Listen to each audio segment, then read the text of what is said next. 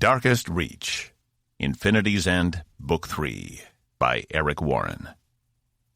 Narrated by Larry Gorman. 1. It was like staring into his past. Caspian Rabot stood, facing the only occupied cell in the brig of the USCS Tempest, watching the tall man inside pace back and forth. His dark hair was unkempt, and his hard visage reflected the hatred Cass had expected, but not seen over the past few weeks.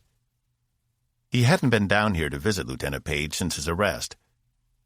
Now that they were only a few hours from reaching Starbase 8 again, he'd figured he'd better take the opportunity while he still had it. Once he'd entered the room, Page had stood, and with a palpable sneer on his unshaven face, had locked his eyes on Cass.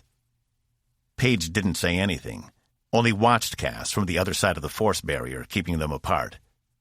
He was still in his uniform, though it looked wrinkled and showed sweat stains on the chest and armpits. Cass was glad smells couldn't penetrate the force barrier. He'd managed to avoid this confrontation for almost 30 days, their entire trip from Sill Space back to Coalition territory. But as the moment of their arrival grew closer, he found himself drawn to the man who tried to betray him and his closest companion, Box, an autonomous mining robot who had been with Cass ever since his exile from the Sovereign Coalition of Aligned Systems. Cass had been off the ship when Page had enlisted the help of some of the other crew that hadn't been happy about Cass's arrival and used them to get rid of him and Box in the most inhumane way possible. It was a crime Cass wouldn't be able to forgive. "I suppose you've come here to gloat," Page finally said. His voice sounded raspy, as if he'd been shouting a lot. "I just wanted to—" What? What had he wanted? "You're the one who should be in here, not me." Page stopped pacing, but kept his stare on Cass. "I'm not the one who tried to illegally disassemble a life form because of his own prejudices." Page scoffed. "That thing's not alive. I don't care what anyone says. It's a collection of parts built to imitate life. Disabling it would have done nothing but save some energy."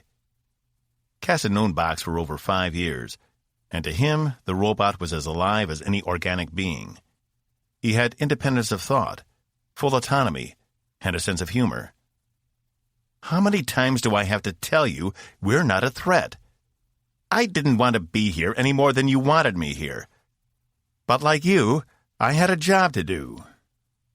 If you want to hate me for trying to help, then go right ahead. It doesn't matter to me what you think." "I don't hate you," Page said with the same intensity. "You are a threat, and you don't even know it. A threat to the ship, and you don't deserve to be here. Anyone who violates their commanding officer's orders and then runs away has no place on a Coalition ship. Especially not when it's mine." "It's not yours anymore," Cass replied, unable to keep the man from goading him. "We'll see about that. Out of the two of us, I'm the one who still has his rank and his commission. Just check my record. It's virtually spotless. What do you think will happen when I go in front of the review board? That they'll just dismiss me? When you picked up that weapon and tried to kill Box, you gave up all your credibility. You disobeyed an order from your commanding officer. I guess we're not that different after all." Box had told Cass about how Evie had come to his rescue, stopping Page at the last minute from shooting Box by getting the drop on him. Page balled his hands into fists. "The commander didn't understand the situation. She's been compromised because of her relationship with you." "The commander and I don't have a relationship," Cass said, on the defense. He hated Page for goading him, but he couldn't stand the thought that Evie was giving him preferential treatment because of their brief history together. "Oh, please. I'm not blind. She never should have been the one to retrieve you from the Sargan Commonwealth. That job should have been mine. I wouldn't have been as understanding." Cass hadn't come down here to talk about Evie. He'd only wanted... what? Closure? The odds were Page was going to prison after a court-martial, just like Admiral Rutledge. Somehow, Cass was making an impact, ridding the Coalition of its less-than-ideal elements. Was it pride he felt at coming here? At having accomplished something? "Wipe that smirk off your face," Page spat. "We'll see who's laughing, as soon as Coalition Central hears my side of the story." Cass shook his head. "You idiot. You don't even know what you're arguing against. Do you understand the kind of people you're working for? They won't hesitate to toss you in jail and throw away the key. Believe me, I know. You committed a capital offense." Page turned his back on Cass. "I'd never put my own interest above those of my crew." "What about the interests of innocent people, then?" Cass said, heat rising in his cheeks. "What if you were ordered to open fire on an innocent civilian ship, to capture it and eject its crew? Would you still be so high and mighty?" Page glanced over his shoulder. A frown spread across his face. "Is that what Rutledge ordered you to do?" "On a Syl vessel," Cass replied. It had been a classified mission, and very few people in the Coalition had known about it, including Cass himself, up until the moment when then-Captain Rutledge had ordered him to fire on and disable the smaller Syl ship so they could capture it. The mission had been to obtain the Syl technology, to bring it back to Coalition space in order to reverse engineer it, to learn the secrets of their destructive weapons so the Coalition could build its own. The entire mission went against everything the Coalition stood for. Cass had refused his captain's orders, and because of Rutledge's stubbornness, it had cost the lives of 24 of their crew before they narrowly escaped. "There must have been a reason," Page said. "He wouldn't have given the order without a purpose." Cass knew he shouldn't be telling Page this, but he'd had enough of the man blaming him. Rutledge was the face of those in the Coalition who wanted to get a look at the weapon systems, build some of their own. "So, it was to protect the Coalition," Page said, "by violating everything it stood for." Cass ground his teeth together. "That's easy for you to say. You grew up on Earth, didn't you?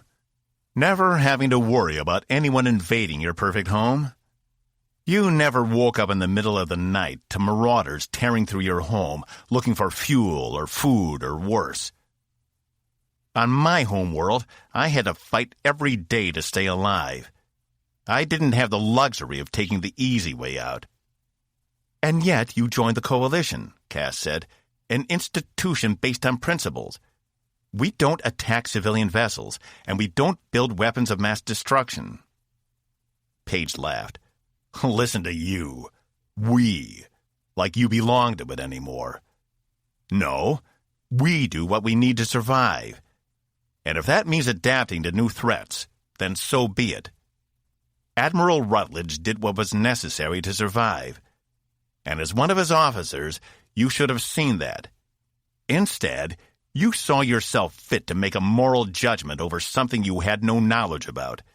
You were a bad officer." Cass screwed up his face. "I didn't. Did you know all the facts? Or were you just going off intuition?" Cass hadn't known what was going on at the time. He hadn't known Rutledge and others in Coalition Central were trying to prepare the Coalition for future unknown threats, and they were trying to do it in the most clandestine way possible. All he'd known was his captain wanted him to fire on and disable an innocent vessel, and Cass couldn't get on board, no matter the reason. Unfortunately, Rutledge's fears came to pass when Coalition telescopes picked up an unknown alien threat headed their way a few seasons ago. Somehow Rutledge had known, or at least known they would need to be prepared. The entire reason Cass had been at the last mission had been to convince the Syl to help the Coalition, despite the fact the Coalition had eventually succeeded in capturing one of their ships and attempted to reverse engineer its weapons. It hadn't gone well. "I didn't think so," Page said. "You disobeyed an order without knowing all the facts, and it resulted in the deaths of your crewmates. If that doesn't define a bad officer, then I don't know what else would." Cass wondered if Page was right. What if he had followed Rutledge's order? They would have captured the ship and begun the experiments earlier. Rutledge had revealed the entire reason Cass had been chosen to be on the crew was his extraordinary engineering experience. Rutledge had wanted Cass to head up the team that reverse-engineered and constructed the Coalition version of the SILS weapons. As it turned out, Cass hadn't been there, so when the weapon had been tested, it had resulted in the loss of all hands on his old ship. If Cass had been there, maybe he could have figured out how to make it work, or at least prevented a catastrophe. It wasn't right. The Coalition wasn't like that. At least he had believed that back then.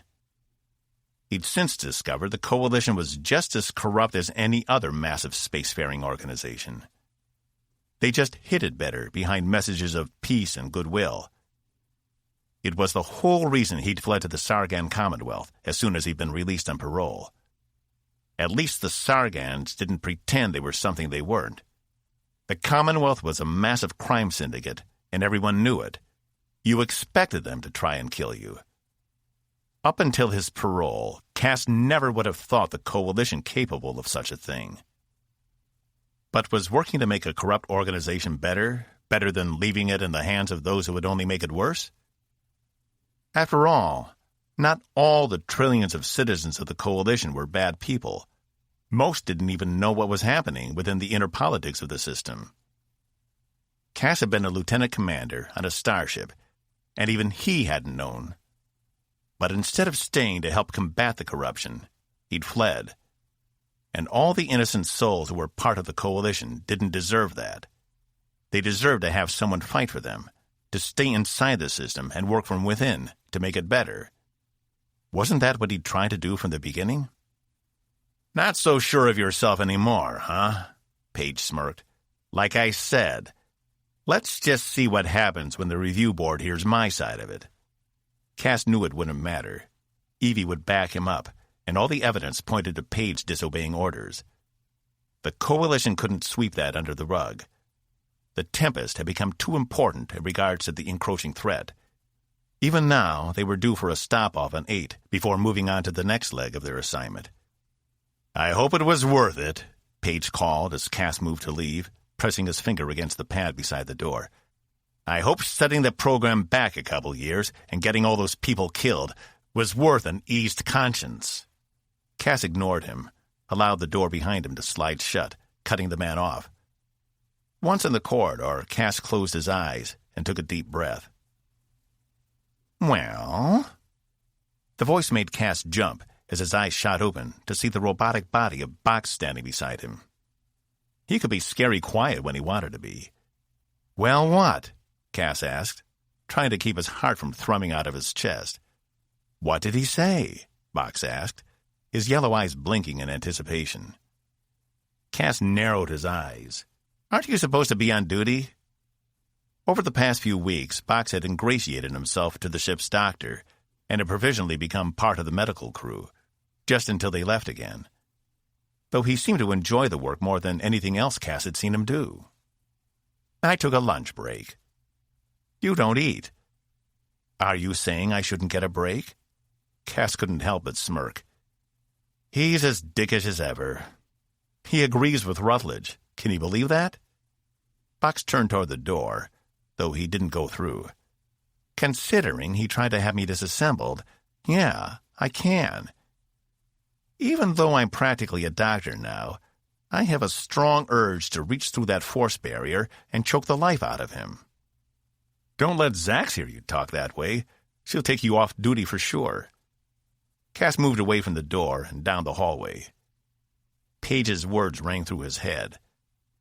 What if he hadn't disobeyed orders? How might things be different? How long until we reach 8? 2 hours, 15 minutes. Box fell into step beside Cass. Sounds like the perfect amount of time to visit the bar.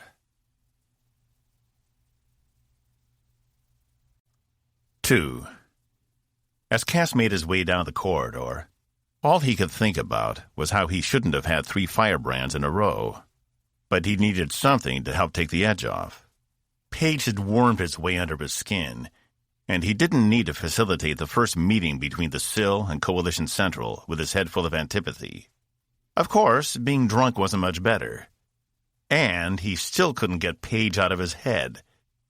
He paused, leaned up against the wall, and pressed his forehead to the cool metal. He closed his eyes and took a few breaths. How had he allowed things to go this far? How had he let the Coalition trick him back into working for them? After everything they'd done, after Rutledge and then Cathora. If he'd been smart, he would have stayed in Sargan territory, leaving Evie to fend for herself. But he hadn't. And now he was an integral part of protecting trillions of lives. Captain? Cass snapped his eyes open and pulled away from the wall to find Zenfor standing before him. Even though he'd seen her almost every day since she'd agreed to come over to Tempest from her ship, she was still intimidating. She stood 2.5 meters tall, and her skin had a purplish-blue hue. Her short dark hair fell to the sides, and her penetrating gray eyes, with specks of light seeming to dance inside, surveyed him.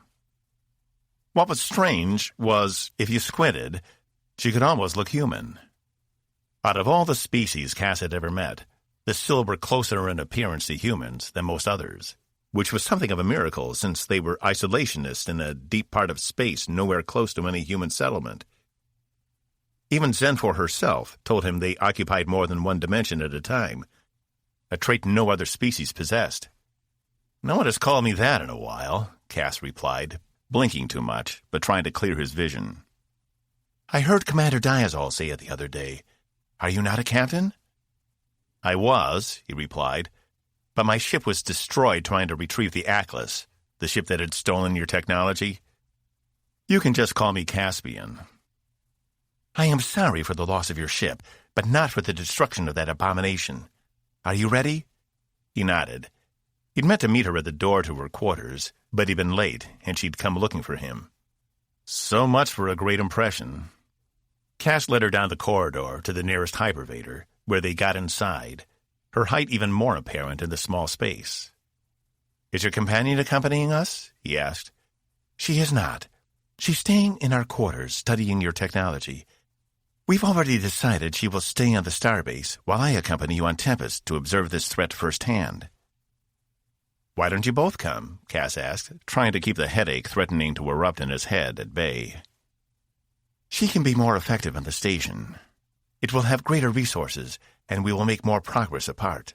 Any advancements she develops, she'll transfer directly to me, and we will implement them on Tempest as we travel. Will she work with others? Cass tried to ask delicately. But honestly, he was doing good not to topple over at the moment, much less ask questions in a diplomatic fashion. Zenfor had indicated to him she wanted a consistent liaison, not to be handed around like a piece of yarn. She'll be fine. Zenfor turned to him. What's wrong with you? Nothing.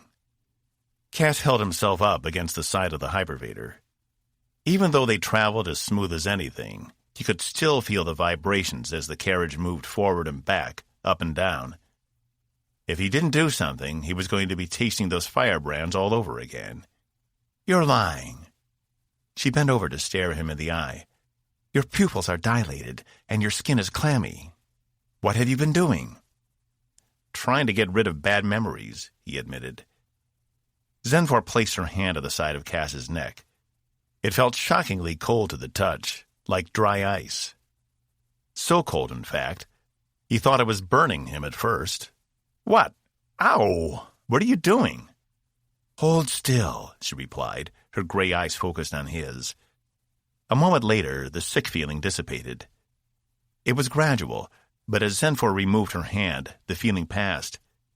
He still wasn't sober, but at least he wasn't in danger of puking all over the hypervator floor. What did you do? Cass put his own hand against his neck where she'd held it. When we're on our ships, they regulate all our biological functions.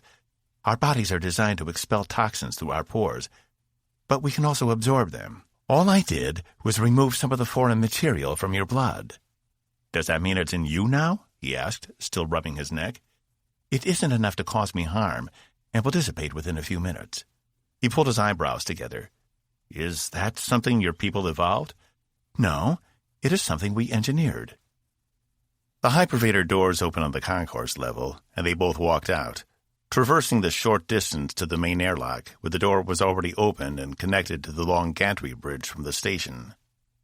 Tempest had pulled into wait only a few minutes before Cass had set off to collect Zenfor.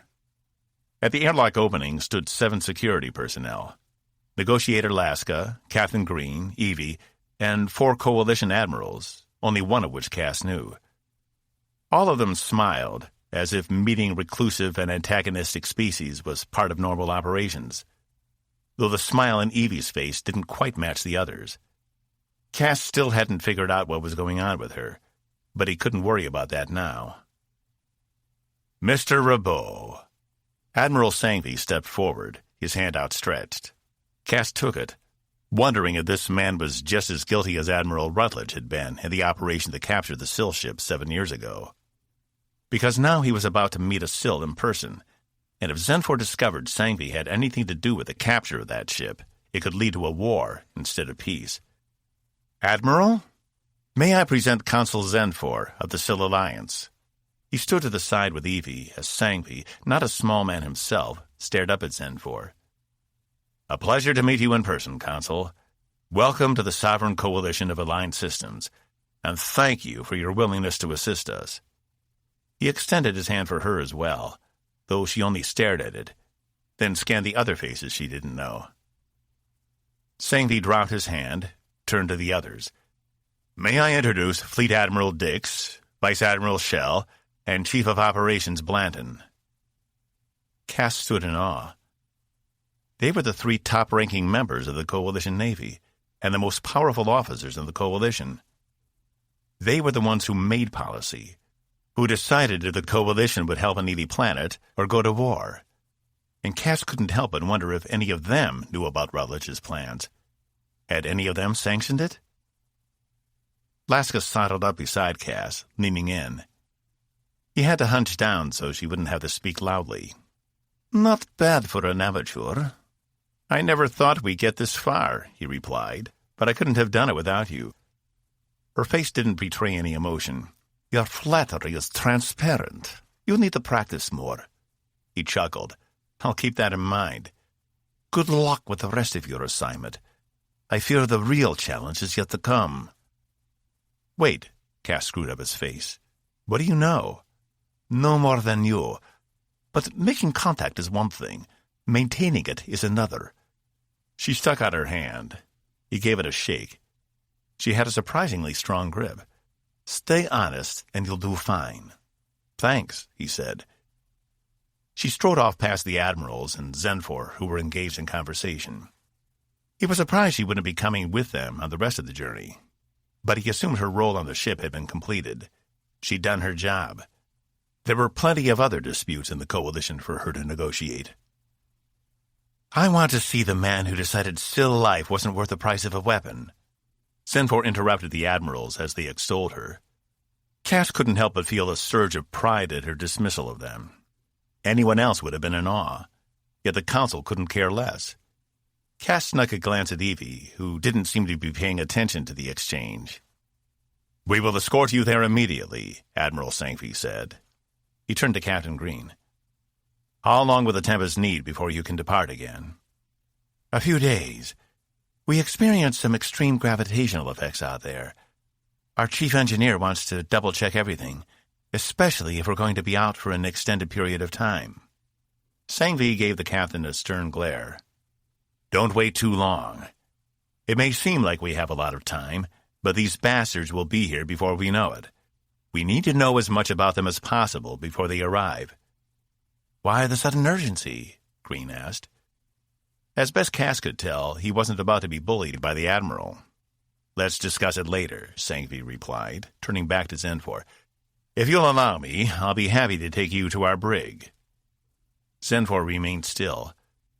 I thought I made it very clear I was not to be passed off like a common piece of rock.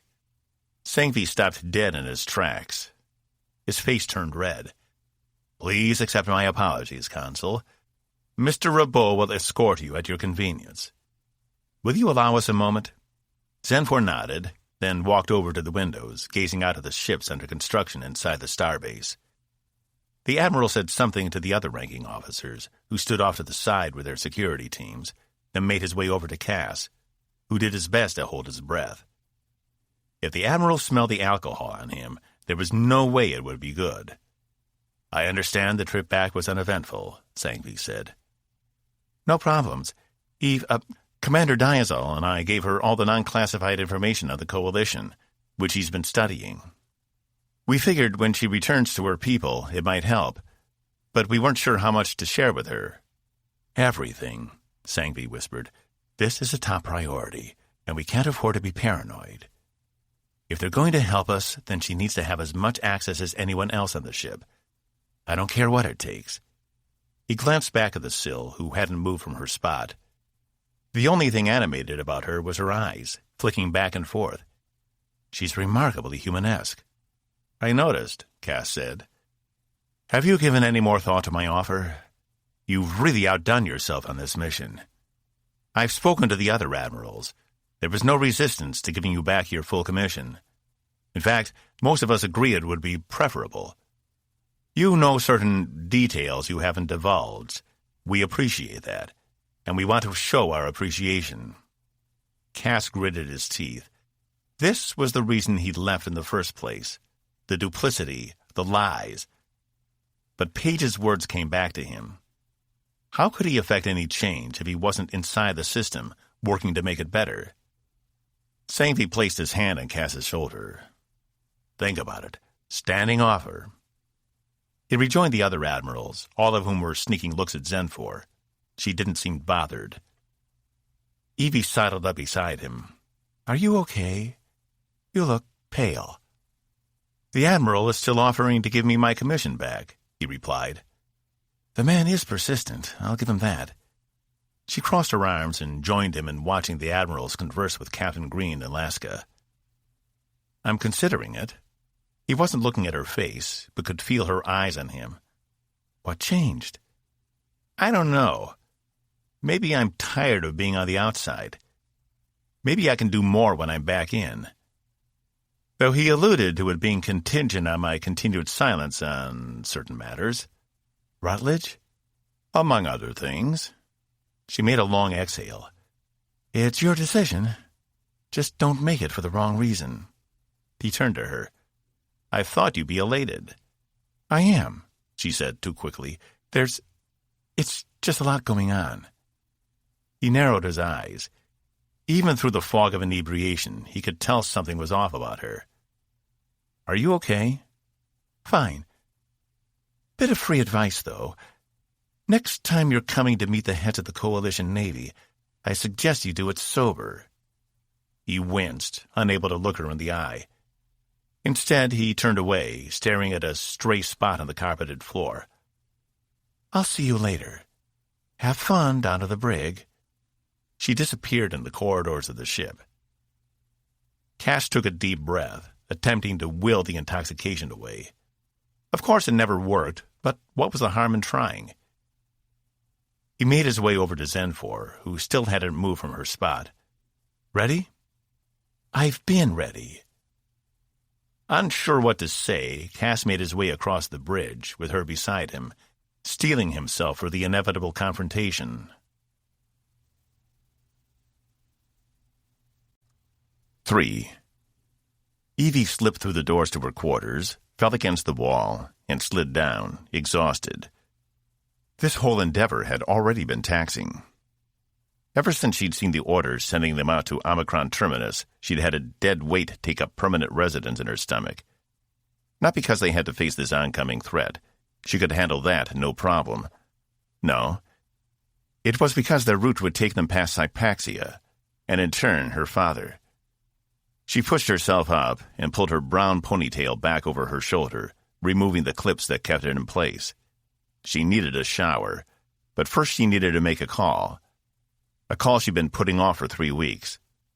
As she sat down at her work desk, her eyes found her family's sword hanging on the far wall in her quarters. For the longest time it had been nothing but a decorative item. That was, until she'd taken it on infiltration missions as an intimidation tactic. And it had worked great. Right up until she'd had to kill with it. She jerked her attention away, activating her personal communication device. Her heart hammered in her chest, and she didn't even want to guess what her blood pressure was at the moment. Maybe she should take a page out of Cass's playbook and take a few drinks before making this call, though it would probably only increase her anxiety and her paranoia. For some reason, alcohol did that to her. She just needed to calm down and focus, and try not to lose it. Evie tapped the comm coordinates in and waited for the call to connect. Hello? The screen showed nothing other than an empty room, sparse and composed mostly of beige colors. A couch with upturned pillows sat in the background, beyond which was a window with the shades drawn. Canvases of art leaned against every surface. Her heart panged hearing the voice of her father on the other end. How long had it been since she'd last spoken to him? A year? Right after she'd been transferred to the Tempest. Dad, it's me. Amanda? No, Dad, it's Evelyn. Your daughter. I know my own daughter's name, the man shouted. Evelyn, is that you? Hi, Dad. His face moved into view, and she had to brace herself against the table. He'd deteriorated more than she would have thought possible in a year. What remained of his hair had gone a shock white, and his pupils were milky, despite the fact that doctor reports hadn't indicated any vision problems. But worst of all was his paper-thin skin, like that of a mummy. Guilt pulled at her heart. She should have been making these calls more often. She should have taken some time off to visit. But she'd put it off, focused on work. Anything so she wouldn't have to think about him. How's your work on the Saragossa? His eyes tried to meet her, but faltered, finding some unknown point off-screen. I left that post over a year ago. I'm on the Tempest now, remember? Of course, he said, his voice stronger and more serious, more like the father she remembered. How was your work on the Tempest? Good. We've been given a very important mission, which is part of the reason why I'm calling. Oh? He'd stilled, his gaze finally finding her. Evie tried not to let her face betray her emotions. Even if he wasn't all there, he might see something that could set him off. Last time it had been nothing but a simple blink of her eyes. He'd sworn up and down she had winked at him, like she was giving him a secret code. They'd had to call in the emergency doctors. I'm passing Hypaxia in a little over a season. I thought I would come see you, say hi. She'd worked it out. Hypaxia was on a tangential path from their primary course. She could take a shuttle, stay a day, then rendezvous with Tempest on the other side of the system. She'd have to get clearance from Green, but she doubted he would mind slowing the ship to normal speed for just a day. It wouldn't take that much time off their journey, and it was likely the last time she'd ever see the once great Osborne Diazol alive again. Come to say hi. He scratched his chin, his gaze drifting off to the side of the room again. After all this time, now you decide to visit? Damn. He was more lucid than normal. She should have known better than to expect he wouldn't notice. Dad, I'm sorry. I've been busy, but I'm coming now. Don't bother. I don't want you here. I don't want anyone here. He shoved what few items were on his desk off to the floor, where they shattered. You didn't care enough to stay. You left me. They all leave me in the end. Tears prickled Evie's eyes, but she bore down. This was what she deserved, for neglecting him. Somewhere off-screen, a door swished open. Mr. Diazol, what are you doing? It was Matcha, one of his caretakers.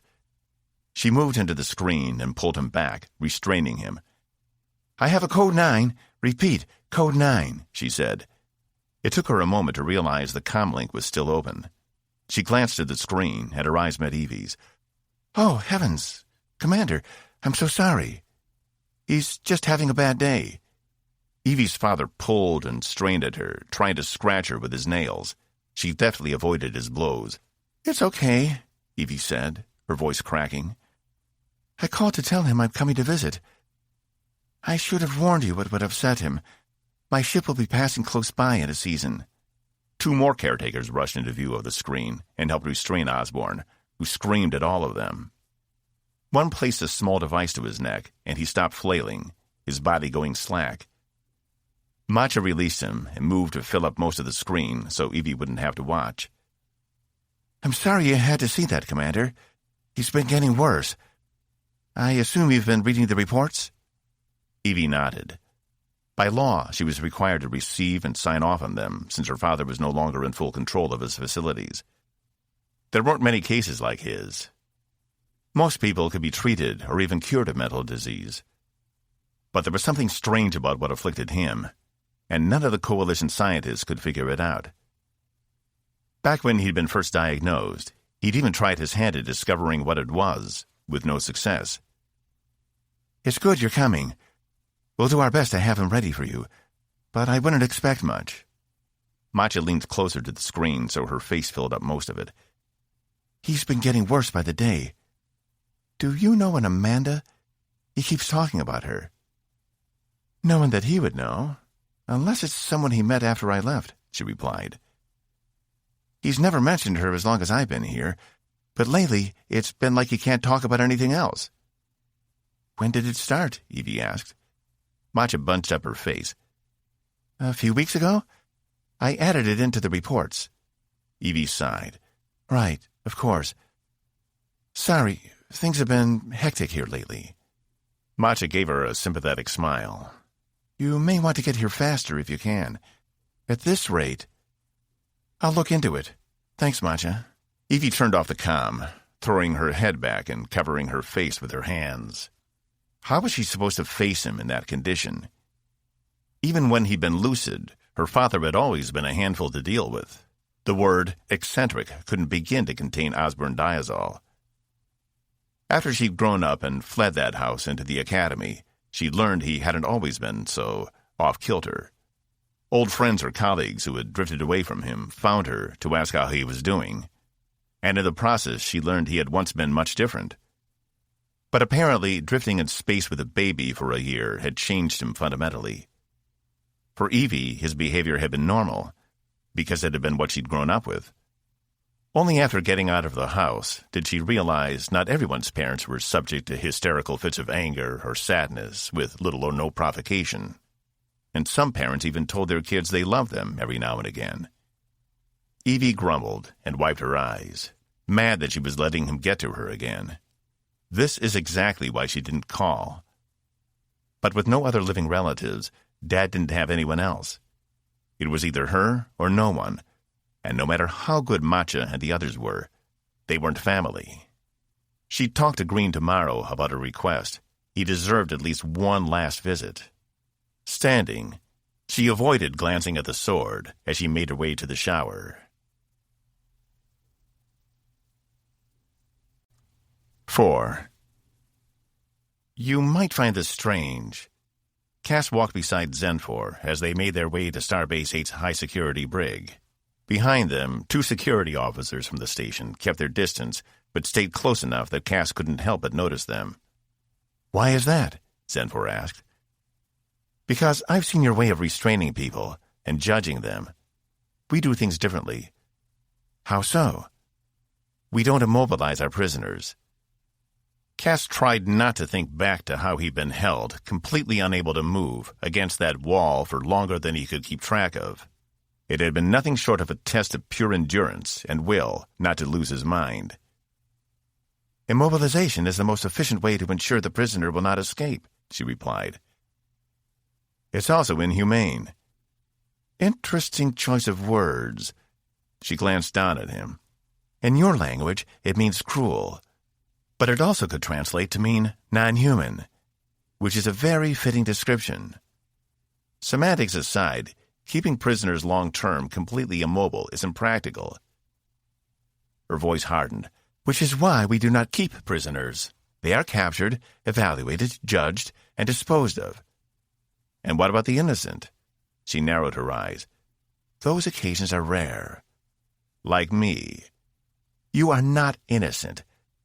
But you have also proven yourself helpful and trustworthy. Your case is unique." These people weren't much for nuance. Things were very binary for them. You'd have to keep that in mind. "Here," he said as they approached the main doors to the brig. A security officer stood to the side, stationed by a small desk. She glanced up when they approached. her eyes going wide upon seeing Zenfor. "Rabot and Guest to see him. We have clearance." Cass held out his hand for her to scan. The security officer tore her gaze from Zenfor and scanned him, not even giving him a second glance. "Approved." Cass turned to the security officers following them. "Would you mind waiting out here?" "Sir, we've been ordered." "This involves classified Coalition information," Cass replied. "And unless you have clearance, you don't need to be in there." They exchanged glances before the lead officer nodded. "You don't mind if I call in to check?" It wasn't a question, and the man's tone made it clear he didn't believe one word coming out of Cass's mouth. He tapped his internal comm and spoke into his hand in a hushed voice. After a moment, his eyes met Cass's as he muttered, "Yes, sir." He turned back to Cass and Zenfor. "We'll be right outside the door." The doors to the brig opened, revealing a wide space with 6 different walls. Each wall was taken up by a force barrier, and while the other 5 were empty, the one closest to the door, and also the largest, had a single occupant, the former Admiral Daniel Rutledge. "What is this?" Zenfor growled and stomped into the room. Rutledge was seated in a large chair, reading a book. Cass held up his hands as the security officers made a move to follow them in. "She'll be fine. There's nothing she can do in here." They stepped back, and the doors of the brig closed, leaving Cass and Zenfor alone with Rutledge, who had glanced up with curiosity. Zenfor stood centimeters from the force barrier itself, staring at the man. "Such lavish accommodations. Is he a prisoner or a diplomatic envoy?" "He's in there for the rest of his life," Cass said. "He has a right to have space to live."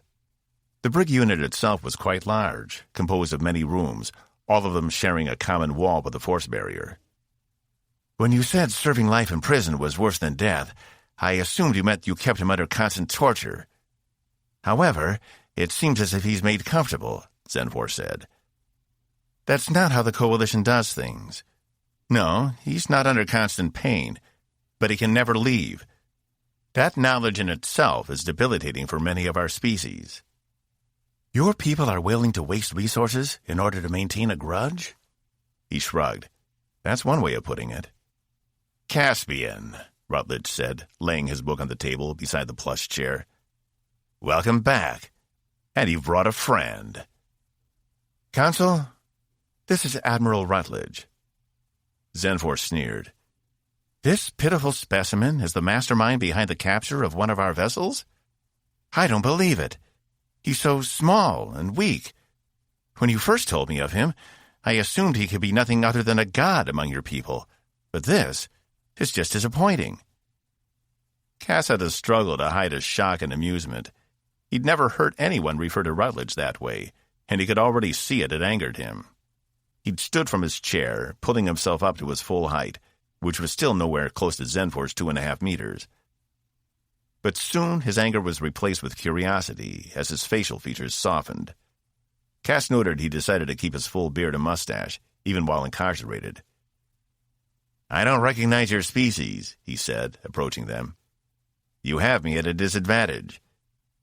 "That would be the outcome no matter the situation," Zenfor said, staring down at him. "This is Consul Zenfor of the Sil Alliance," Cass said, keeping his eyes trained on Rutledge. His old commanding officer gave a slow, disbelieving shake of his head before his shield went back up and his face fell into a neutral gaze. After all his machinations and subterfuge, Cass had managed to beat the man at his own game. And that in itself felt more satisfying than just about anything else he could imagine. "I'm humbled." He stopped short of his side of the barrier. "You should be. The only way you could have captured one of our ships was by pure luck. You don't have superior skill or intelligence." Rutledge worked his jaw, trying not to get upset. It was something Cass knew about the man after years of serving under him.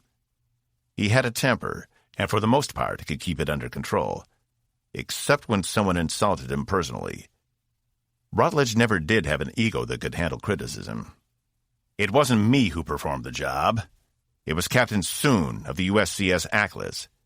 "Yes, I know. Caspian has told me all the details," Zenfor replied. "Loss of all hands on board. That must have been quite the blow to your program. Nothing we couldn't recover from. Rutledge glared up at her. Yet you had to send the one operative you tried to kill to find out what happened. Because your people obviously didn't understand the concept of multidimensional armaments. They tested the weapon under your orders, correct? That's the reason you're in here. Rutledge didn't respond, only flicked his gaze to Cass, hatred burning in his eyes. Cass had given Zenfor as much information as he could about what had happened to her ship and the one that had captured it, including the building and testing of the weapon itself, and how, upon using it, it had killed the entire crew in an instant. I must have done something right, he said, because you're here. And I'm assuming it is to help us. I'm here because we face a mutual threat. We have no interest in the Coalition. We are only using you to gather information and to test defenses. You are our guinea pig, as you put it. Even through the beard, Cass could see the reddening of Rutledge's cheeks. He wasn't used to being put in his place. When Cass had known the Admiral, he'd always had the upper hand. Even behind this field, he seemed to exert a certain authority or control. But all of that had fallen apart the moment Zenfor had entered the room. She turned to Cass. I'm ready to depart. He's not worth killing. Cass did a double take. You were going to kill him? As a trophy for my people. But seeing him now, he wouldn't be worth the slaughter. Plus, I like your idea of having him suffer, if that's what you call this, not only for the lives of the people he killed in your coalition, but for all the Sill who died in that ship as a result of it being pulled from multidimensional space. Rabot? What is she talking about? Multidimensional space? She had his interest now, and Rutledge leaned even closer to the barrier. It isn't your concern, prisoner. Zenfor held her hand up. Zenfor couldn't have insulted the former admiral any worse if she tried. Cass hid his smile. His face had visibly reddened even more. My actions were for the good of the Coalition. Maybe you don't think we're worth saving, but I do. Everything I did was for the survival of my people, and I would do it all over again. Too bad you weren't more effective at your job, Zenfor replied, turning toward the door. Rabot, Rutledge snapped before he could follow her. I don't know how you did it, but good job. We've never been able to get the Sill to play ball, but it looks like you found a way. Cass narrowed his eyes. Because I warned them. About you, Cass replied. After disobeying Rutledge's order to fire on the civilian ship, Cass had sent a coded message to the Sill, letting them know what was happening. It had been the only thing he could think of to get Rutledge to back off. But even that hadn't been enough. Then you may have just redeemed yourself, son. Those 24 souls on the Atlas didn't die in vain after all. They only died because you were too stubborn to leave. Their deaths aren't on my conscience. Rutledge smirked. Don't kid yourself. We're all at fault, every last one of us. But I'm glad it was you who made the connection. It might just end up saving us in the end. I guess sending me to Cathora wasn't such a good idea after all. Cass dropped his voice. That was a complex situation. The only reason we didn't pursue you after you escaped was because I decided anyone who had enough balls to claw their way off that hellhole deserved whatever they wanted. Cass stepped back, unsure if he was lying or telling the truth. He'd never openly admitted to being the one who gave Cass his parole, which was how he ended up mining Cyclax ore on Cathora in the first place. But to find out it had been Rutledge who'd stopped any further pursuit after his escape? He wasn't sure how to reconcile that. Regardless, it didn't matter.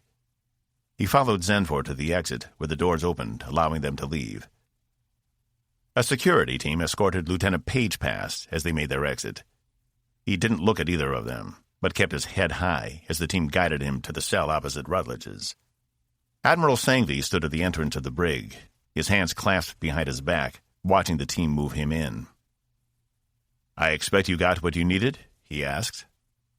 I was disappointed, Zenfor replied, not breaking her stride. Sangvi caught Cass by the arm and leaned in. You're building up quite the collection, Mr. Rabot. Cass surveyed the brig. Tangible proof his presence made a difference. Had someone told him a season ago this would have been the result of him returning to the Coalition, he never would have believed them. Guess it's a good thing I came back. Sangvi nodded. I need to inform you, I don't know if we will continue to hold Lieutenant Page. The Council is deliberating on the right status of your robot. If they don't hold, we'll be releasing Page. Sir, his prejudice didn't just extend to the robot, but to me as well. What about disobeying orders? He leaned in closer, dropping his voice. This isn't about prejudice, and it isn't about who disobeyed who. This is about some powerful people in the Coalition keeping a close eye on your actions. Take my advice. Accept your commission. You'll have more leverage for the future. The Admiral gave him a knowing look, then proceeded to follow the security team into the brig, leaving Cass to ponder his fate. More leverage for what?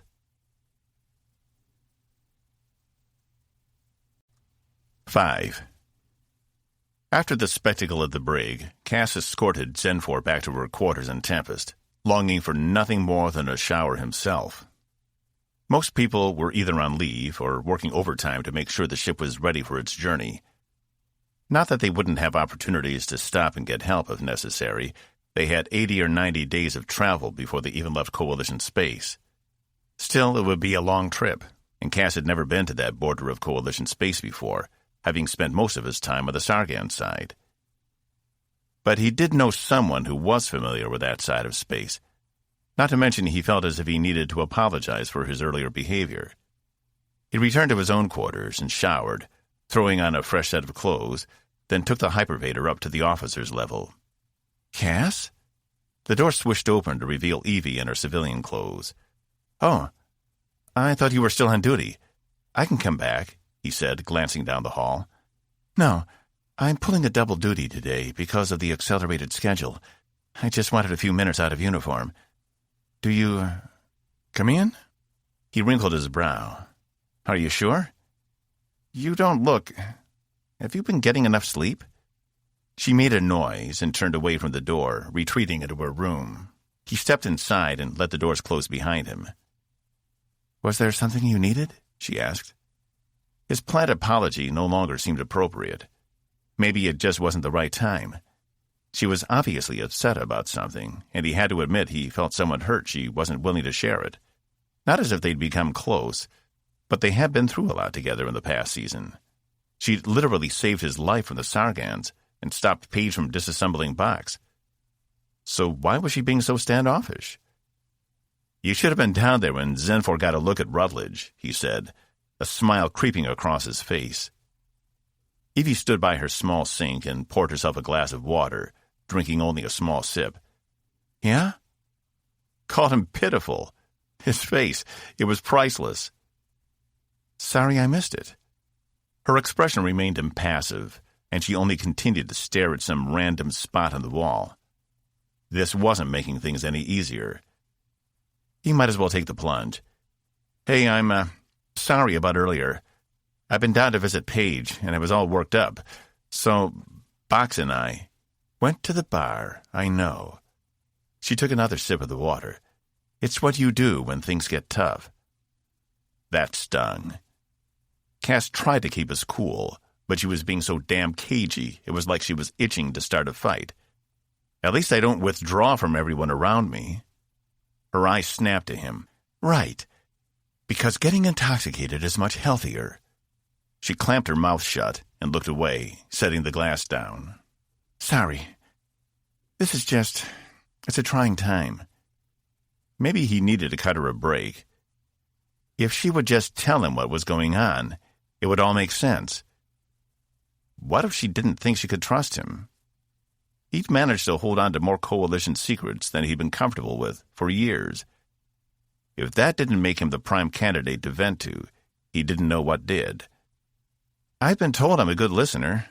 I have to be, after living with Box for 5 years. That brought a small smile to her lips. Thank you, but not right now. Look, I'm getting ready to change. I need to go back on duty, clear my head. Yeah, I need to get back too. Zenfor has this ceremony thing she needs to do in a couple of hours before we depart. Are you going? Maybe. Why did this feel like a breakup? He hadn't had many lasting relationships in his 34 years.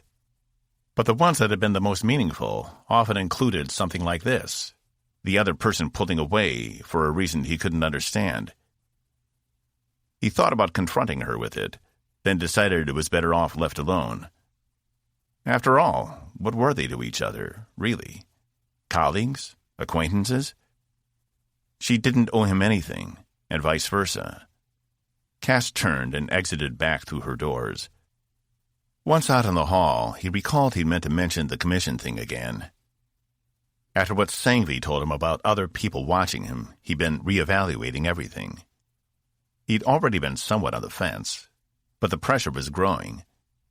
Could all of this be nothing more than an attempt by the higher-ups at the Coalition to keep better tabs on him?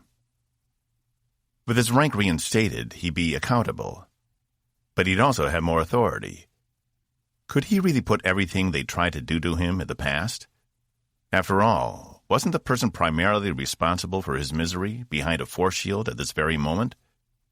Still no better off, Cass headed down the corridor toward the mess hall. Evie let out a long breath. The last thing she needed was Cass butting in right where he wasn't needed. It was nice of him to want to help, but no one could help her with this. Her family's problems were her own, and the less everyone else knew, the better. In a way, it was fortunate not many people had heard of her or her father by the time she got to the academy. Not like on Sisk, where it seemed everyone and their brother knew her last name. The lack of a mother figure in her life hadn't helped things either. It wouldn't have been so bad if her father had some pictures of her, or at least some memories, but there was nothing. Her father refused to talk about Evie's mother, and wouldn't even confirm she'd been a crew member aboard the Austin. After the ship's accident, he'd been reassigned to Sisk, and that's where Evie had grown up. The unique thing about Sisk was it was one of the only Coalition planets with more than one intelligent dominant species on the planet. In fact, there were 12, some similar, others completely foreign to each other. But it was like the planet's evolutionary cycle was on overdrive. How all 12 species managed to develop and evolve without murdering the hell out of each other, she couldn't figure out. But it had made for an interesting environment growing up. Evie deposited the rest of her water back in the sink and the glass in the matter recycler, making her way over to her closet. She pulled out one of her 5 identical uniforms and slipped it on, then took the time to gather her hair back into its ponytail, which she braided and tied together so it lay across her left shoulder. She watched the green-tinted eyes staring back at her in the mirror. They seemed a little darker today, less vibrant than usual. She'd assumed her mother's eyes were the same color, since her father's were a deep brown. But of course it was impossible to find out. She had hoped once she'd become an officer, she would have access to more files on the Austin and the accident that claimed all but 12 lives of the crew. Yet there was nothing but the single file with very little information. Evie tore away from the sink, pulling her boots on and making sure she hadn't left anything she might need behind. Walking out of her room with purpose, she tried not to think about the conversation with Dad earlier. But it was all that had filled her mind ever since she'd hit the send button. The last time she'd seen him, he'd taken up painting again as a way to keep his mind fresh. He'd been quite the artist in his youth. And if the video was any evidence, he'd only become more prolific in the past few years. He was a brilliant person, and it had broken her heart to see him degrade so quickly. But that was the nice thing about the Coalition. They had provided all the care he would ever need. How could an organization that was committed to caring for the infirm be all bad, as Cass suggested? He was convinced he was seeing conspiracies everywhere, and while yes, Rutledge had been doing some very reprehensible things, he was by no means a representative of the entire Coalition. One undesirable element. Except there had been Paige as well.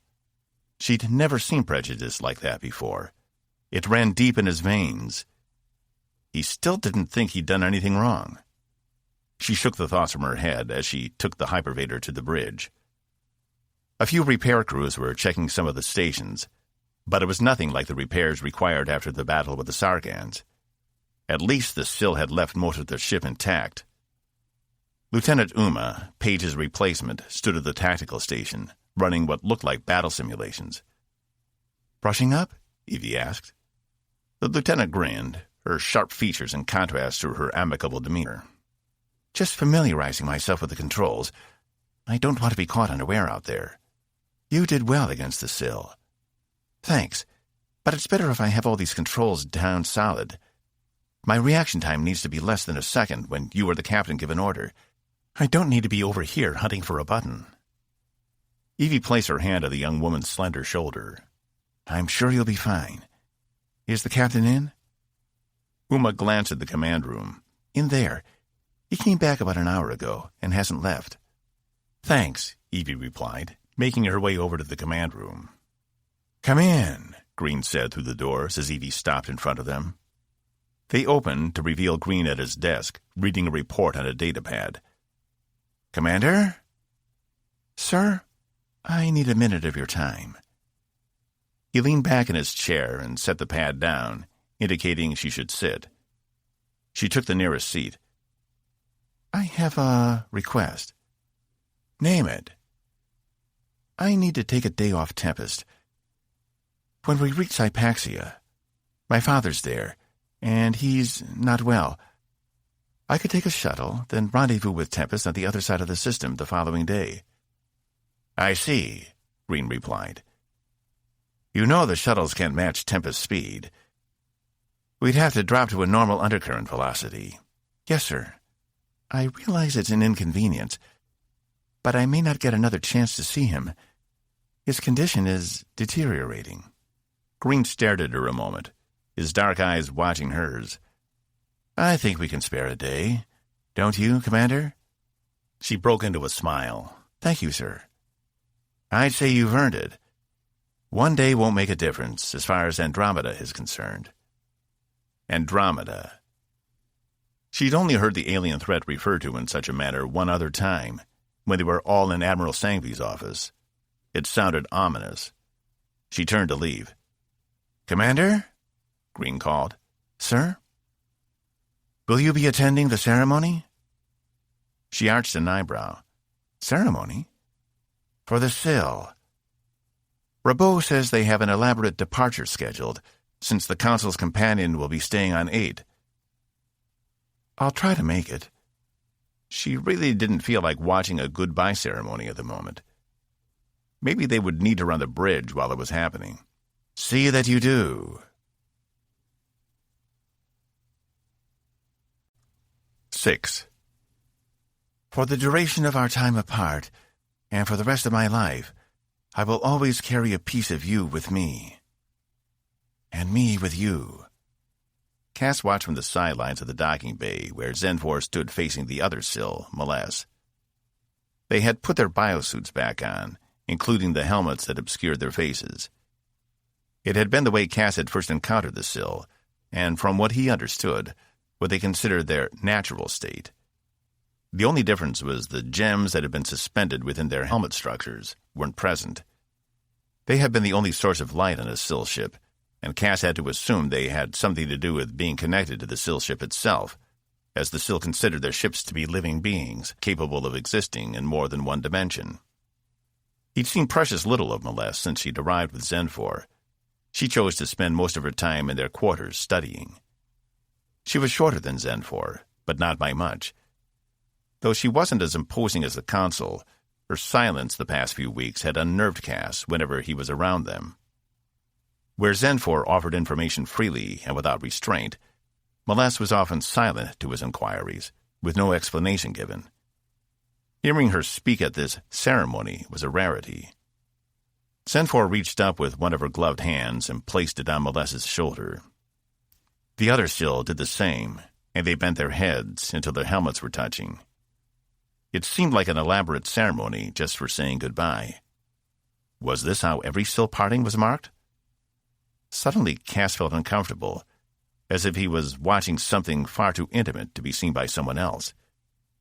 He wasn't the only one of the docking bay either. A small crowd had gathered, at Zenfor's insistence, to witness the separation. And he still didn't know why. Wouldn't they want privacy in this moment? Especially if they were more than just colleagues? Cass had never obtained a solid read on the relationship, though now it seemed as if it was much more intimate than he'd realized. He shifted on his feet, crossing his arms as his gaze met with Evie's on the other side of the bay, standing beside Green and a few of the other bridge officers. Admiral Sangvi smiled as he watched the two still hold each other with their heads bowed. Then, as if from nowhere, a melodic sound filled the space. It had started low, then grew until it echoed and reverberated against the walls. It was nothing like Cass had ever heard before.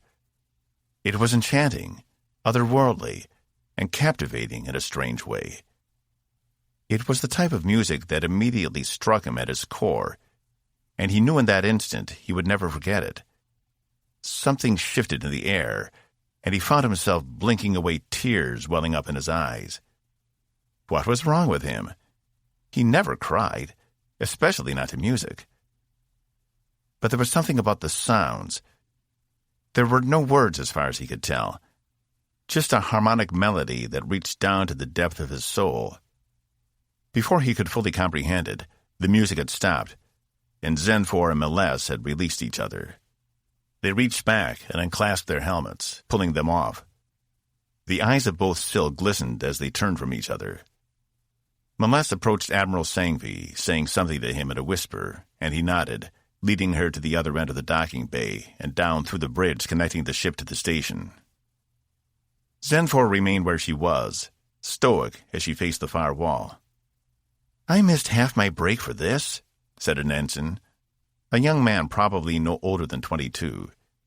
He had a mop of messy brown hair, but which matched his amber skin perfectly. He'd probably been one of those kids who thought he could get through life on looks alone. Cass had seen him once before in passing, but had never spoken to him before. "Hey," Cass whispered, "you witnessed something no other human has ever seen before. Be a little more respectful." The ensign pursed his lips and gave Cass a side-eye. "Whatever. Big deal." So she sung to her. Zenfor turned her gaze to the ensign, and he went rigid. She walked over to him, not even glancing at Cass. "You disrespect my culture." "No, I was just—" The kid trembled. "When a Sill can't appreciate a historical ceremony, such as the parting of friends, he is sent for judgment." Cass's eyes went wide. He'd seen the judgment chamber and had almost become a victim to it. He was also aware that as the captain of her own ship, Zenfor could technically consider herself a judge. If he didn't do something quick, she might end up coating the docking bay with the ensign's blood. "Consul?" Cass stepped in front of the ensign. "Please excuse some of our more inexperienced citizens. In our society, a person does not fully mature until they are 25 years old, and thus tend not to appreciate the magnitude of certain aspects of life. We allow them to serve so young, as we want the experience to be formative for them." He glanced back at the ensign. Sweat had formed on his brow, and he was almost cowering behind Cass. "I see," Zenfor replied, studying the man behind Cass. "I will not have my culture mocked by an inferior species. There must be retribution." Cass flicked his eyes to Evie, who, along with Green, had tensed, but remained where they were, their eyes glued on the confrontation. "There will be. He will be reassigned to menial labor for punishment. But he can't learn and grow if he's injured or killed." "Killed?" Cass heard the kid say. It sounded like it was coming from a child. All the prior bravado had evaporated. Zenfor remained steadfast, a few beats too long for Cass's comfort, before turning and exiting the docking bay. Cass heaved a sigh of relief, spinning on the ensign. He grabbed him by the collar. "Are you stupid? Don't you understand how delicate all this is?" I'm sorry, sir," the ensign said, true fear in his eyes. "What's your name?" "Magnus, sir. Jackson Magnus." The words came out in heaves, as if he was going to hyperventilate right there in the docking bay. "Magnus?" Both Cass and the ensign turned to see Evie striding toward them. Cass let go of his collar. "Report to your duty station." He nodded and took off in the other direction, giving Cass one last look as he left. Evie turned to him. "He has to pay a punishment. I don't know how bad this is yet," Cass said. "You should go after her. Smooth things over," Evie said. "I'll take care of Magnus." Cass nodded and jogged to catch up with the Sill, who was practically stomping down the hall.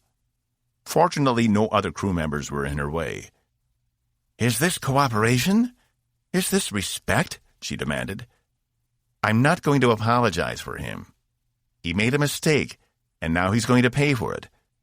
Not everyone of the Coalition is like that." "No. You only go behind each other's backs to enact secret agendas. In my culture, the connection we have with each other is sacred above all else. Our shipmates are our family.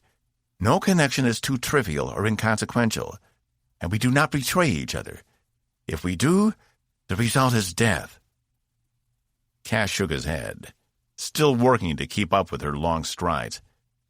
"I wish we were that evolved, but we're still learning. Your people might be an example." She spun on him. "How can you stand it? Being among all these people and yet still being an outcast. I've seen the way many of them look at you. Does it not wear on you every single day, the way they keep you at arm's length?" He winced. She wasn't wrong. Being back in the Coalition hadn't exactly been easy, but it had been necessary, even if he hadn't wanted to admit it at the time. It's a challenge. Zenford leaned back, regarding him.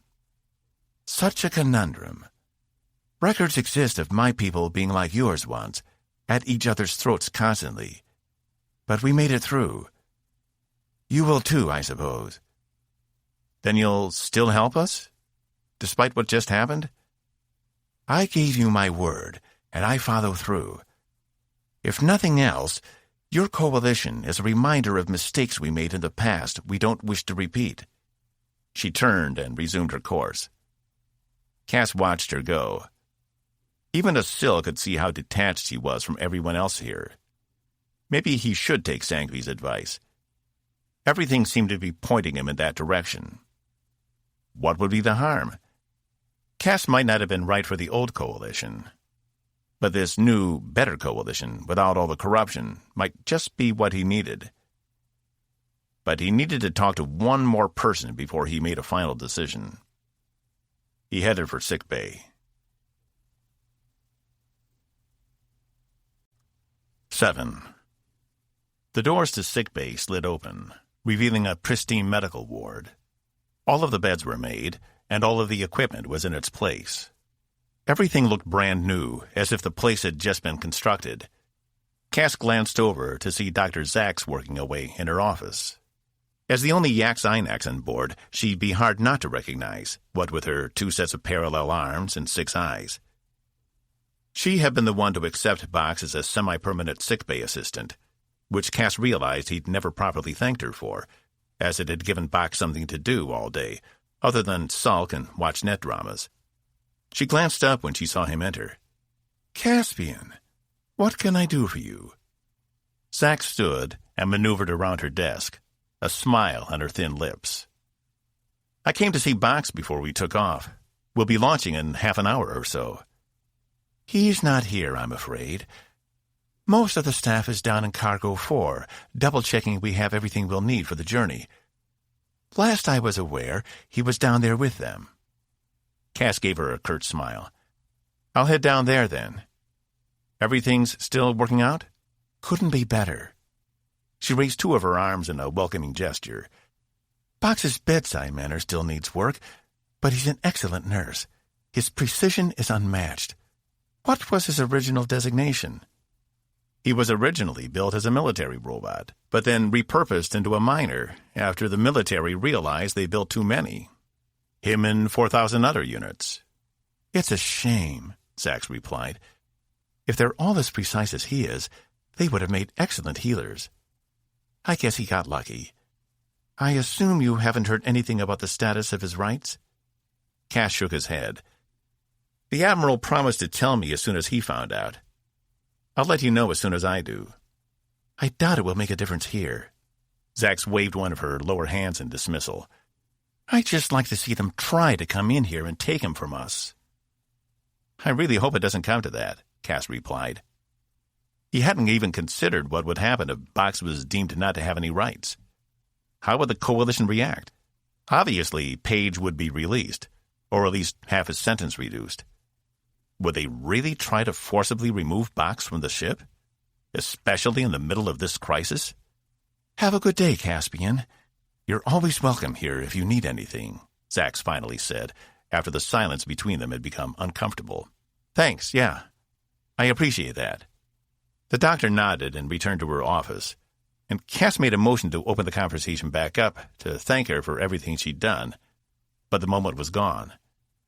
Instead, he returned to the corridor and made his way to Cargo 4.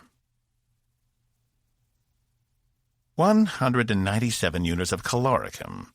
2 more than the manifest shows, Bach said, his head in one of the portable containers off to the side of Cargo 4.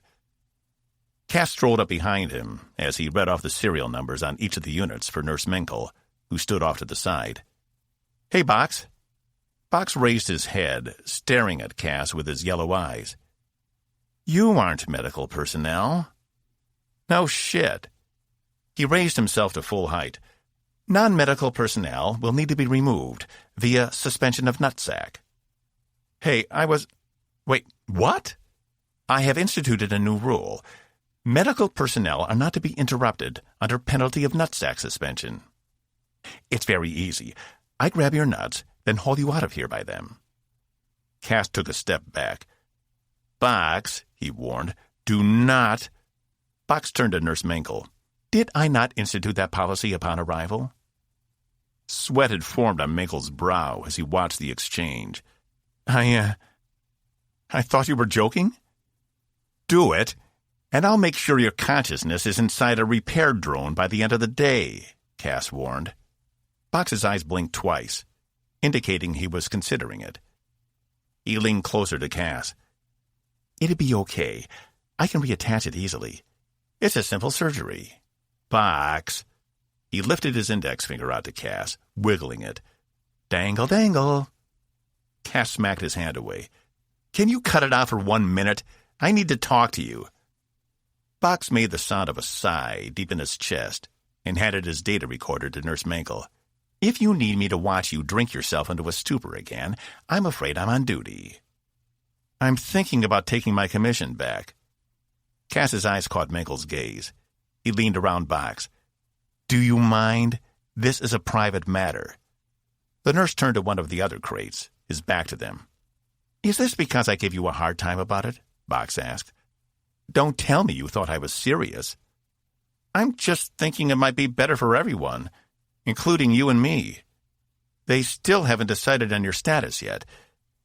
If it comes back as unfavorable, as an officer of the Coalition, I might be able to protect you. Box made a sound that sounded like a chortle, but not quite. Don't pretend you're doing this for me. I'm perfectly fine without your help. You want to do this for you, but I can't figure out why. Weren't you the one who said he would never go back to them? That the Coalition wasn't worth getting involved with? What about jail? What about Cathora? Cass felt like he was going on the defensive. I think most of that was Rutledge. He even copped to it. He was in charge of all of it? The entire mining operation? All the parolees? The parole board? And the Durander cronies staffing the mine?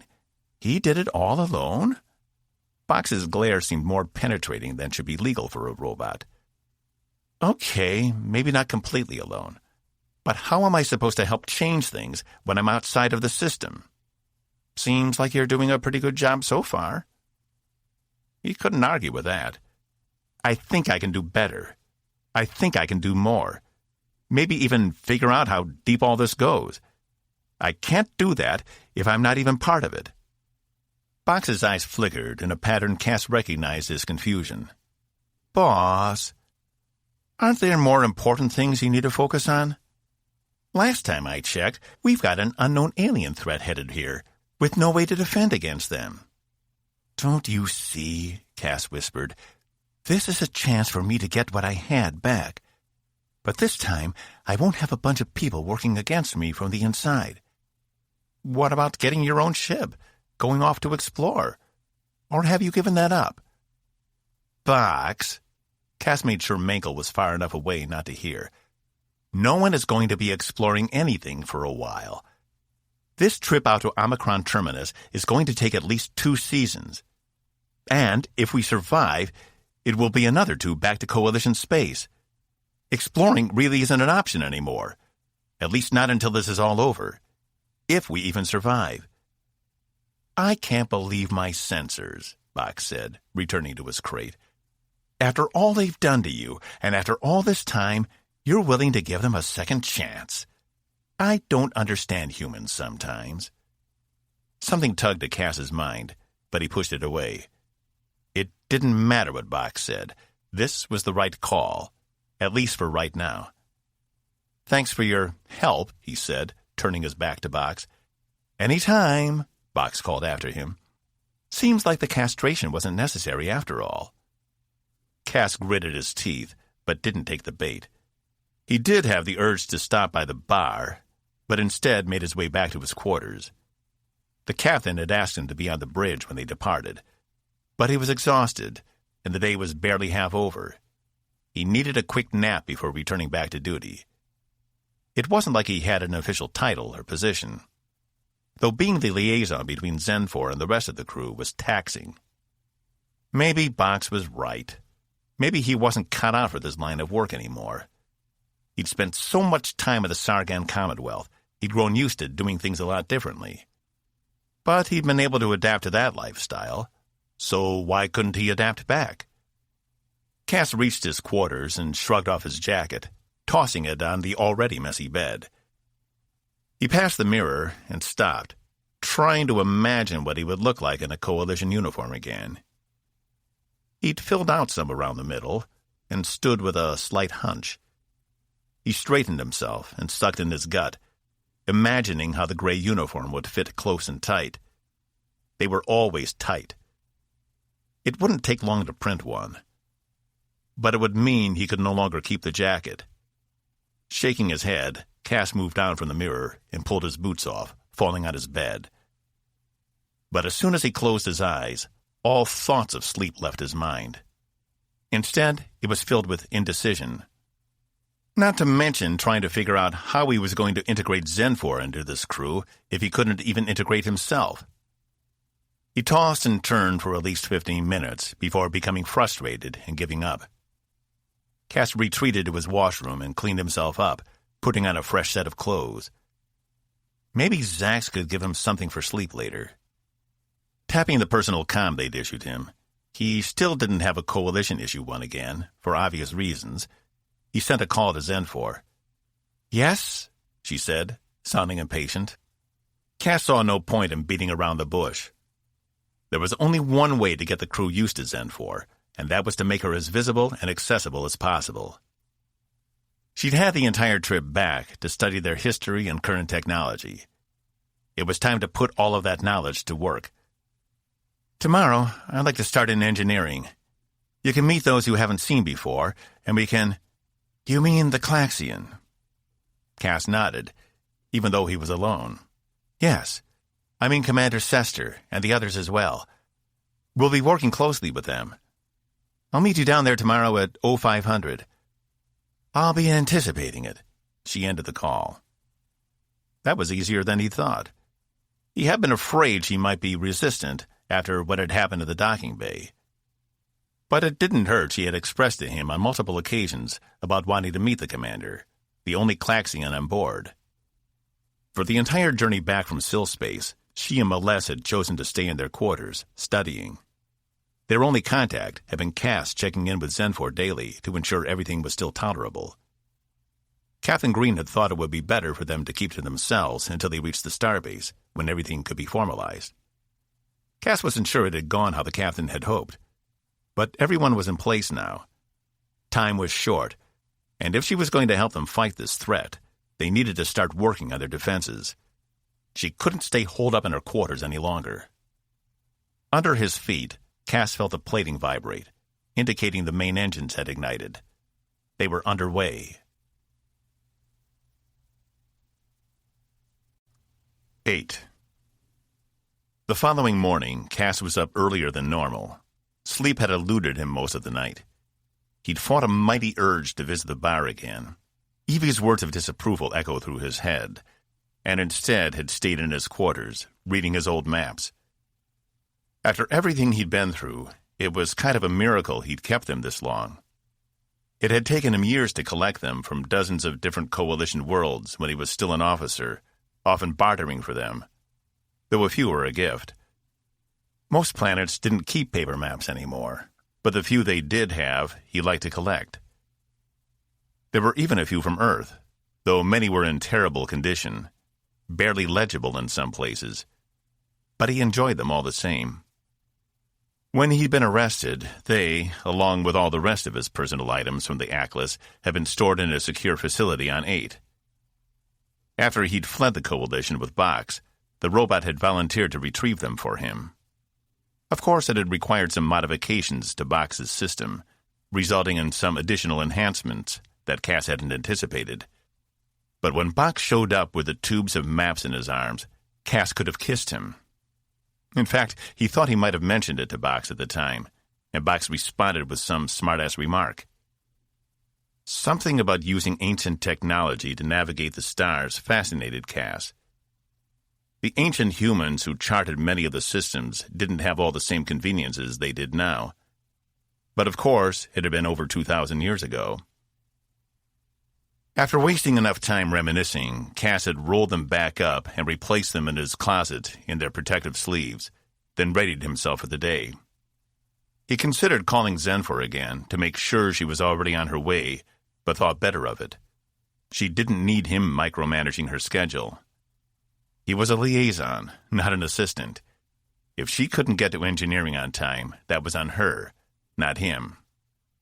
As he made his way to engineering, thoughts of how he would introduce Zenfor to Sester plagued his mind. As far as he knew, neither species had ever encountered each other, despite some similarities they shared. The Claxians were an advanced race, and had helped the humans form the Coalition millennia ago, despite all the physical differences. Most Claxians were 4 to 5 meters high, with a central shaft for a body, with 5 long appendages protruding from it. Each appendage could act as a hand, as they ended in 5 fingers.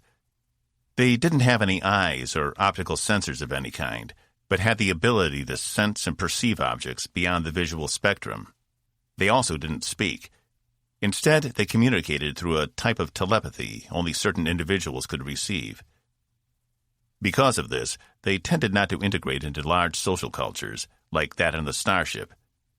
But Commander Sester was unique in that regard. It was only his presence on the ship that provided the skill and ability to operate the undercurrent drive, which was twice as fast as any other Coalition ship.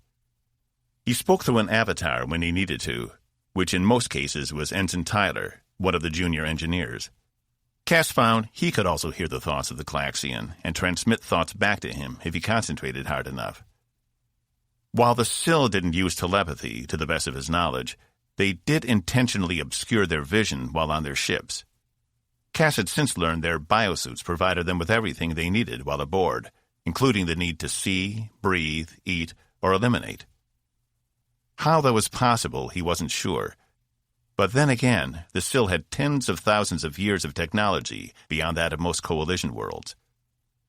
But he found it strange both species didn't need the use of eyes to excel. He'd always considered his sight his most important sense. Maybe this small commonality could be used as a bridge of sorts. Negotiator Laska would be proud. "Allow me through, or you'll find yourself cut in half while you still breathe." Zenfor's voice reached Cass halfway down the hallway, and he broke into a sprint the last few meters to the engineering entrance. He found Zenfor there, standing akimbo with her hands curled into claws, while Ensign Tyler and 2 other engineering crew faced her, a pistol in one of their hands. "Whoa, whoa! Stand down!" Cass yelled, though the engineers paid him no attention. He maneuvered himself in between them and Zenfor, using his body to block as much of her as he could. "What the hell is going on here?" "She says she has clearance to enter engineering," Tyler said. He was young, with a crop of red hair combed to the side, and a boyish face he hadn't quite grown into yet. "She does," Cass said, keeping his eye on the pistol. "Unless you want an interstellar incident, you need to put that away. Now." The engineer glanced at her friend beside her and withdrew the weapon, dropping it to the side. "You do understand she's our ally, right? Her job is to help?" "Maybe you don't understand, since you've been off the job a while," Tyler said. "But we have protocols. We can't allow someone into sensitive areas of the ship without an escort." "I'm her escort," Cass yelled. "You weren't here," Tyler retorted, "and she threatened us with bodily harm if we didn't let her through." His eyes cut to the side, and he shook his head. Cass furrowed his brow. Something had distracted Tyler. "Is he speaking to you? Right now?" "I am." "Hello, Commander," Cass thought. "Hello again."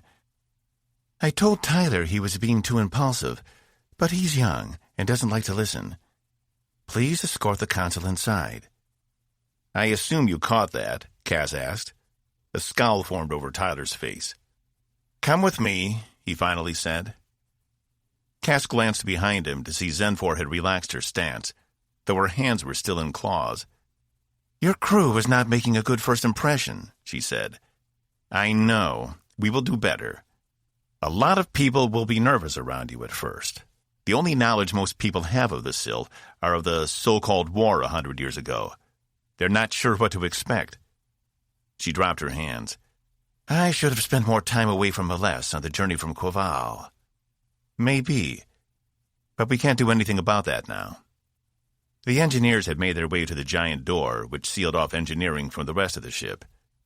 As Tyler approached, the door rolled away as if on a giant track, and the 3 engineers stepped through. The one with a pistol depositing it in the weapons locker beside the door. Cass led Zenfor inside and kept an eye on her face as she took the place in. While she didn't show outright surprise, he thought there had been something flicker in her eyes when she saw Sester, relaxed in his custom-built cradle at the far end of the large room. Upon their entrance, one of Sester's arms pulled itself away from the cradle and seemed to stare at them before the rest of his body followed, and he began his cartwheels over to Zenfor, covering the distance in only one full revolution of his body. "I've been looking forward to this," Zenfor said. Tyler stepped forward. "He says—" Zenfor raised her hand. "Yes, I heard him." "Thank you, Commander. I feel the same." She hadn't taken her eyes off Sester.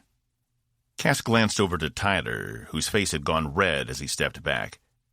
Cass had seen the same look on Tyler's face when he realized Cass could communicate with Sester as well. "My people have always been curious about yours," Zenfor said, as Sester bent his lower appendages so his entire body lowered. "No, it's interdimensional." Cass stood back. It looked like he wouldn't have to facilitate the meeting after all. They seemed to be getting along fine without him, though he did wish he could hear what they were saying. "It is a private conversation." Cass smirked, unable to hide his amusement at Sester monitoring his thoughts. "You'll tell me if she says anything concerning." "Of course," Sester replied. That was good enough for him. Sester had covered for him when Cass had gone to find the Sill originally, and he hadn't needed to. But he'd seen the need, even if Cass's methods hadn't exactly been up to Coalition standards. Cass turned to Tyler. "So, where can we set her up? She'll need a large workspace, as she'll be working with physical prototypes." Tyler narrowed his eyes. "We don't have a lot of room in here. I can fit her over by Pearson." Cass glanced over to the workstation he was referring to. Zenfor's shoulders were wider than the station itself. It wouldn't be adequate at all, and Tyler knew it. "Is there a problem, Mr. Tyler?" "Nope, no problem, sir." He had a shit-eating grin plastered all over his face. Cass took a deep breath and tried not to let it bother him. The ensign was doing nothing other than pushing his buttons. He knew Cass had no real authority over him, not as a criminal and a civilian, regardless if his warrants had been rescinded or not. Everyone still saw him as the same man who'd been dragged in front of a court-martial and sentenced the very same day, 7 years ago. And they wouldn't ever see him as anything else. Not unless he made them. He took one last look at Sester and Zenfor, deep in their mental conversation. That was it. He was tired of putting this off. 9. I've changed my mind. Cass barged into Green's command room. Green barely glanced up, scanning reports in front of him as the stars flew by in a blur behind him. About? Admiral Sangevy's offer. I want my commission back. Green arched an eyebrow. He informed me you might see the light one day. He set down his datapad. Why the sudden change of heart? It will make everything easier. Trying to be a civilian liaison between an alien species and the members of this crew isn't a walk in the park. I need some authority if I'm to get anything done. And if I hope to make some real changes. I see. And how do you see your role changing if the Admiral reinstates your rank? It won't. But I'll have the authority to give Zenfor everything she needs without coming to you or Commander Diazol for approval.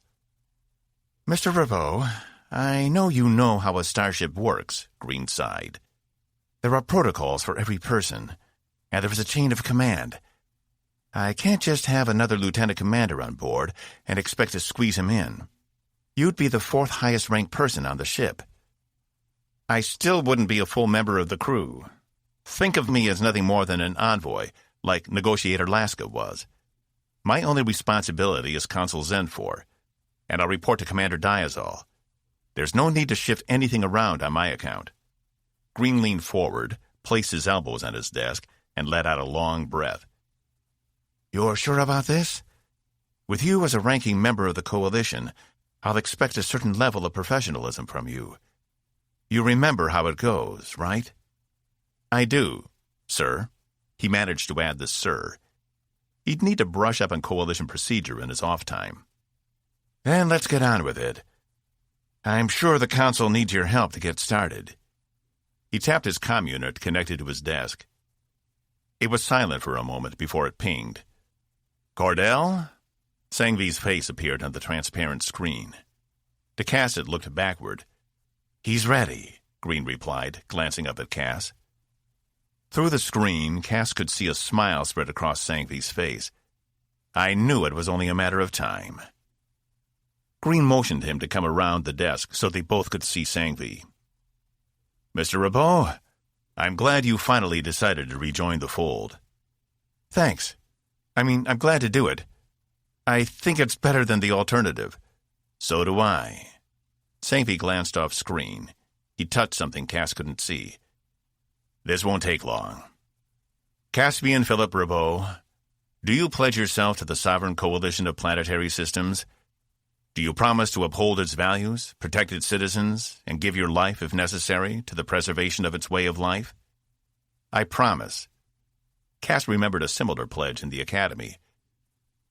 Do you, in good faith, accept the responsibilities and privileges associated with being an officer in the Sovereign Coalition, including the responsibility of all those under your command, should you be deemed worthy? I accept, Cass replied, ignoring the pit growing in his stomach. He pushed it back down, focusing instead on Sangevy's words. He leaned into the screen. And finally, will you, to the best of your ability, always be of upstanding character with a positive moral compass? Will you use this compass to point others to the way, to expand the peaceful and humanitarian nature of the Coalition? And when help is needed, will you always answer the call? You have my word. His heart rate had picked up, despite having been through the ceremony before. The last time had been much less personal. Him and 1,000 other cadets on their first and last days of training. The oaths were recited to them on their first day at the Academy, but they were told not to respond until they were prepared to graduate. A cadet needed to internalize all the oaths, and only after years of study and discipline and mental preparedness would they be ready to answer. So the questions were posed again at graduation. Everyone said yes to them all. Cass had never heard of a no, though he was sure some rebel had tried to make a spectacle of themselves sometime in the past. But even now, as he answered the oaths, he couldn't help but think of Rutledge. Had he upheld the standards? No. And it was up to Cass to clean up his mess. Then it is my pleasure to welcome you back into the Sovereign Coalition Navy. Admiral Sanghvi beamed. Your previous rank of lieutenant commander has been formally reinstated as of 1800 hours today. Please report to your commanding officer for your assignment. Captain, get this man his uniform. Yes, sir, Green replied, keeping his eyes on Cass. Commander Ribaud, it is a pleasure to have you back among us. I expect great things from you. He turned to look at the captain. Cardell, keep me apprised of your journey. The SIL here on 8 has already begun drawing up some plans. That's excellent news. The commander here was just telling me Consul Zenfor is in a similar position. Very good. I expect a report next week. Sanghvi out. The screen disappeared. Green returned to his chair as Cass made his way back around the other side of the desk. I suppose congratulations are in order, Green said. Evie strode down the corridor, not bothering to acknowledge any of her fellow crewmates as she passed. She was too inside her own head. The news had come from Green only 15 minutes ago. She'd considered just letting it go, that it was nothing more than a quirk of Cass's behavior. But he had been so adamant, something about it seemed wrong. So she had to see him for herself, because despite the captain's reputation, it just couldn't be true. Upon reaching his door, she didn't even pause to think. Instead, she hit a small switch beside the door. Command override. Diazol voice print access 029. The door slid open to reveal Cass's quarters, and she stepped inside without another thought. He was in the bedroom section of the space, his bare back to her as he faced his closet. But she could already see from his pants he wore the standard Coalition uniform. If I hadn't seen it with my own eyes, I wouldn't have believed it. She shook her head. Whoa! Cass jumped and turned at the same time, his eyes wide. He held the shirt in his hands up to his chest. How about knocking next time? The back of his left hand was slightly irritated from where Zax had inserted his Coalition-issued comm.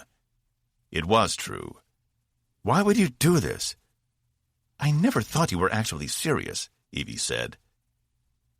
Cass glanced down at his naked chest and slipped on his undershirt from the uniform that had just been printed for him. It wasn't an easy decision. He fumbled with the outer shirt, complete with his rank. But if I'm ever going to make things any better, I can't do it from the outside looking in.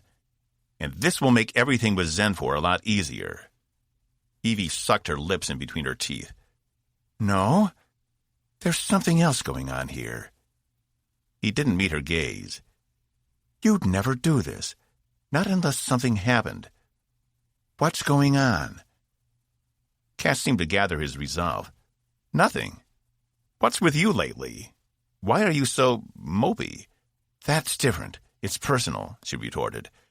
And it doesn't have to do with the daily operation of this ship. Your decision does. Despite the fact I wanted to run you through with my sword when we first met, I feel like we've grown close over the past season. Why can't you tell me? Something darkened his face, but it was gone almost as fast as it had appeared, and that damn smirk appeared again. He put up his hand. I told you, without a rank, it's harder to get anything done on this ship. How is the crew supposed to take orders from a civilian? She shook her head, feeling the sting from his lack of trust. I don't understand you. All that time talking about how the Coalition betrayed you. And then, just like that, there you are wearing the uniform again, after all they've done to you. She turned around, her anger at his nonchalance getting the better of her. Or maybe it was all a lie. Maybe you fabricated all of it. To what? Gain sympathy because you screwed up? Is that it? No, he insisted. It was all true. I I'm tired of being an outsider." She shook her head in disbelief again.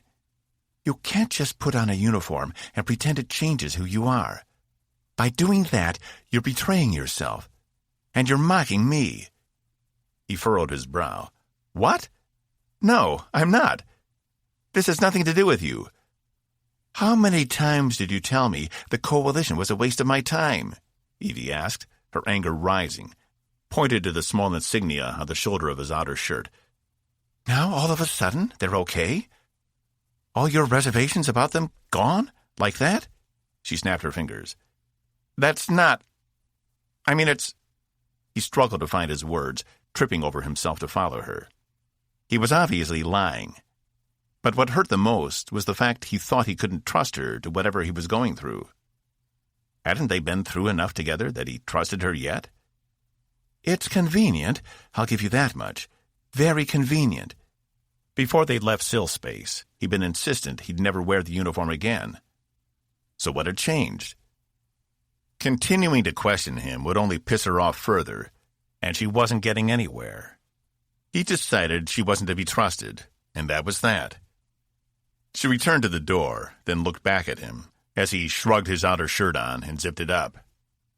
"I hope to core you know what you're doing, and I hope you figure out whatever it is you're going through," she said.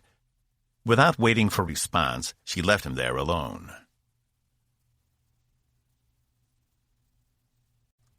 10.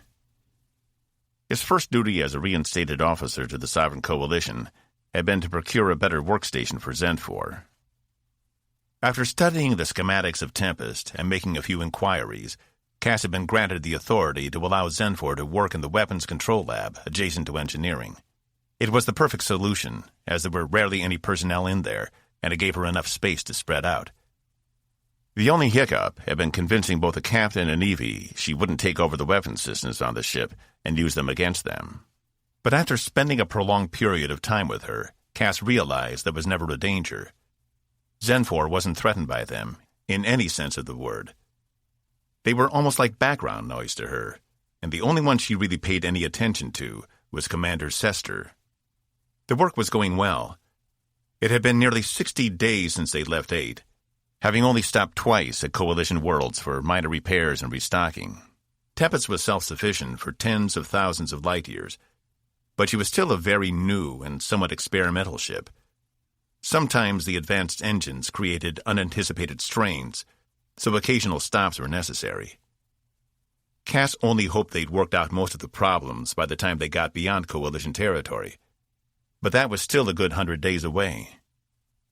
In the meantime, Zenfor's work progressed nicely. She'd already found a way to increase their shielding capabilities by reinforcing not only the magnetic energy that kept things from hitting the ship, but by coating the hull with a new type of cyclax she developed while working in the weapons lab. She'd managed to test it on a few of the ship's darts, the small missiles full of explosive material Coalition forces used when conventional weapons wouldn't do. Chief Master Raffenkel had even stopped by on a few occasions to watch or provide input, hoping to integrate some of the shielding on her Space Wing fighters stationed in Bay 2. Cass couldn't have been more pleased, though there had been one issue about 2 weeks after she'd begun her work. Sester had expressed some concerns to him about her behavior. Nothing overtly nefarious, but he thought it important enough to inform Cass. The truth was, he would be surprised if Zenfor didn't have some secrets she was keeping from them. She obviously hadn't told him everything about her people, as both she and Melesse had been light on the details on the trip back from Koval. But if it was enough of something to get Sester's attention, it might be a problem. In the interest of fairness, he had decided not to inform Evie or the captain yet. There was no sense in getting everyone worked up over nothing. All he could do was keep a sharp eye on her and keep the rest of the crew out of her way for the time being. And at the first sign of something wrong, then he'd go to his superiors. Ever since their confrontation in his quarters, Evie had been more standoffish than normal. Thus, she wouldn't be receptive to hearing anything negative about Zenfor from him. She'd been adamant he'd been hiding something from her. But he'd been honest with her, more or less. And now things were strained. They hadn't spent any time together off duty ever since that day. She'd given him a few orders, which he assumed were probably tests of his seriousness, which he'd followed to the letter. In situations like this, he had learned it was better to keep his head down and not make any waves. This was why he dreaded the imminent daily confrontation. Since she was the officer he reported to, every day he had to prepare and hand-deliver updates on Zenfor's work. And every day the tension between them only increased. He wasn't sure if it was something he was doing or just the fact he was wearing the uniform, but it didn't matter. By now she should be over it, and he was tired of her resenting him for a decision that, so far, had proved to be the right one. Second shift was on when the hypervator doors opened on the bridge, which meant the captain wasn't there and Evie was in command. Cass noticed instead of Lieutenant Uma, Ensign Yamashita was stationed at Tactical. He supposed her skill helping them leave Jatan back when they were being pursued by the Sargans had finally paid off. The only other crew member he knew with any kind of familiarity was Lieutenant Zal, who had been more than interested in Cass when he'd first come aboard. But now that he was a coalition officer again, and a semi-permanent part of the crew, his interest had only increased. Cass had spent more than a few meals with the Untuburu, discussing viewpoints on a variety of different subjects. Though he missed the company of his friend. The first time he'd been to Zal's quarters, he'd been so apprehensive he'd roped Evie into coming with him, which had made the night a lot easier. Cass nodded to both Zal and Yamashita as he made his way over to Evie, who sat in the command chair. "Yes, Commander?" she said in a very sterile tone. "Daily report, ma'am. Zenfor has informed me she is close to finishing a new type of ammunition we can load into the outer guns. They should provide 3 times the explosive yield." Evie held out her hand, and Cass deposited a long bar into it.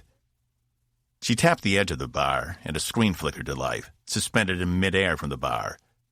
She scrolled through the information, then turned it off, handing it back to him. "Very good. Carry on." She hadn't even looked at him.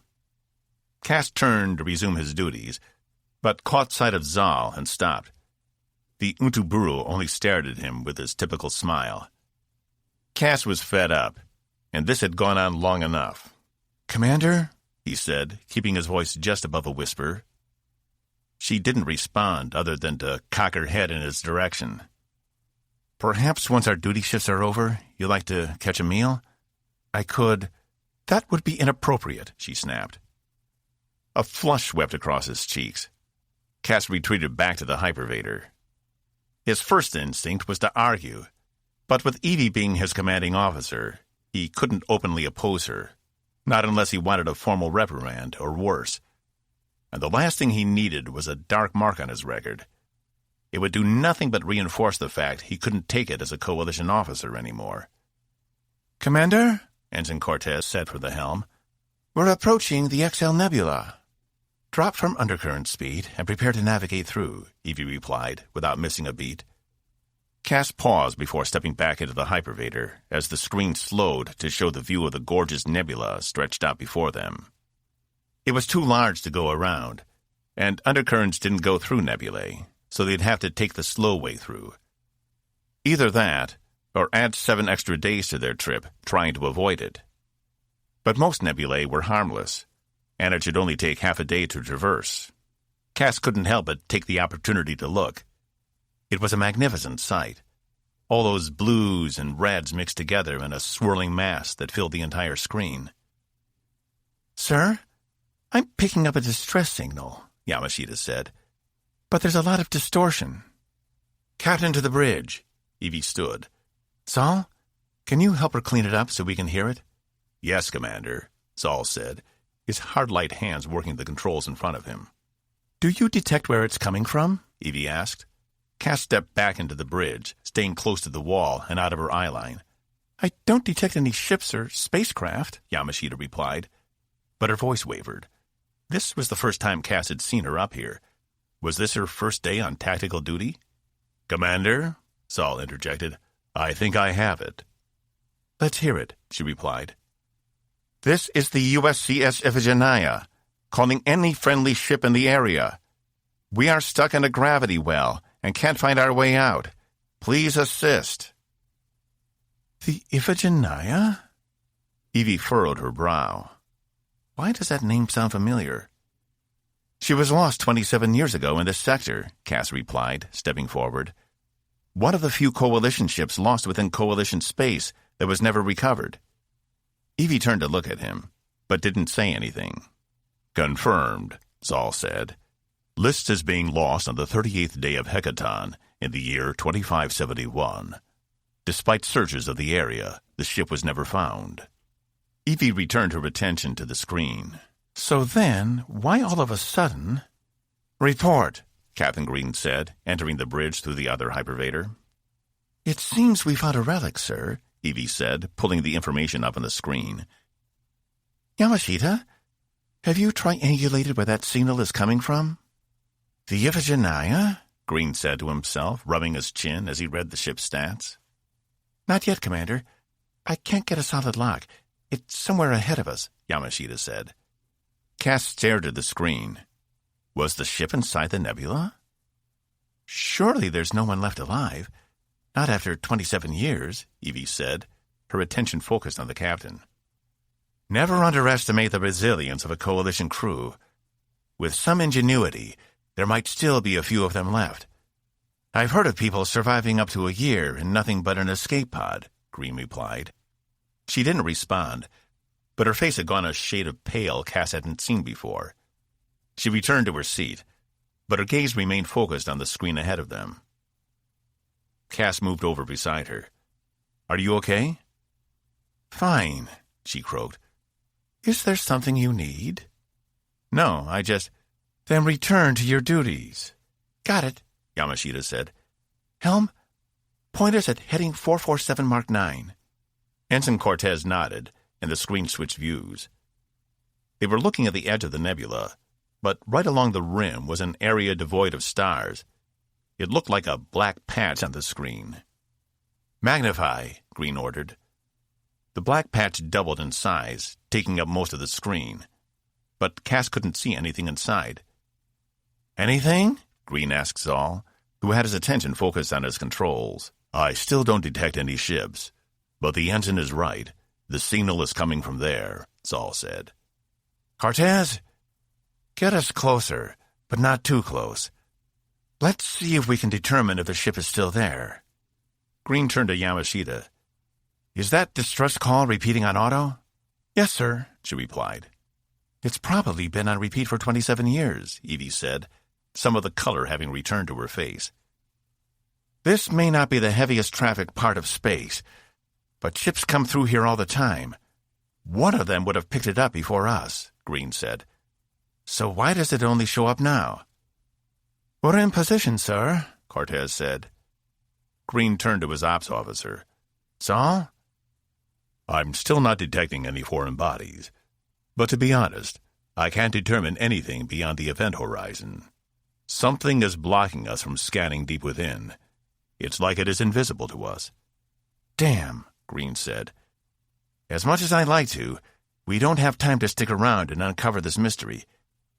Ensign, notify Coalition Central to send an investigative unit out here to take a look, and send them what little data we have. If anyone is still alive out there, they'll have to make it a few more days until another ship can get here. We can't waste time chasing ghosts when we have a real threat to deal with. Aye, Yamashita replied. Cortez, get us back on track and through the nebula. I want to get back in the undercurrents as soon as possible. Yes, sir, she replied. Evie turned on Cass again, as if only now remembering he was still there.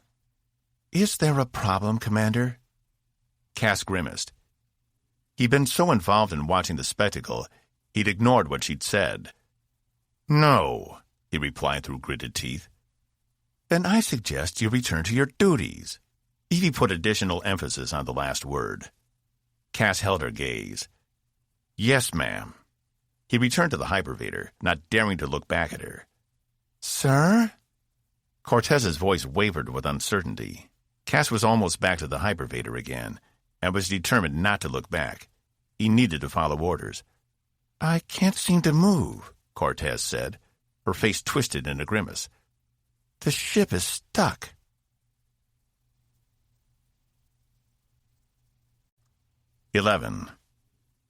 What do you mean, stuck? Green asked, raising his voice. The engines are responding, but we're not going anywhere, Cortez replied. When he'd heard her speak, Cass had stopped himself from getting back on the hypervator. Commander Bloom to the bridge, Evie said, then opened a comm to engineering. Sester? What's going on down there? We're not moving. We don't see a problem down here, Commander, Tyler replied for Sester. Green motioned for Cass to check out the currently empty engineering station. Evie scowled, but didn't object. He went to the engineering station on the other side of the captain and pulled up all the status updates. I don't see anything wrong here either, Cass replied. All our systems are working fine. We're just not moving. It's an external force. The hypervator doors opened, and Bloom stepped onto the bridge. Cass stood from her station and moved to the side. What did you find out? She whispered to him. He shook his head, caught off guard by her conversational tone. He hadn't spent much time with the bridge engineer, but when they had interacted, it had always been pleasant. Not much. I don't see anything wrong with the system. She smirked at him, then turned her attention to the station. Confirmed. All our systems are completely fine.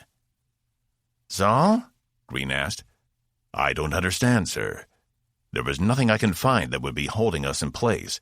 We're alone out here, and there are no anomalies I can detect. I want everyone in the conference room in 5 minutes, Green said. Until then, shut down propulsion. No sense in wasting our effort if we don't know what we're dealing with. He tapped his own comm. Raffenkel, conference room, 5 minutes. Her acknowledgement came through. Seeing nothing else he could do, Cass headed for the hypervator once again. You too, Commander, Green said. I want all heads in on this. Yes, sir, Cass said, hesitating. He shot Evie a look, but she had turned her back to him, instead studying what little information was on the screen. But when he glanced at Bloom, she gave him a wink and followed Green through the doors into the conference room adjacent to the bridge. For those of you who aren't up to speed on our situation, we seem to have lost the ability to propel ourselves, Green said, standing at the head of the long table. Around him sat the entire senior staff, Evie, Zal, Yamashita, Bloom, Zax, and Raffenkel, with Cass at the very end. According to our engineering team, our systems are working fine, but we need to find a way to move again. We're already off schedule and can't afford to sit around here waiting for rescue. How far away is the next closest coalition ship? Zax asked. 10 days, Zal replied. I've already sent word to the fleet. We can't afford 2 days, much less 10. Whatever this armada out there is, it's coming for us, and the coalition needs us to be its eyes and ears. So we need to figure out why we can't move and how to break free. I'm willing to hear suggestions. He took a seat. Without knowing what we're dealing with, our options are limited, Zal said. But we could try polarizing the ship, see if there is some kind of magnetic force holding us in place. Evie turned to Cass. Could Zenfor's work on enhancing our defenses have backfired? Could her upgrades be what is holding us in place? I don't see how, Cass replied. But you need to ask her. She knows more about what she's doing than I do. Bloom's eyes lingered on him a moment longer than necessary before she turned her attention back to Green. He tapped his new comm in the back of his hand. Council Zenfor, will you please report to the main conference room? I understand, she replied. Didn't the message from the Iphigenia say something about being trapped in a gravity well? Yamashita asked. Wasn't that what the sill used to hold us? I don't think, Cass began, when the door opened to reveal Zenfor. That was fast. I was on my way to retrieve you. I've made a breakthrough. Council, will you please join us? Green indicated for her to take the seat beside Cass. We've been caught in some kind of gravity situation, and the ship can't move. It has been suggested your improvements to our shielding might be to blame. Impossible, Zenfor replied, taking the seat. The enhancements can't hold you in place, but they will hold a foreign object a certain distance from the hull. And there's no way they could have malfunctioned? Evie asked. No. Does this sound like anything your people might use? Anything familiar? She considered it. I'd have to study the phenomenon more closely. It sounds like the device we use to immobilize your ship, a gravity net. Though those eventually crush whatever they are holding. Were we seeing any pressure or shearing forces on the hull? Green asked. No, sir. Just a pull in one direction. Nothing to indicate structural failure, Saul replied. That seemed to satisfy the captain. Very well. Let's move on. Other suggestions? We could. Yamashita paused and gave Zenfor a quick glance before continuing. We could send vibrations through the hull, see if a certain frequency might break us loose. Yeah, and shake us all to death in the process, Raffinkel replied. Not if we crank up the dampeners on the ship, Yamashita said, her cheeks reddening. Captain, Raffinkel turned toward Green, let me and the wings go out there, see if we can't find anything on the ship holding it in place. If not, we can set off some controlled explosions to dislodge the ship if she's caught in something. Any miscalculation on your part would result in significant damage to the ship, Saul said. This one over here just said her shielding prevents anything from hitting the hull. She stood and pointed at Zenfor. I should be able to drop a bomb on the... That's enough, Chief, Green said. The fact is, we don't know enough about what we're dealing with to try any of these things. Does anyone have any suggestions of ways to improve the sensors so we can determine what's holding us? I could modify some of your probes to be more effective, Zenfor said. They would be able to run through multiple spectrographic layers, whereas they are only capable of using one at the moment. How long would that take? Green asked. A few hours at most, with the commander's help. She shot a quick look to Cass, and some of the engineering crew. Pull whomever you need, Green stood, and I want an update in 1 hour. Once we know what's got us here, perhaps we can implement some of the other suggestions. Sir? Evie interjected.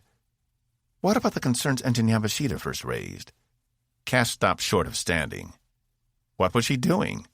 The captain had already dismissed those concerns. Half the faces in the room turned toward Green, while the others trained their sights on Zenfor. Green glanced at Evie, hesitated, then addressed Zenfor again. Counsel? You are sure what is holding us is in no way related to the gravity well your people used on us back at Quaval? Zenfor took her time responding. Yes. I believe your people used an artificial well, correct? Blum said. That type of well emits micro-radiation we can easily detect. But I scanned for the same radiation here and came up with nothing. Whatever this is, it's not the same. Cass was impressed. Blum had rallied to Zenfor's defense. Did she genuinely not suspect Zenfor, or had she done it for Cass? To give him some support in a room obviously not ready to accept Zenfor's word. Regardless, right now he could reach across the table and kiss the woman. Then, if there's nothing else, Green said, glancing around, everyone get to work. I want to be out of this thing in 6 hours or less. Everyone stood, and Cass noticed Zenfor give a subtle nod to Blum before they exited. He also noticed the bridge engineer's gaze lingered on them as they left the conference room. Your species is very diverse, Zenfor said as they reached the hypervator. Tell me about it, Cass replied. 12. Evie perched on the edge of her chair on the bridge, studying what little information she could find on the USCS Iphigenia. The records listed her as lost somewhere in this sector, with no explanation given. The ship had made one distress call, but it had taken coalition ships over a week to reach this area. Despite a massive search, no evidence of the ship being destroyed was ever found, and no explanation for her disappearance existed. She was simply missing. So then, why after all this time had Tempest picked up her distress call? Could the ship have been thrown through time, and that was why there had been no trace? Perhaps there was a temporal anomaly close by, which connected space to the past. Saul? Have you scanned for tachyons? She asked. Yes, Commander, Saul said in a strange voice. There was no indication. What in the living hell was going on out there? She had half a mind to jump in a shuttle and go see for herself, but she didn't want to get trapped in the same snare that held Tempest. But what if Zenfor's probes didn't work? The captain had made it clear they couldn't wait around for rescue. There was a good chance, if they were stuck here much longer, the captain wouldn't be able to approve her detour to Hypaxia. There wouldn't be time anymore. They needed a backup plan, something in case the probes couldn't find anything about what was holding them in place. Raffenkel had suggested some kind of explosive blast to knock them out of whatever held them in place. It was crude, but it might be necessary. "Diazol to Raffenkel," Evie said, tapping her comm. "Go ahead. Your comment about using the space wings to shake the ship loose. I want to keep that in our back pocket in case we need it. How soon can you be ready?" "Considering I don't know what we're dealing with out there, I couldn't say, Commander. I'd like to make some modifications to my ships down here, see if we can't use anti-grav technology to make them impervious to whatever we're stuck in. If you can spare an engineer or two, we could get started. We could test the modifications to see if the ships can fly without getting trapped out there before we implemented anything for Tempest." "That's a good idea. I'll see if I can't get you some help down there. Diazol out." Evie moved to make another call down to engineering, but stopped short. She didn't want to pull anyone from engineering if she didn't have to. They were all working double time. But there was one qualified engineer on board without an official duty list. She closed her eyes and rubbed her temples. Even though she didn't necessarily want to, this request might need to take place in person. She and Cass hadn't been on the same page ever since his reinstatement, and even though she knew it was partly her own fault, she couldn't help it. But she had to admit he'd taken his duties more seriously than she'd expected. Either he was stellar at pretending, or he had moved past everything the Coalition had done to him, something she hadn't thought possible. And if he had, good for him. He didn't deserve to be punished for it. But at the same time, it made it difficult to know where his loyalties lay. If he could turn on a switch and go back to the organization that had betrayed him, like nothing had ever happened, what else was he capable of? Evie stepped on the hypervator with thoughts of apologies swirling through her mind. Why did it make her so angry he'd regained his old rank? She'd even gone so far as to call out Zenfor in the conference meeting, something she'd never thought she'd do. And unfortunately, she'd embarrassed poor Laura in the process, who had returned to the tactical station with her face all red and eyes avoiding Evie at all costs. She sighed. Another apology for later. When had things on this ship become so complicated? In the beginning, it was easy. She knew her duty, she performed it, and what about her day? But the longer she stayed in a place, and the more she got to know people, the more complicated things became. She'd never been great at interpersonal interactions, but she knew enough to get by. What was it they said? Fake it till you make it? Evie felt like she'd be faking it for the rest of her life. If only people were as simple as work. The hypervator let her off in level 10, and it was only a few short steps to the weapons lab. She tapped the entrance with the back of her hand, and the door slid open to reveal Cass and Zenfor, their heads hunched over different stations. Cass glanced up as she entered, and dropped his gaze again. "Commander? Council?" Evie said. Zenfor looked over her shoulder. "Commander Diazol, is there a problem?" She glanced around the room. "How are the probes progressing?" "They should be ready within the hour," Zenfor replied. "That's good news. Do you still need Commander Rabeau's help?" "I can manage without him, if that's what you're asking." Cass glanced up at the mention of his name again, and Evie's eyes met his for the first time. "Commander, I'd like you to report to Bay 2 to help Chief Raffenkel with some modifications on the Space Wing fighters.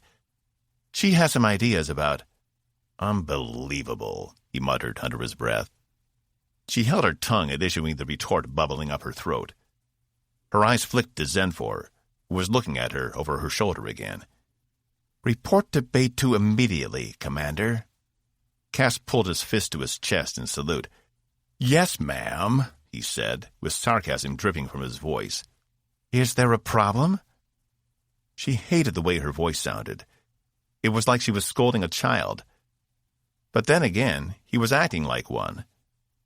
Maybe if he didn't want to be treated like that, he shouldn't be acting this way. "Oh, no problem at all, Commander Diazol. No problem at all." She bit her lip to keep from snapping. Here it was. The cracks were finally showing through. He'd been away too long, and it had just taken time for the pressure to build. This was not the man she'd rescued from the Sargans, or even the one who had risked himself to contact the Sill. This was a man constrained by something he couldn't handle. "One more smart remark, and you'll be written up. Now, proceed to the bay, Mr. Ribaud." Evie caught him wince, and he moved to open his mouth, but apparently thought better of it as he cut his eyes to the floor and made his way out of the room. Evie glanced back over to Zenfor, who was still watching the two of them. She didn't like doing this in front of the consul, but he wasn't giving her a lot of options. He passed her without another word and left the weapons lab. Evie hadn't realized she'd been holding her breath. She hated the combativeness of it all, but he seemed determined to keep playing the charade, no matter how transparent it was to everyone else. He just couldn't fit back into the coalition. She turned her attention to Zenfor. "I assume you have everything you need?" "I'll be fine. If I need further assistance, I'll ask Commander Sester." Evie nodded, ashamed she hadn't handled Cass better. She took another cursory glance around the room, then turned on her heel and exited. Maybe she needed to ease up on Cass. After all, the Coalition had put him through hell, and the last thing he needed was another officer souring its good reputation. Or maybe he was doing it all on purpose. Maybe he was determined to have a bad experience as an officer, so he could say he tried, and it was obvious everyone was against him. Why was she so opposed to him regaining his rank again, anyway? Was it because it undercut everything he'd ever complained about the Coalition? Or jealousy, someone could be reinstated, just like that, after 7 years, with no other consequence? She didn't think that was it, but she had to consider all possibilities. Something was fueling this antagonism, and she needed to figure out what was going on. Because if it really was her and not him, she needed to fix it before things got any worse. She almost laughed at the absurdity of it all as she reached the hypervator. What Zenfor must think of them now? Maybe they didn't deserve help from the Sill. Maybe instead they deserved exactly what was coming. 13. Cass had to stop himself from kicking the wall every time he turned the corner on the way to Bay 2. She had to throw her weight around, didn't she? When he'd taken this rank and offered to report to Evie, he'd assumed their relationship would have remained the same, that she wouldn't have turned into some kind of tyrant who seemed to get pleasure at ordering him around. The look on her face had been joyful when she told him to come down to the bay. And for what? What purpose did it serve to see him squirm? He couldn't figure out what she might be thinking. Didn't they have enough to deal with? Cass had done nothing but be accommodating, for almost an entire season. Yet no matter what he did, it always seemed like the wrong move. He didn't want to have to go to Green, but he might not have another choice. He entered the bay to see Raffinkel standing beside one of her ships, with a group of the Space Wing pilots close by. Cass hadn't had much of a chance to meet any of them, as he hadn't spent much time at the bay since the reasonable excuse had been destroyed. The pilots tended to stay close to their ships. Something he'd overheard one of them say was a hot standby, whatever that meant. "Oh, shit," Raffinkel said as soon as she saw him. "They sent you?" Cass faltered a moment, then resumed his course to them. He'd forgotten not everyone on the ship reported to Coalition Central. The Space Wing pilots were part of a different branch of the military, the Sphere Corps. They had their own chain of command, and while they were technically under the command of Captain Green, they had the autonomy to use their own discretion when necessary. It didn't matter if Cass had on a Coalition uniform or not. To them, he was probably the same criminal in a different set of clothes. "They sent me," Cass replied, with as much confidence as he could.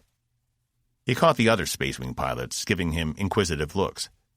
"I guess you'll do. You are an engineer, right?" Raffinkel asked. "In another life?" Raffinkel turned to her pilots. 2 women and a man.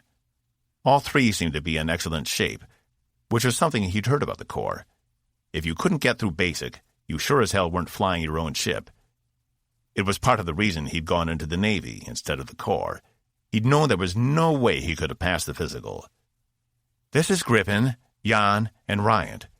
Work with them. We want to boost the anti-grav capabilities of the wings.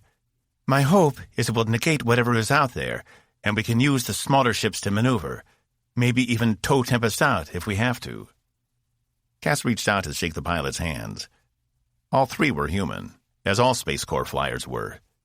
Because of the design of the one-person ships, aliens typically couldn't fit and work the controls, unless special modifications were made, and as far as Cass knew, none ever had been. The first one, an olive-skinned woman with bright blue hair and dark eyes, put her hand out, giving him a firm shake. "Licia Griffin. But call me Licia," she said. "And don't mind the boss. She's got a bug up her ass because the captain sided with the alien instead of her."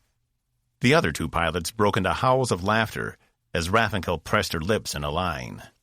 "Just for that, you get to clean the exhaust manifolds," she said. "Anything but the manifolds," Licia yelled, releasing Cass's hand. All of them broke out into laughter again. Even Raffinkel cracked a smile. The man behind Griffin, tall, with skin the color of umber, had a shaved head, lifted the goggles off from over his eyes, and eyed Cass, a smirk still on his face. "You're the criminal, huh? Don't look the part." "We never do," Cass replied. The man grinned in response. "Dorsey Ryant. Try not to piss off my boss, or I'll have to commit a crime of my own." "Got it." Cass heard the Corps were close, but he hadn't realized how close. Their camaraderie was the stuff of legends. The other woman had a long face, which betrayed no expression, but she kept her eyes trained on Cass. She didn't offer her hand, other than to raise it. "Jan." Then she dropped the hand and crossed her arms. "Saturnina's kind of quiet," Licia said, leaning close to Cass. "It's nothing personal. It will take her a few weeks to decide if she likes you or not." "Are we done now? Everyone know each other? All your egos satisfied?" Raffinkel stood in the middle of them. "We've got work to do. You 3 know the guts of these ships. This bastard here knows engineering. Allegedly. Work together. Get the anti-grav levels above 200%. And if you get that far, push for 300. "Sir," the 3 pilots said in unison.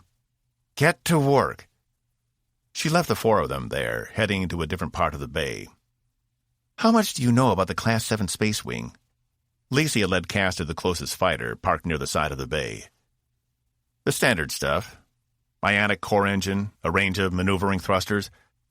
Most of the ship is dedicated to dogfighting, so you have a lot of weapons equipped." "Yeah, Jan likes the weapons," Ryan said behind him. "Outfitted her ship with 4 extra guns. Not that it improves her hit percentage." "Still beats yours," Jan replied, her arms still crossed. "Whatever." Ryan replaced the goggles over his eyes. Some sort of display appeared on the inside of them. Cass figured it must be something the pilots used to help them navigate. "I need a few shots to warm up. But when they hit, oh boy, they hit good. Tell me again how many kills you have?" Jan shoved him. "I've got plenty." Ryan turned to Cass. "Out of the 2 of us, who do you think is a better pilot?" Wait, no." Licia moved over beside them, her face animated. "Out of the 3 of us, who do you think is the best pilot?" "How would he even know?" Jan asked. "I heard he flunked out of piloting school in the academy." Heat rose around Cass's neck. "Whoa, really?" Licia asked, her brow drawn in confusion. "I thought it was something everyone could do.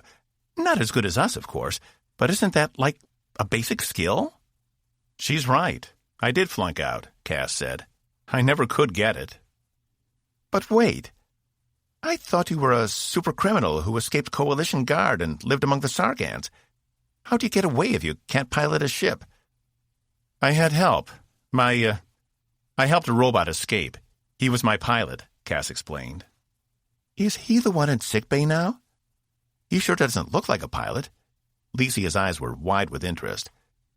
Yeah, he needed a new job since... Licia turned to the others. We need to get him down here. I want to go up against him. Liz, we're in the middle of a crisis here. Ryan pointed toward the bay opening, which was open to space. Nothing but a force shield keeping the vacuum from consuming all of them. Yeah, I know. I mean, once all this is over. Think Raffi will let us dogfight a machine? He can even use Jan's ship. Extra weapons and all. I'm not letting that thing in my ship, Jan replied. No one flies Esther but me. God, that's a geeky name.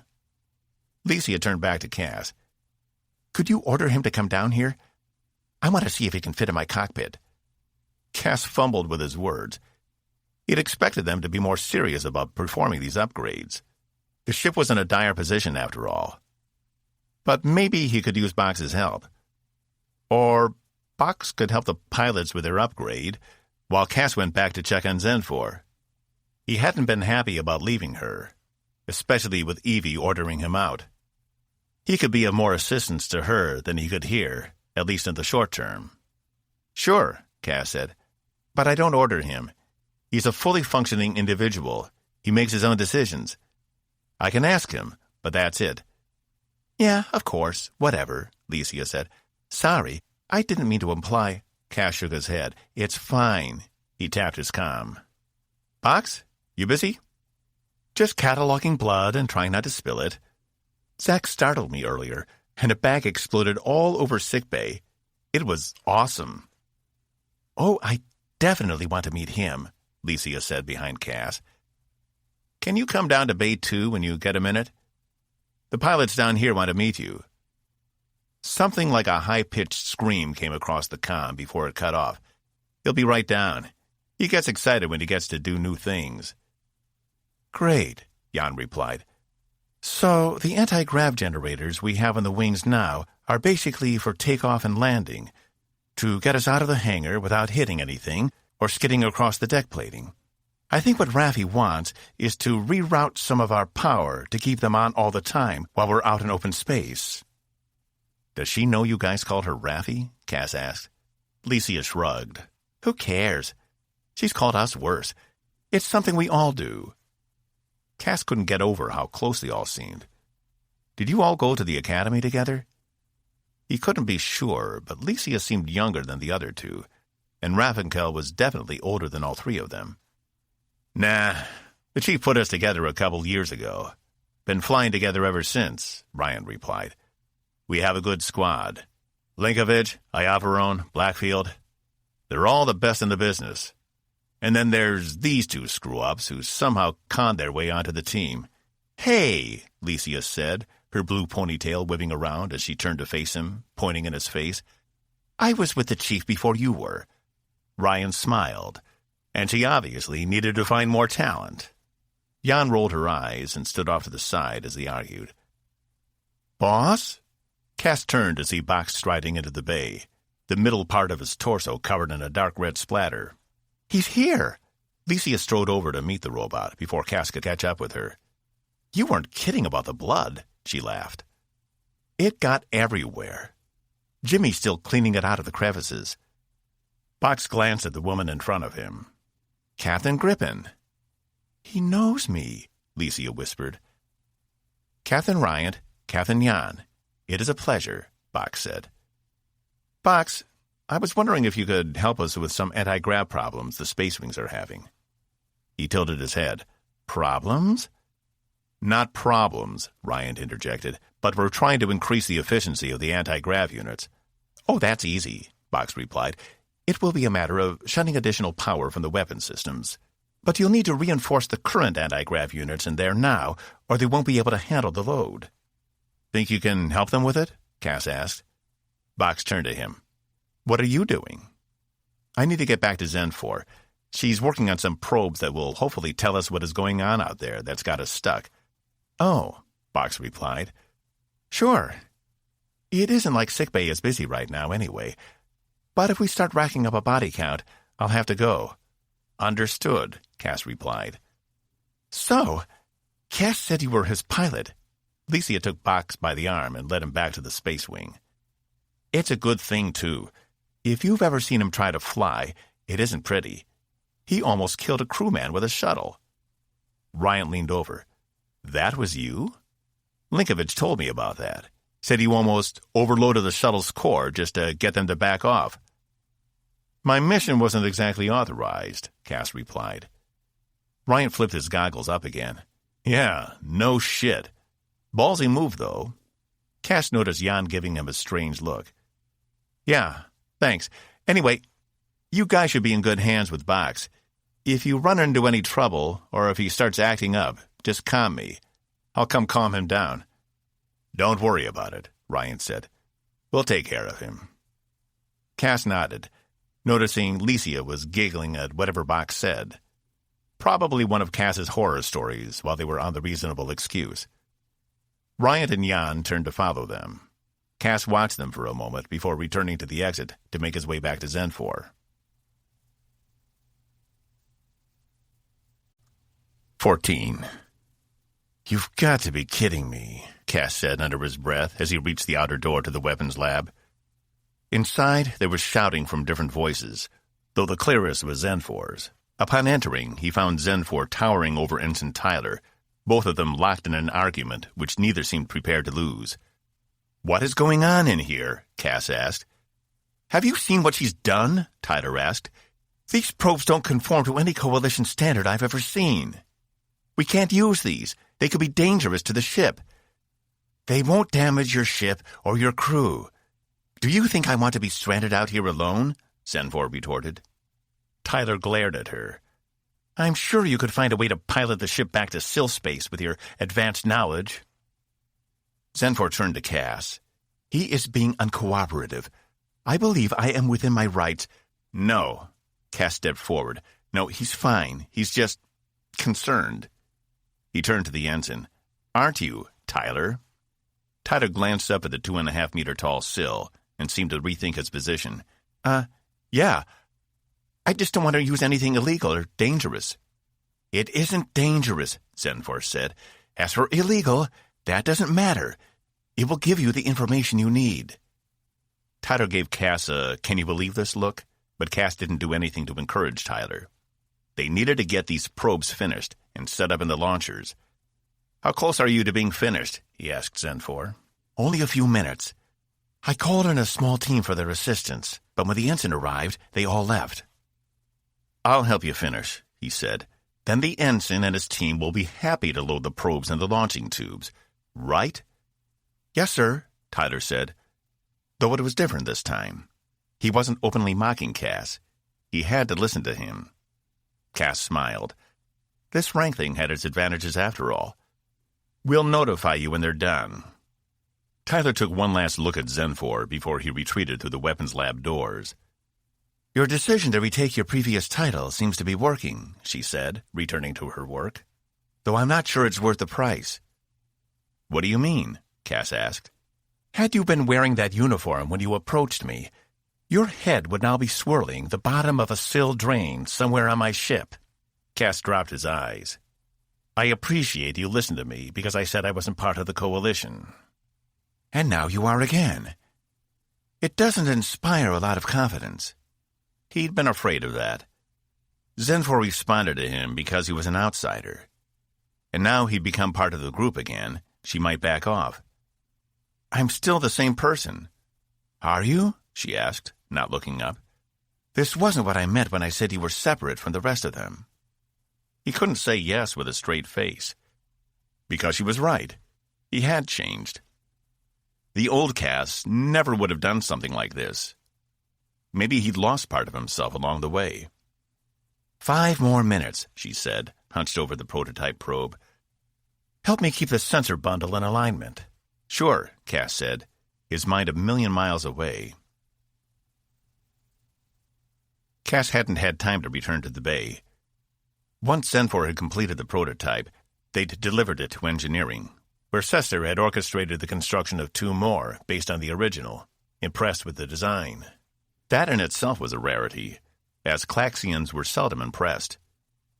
But if anyone would find that honor, Cass figured it would be a Sill.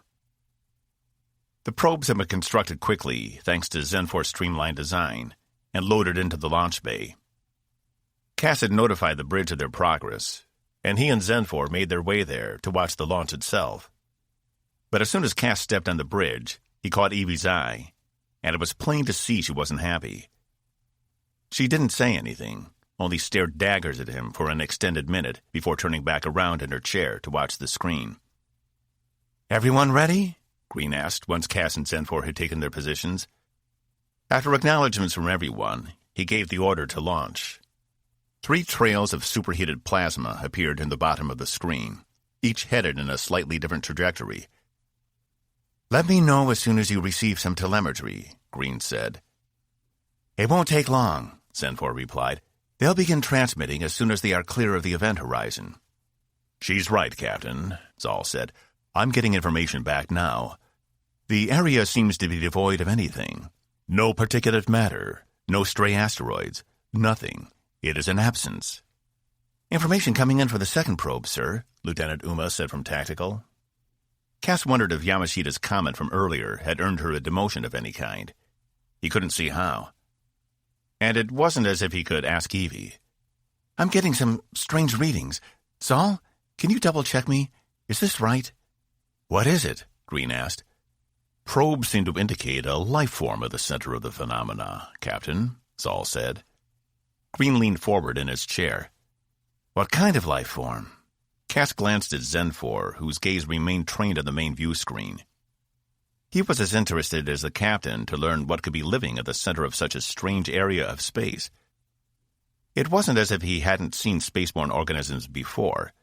They were rare, but not unheard of. The Grand being the first one to come to mind. "Unknown, sir. It is large, 500 kilometers in diameter, and roughly spherical." "Can we get a visual?" "Not yet, sir. Something about the creature is masking it from visual telemetry. The probes are only picking up its radiative signature. I can give you a general shape." Zal's pleasant face disappeared and was replaced with one bearing a scowl.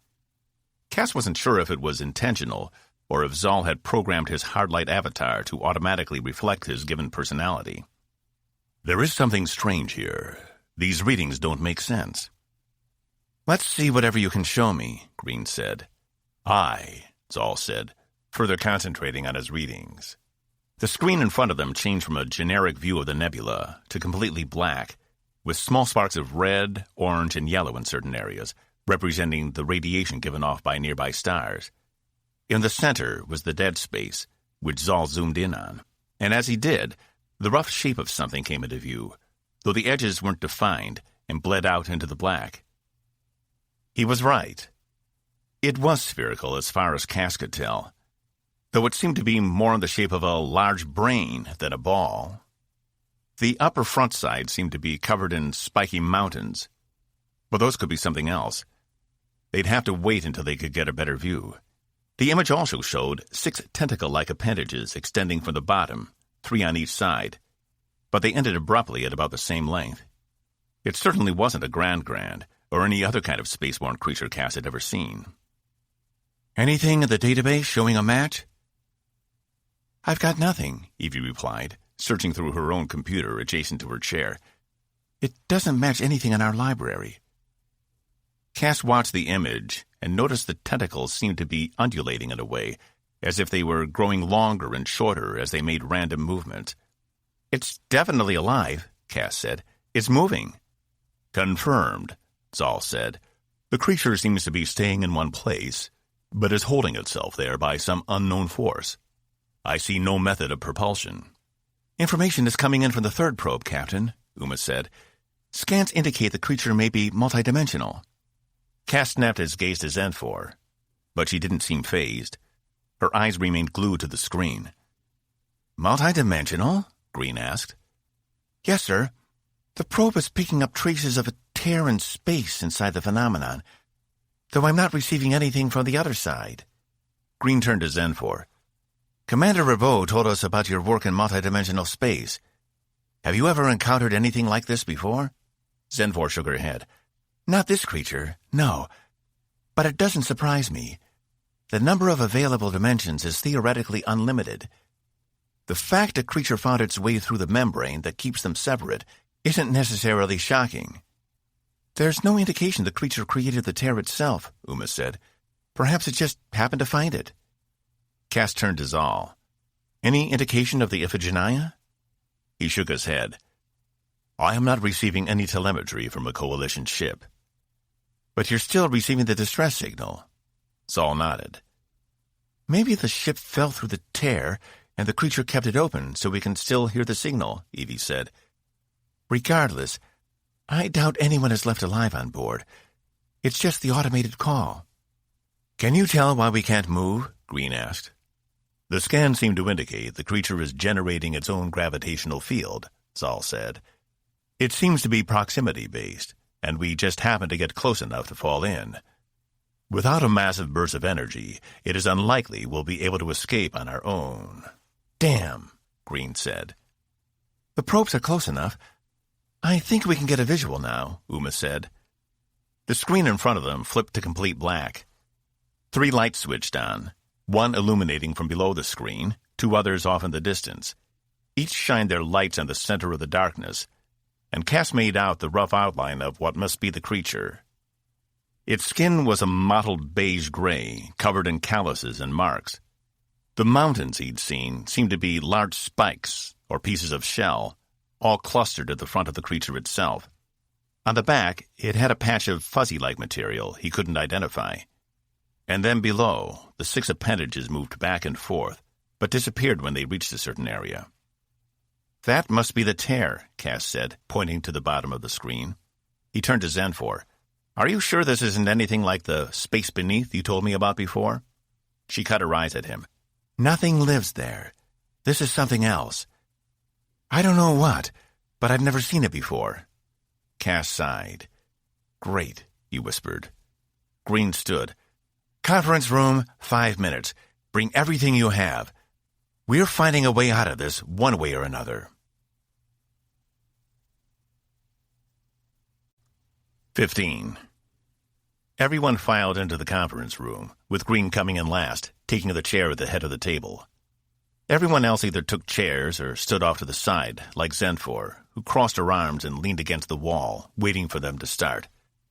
Okay, Green said. Thanks to Consul Zenfor, we at least know what we're dealing with here. But it presents some new problems. Lieutenant Zal says we won't be able to move without a massive burst of energy, which I'm assuming he means an explosion of some sort. Am I right? Green glanced to the ops officer. Correct, Captain, Zal said, his hands folded into his robe arms. Which puts us in a precarious position. Coalition law prohibits us from injuring or killing another living being unless absolutely necessary. If what we've learned is true, and this creature has us in some kind of gravitational hold, we need to find a way to break free without injuring it. Laughter echoed through the room, but it was humorless and callous. Everyone turned in unison to Zenfor, who stared daggers at all of them. Something funny, Consul? Your laws. They make no sense, Zenfor said. You'd be willing to sacrifice every member of this crew for a spaceborne creature who may not even know it has you in its grasp? Even we don't make that sort of sacrifice for others, and we're bonded with living ships.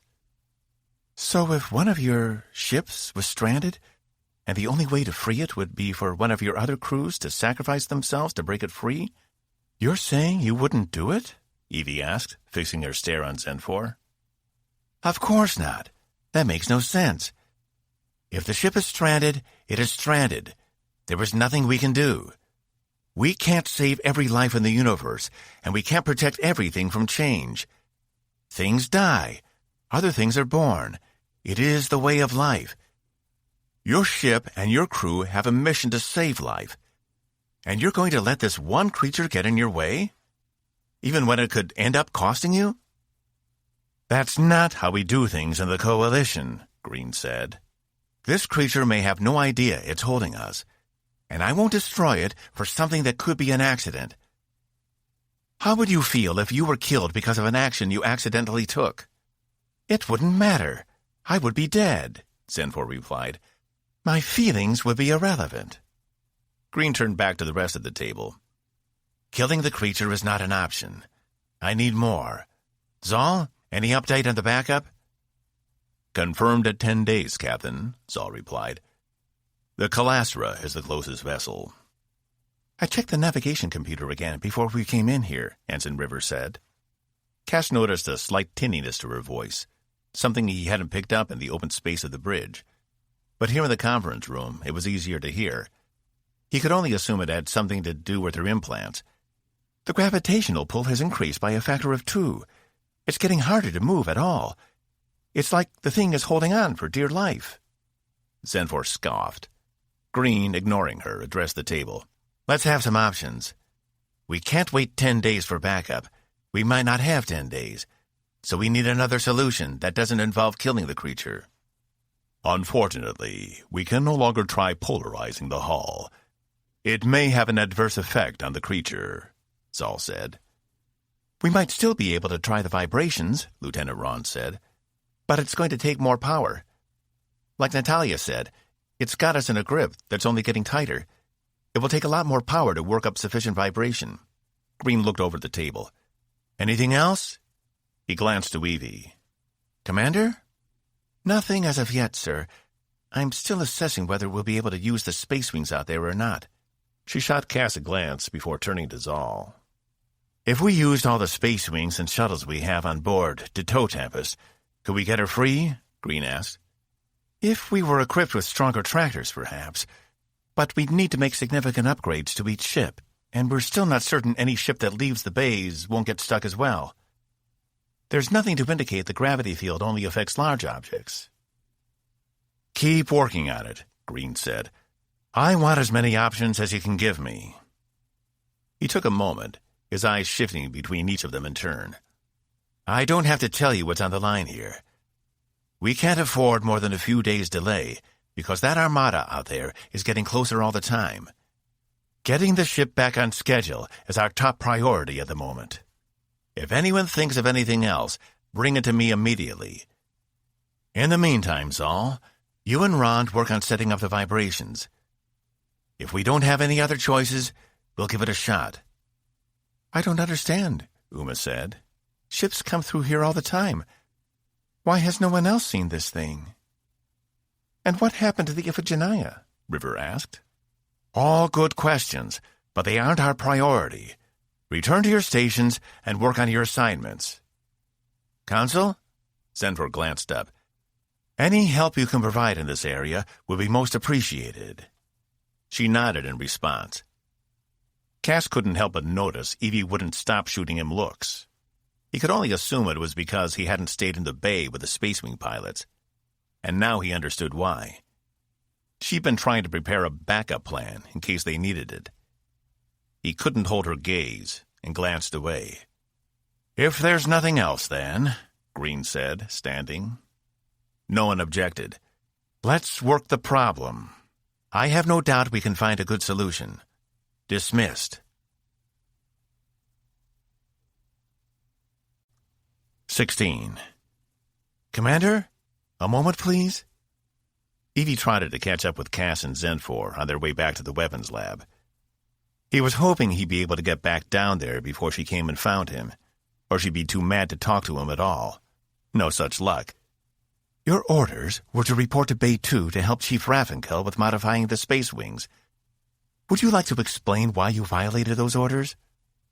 Her tone was brusque, as if she was speaking to someone she didn't even know. Cass held his temper. Consul, please go back to the weapons lab. I'll meet you down there later. Zenfor studied him a moment, then glanced at Evie before she disappeared around the corner. Look, he said, trying to maintain his composure. I went down there to give them a hand, but Raffinkel didn't want me there. So I had Box help them out instead. I figured the best place I could be was in weapons, helping Zenfor finish those probes.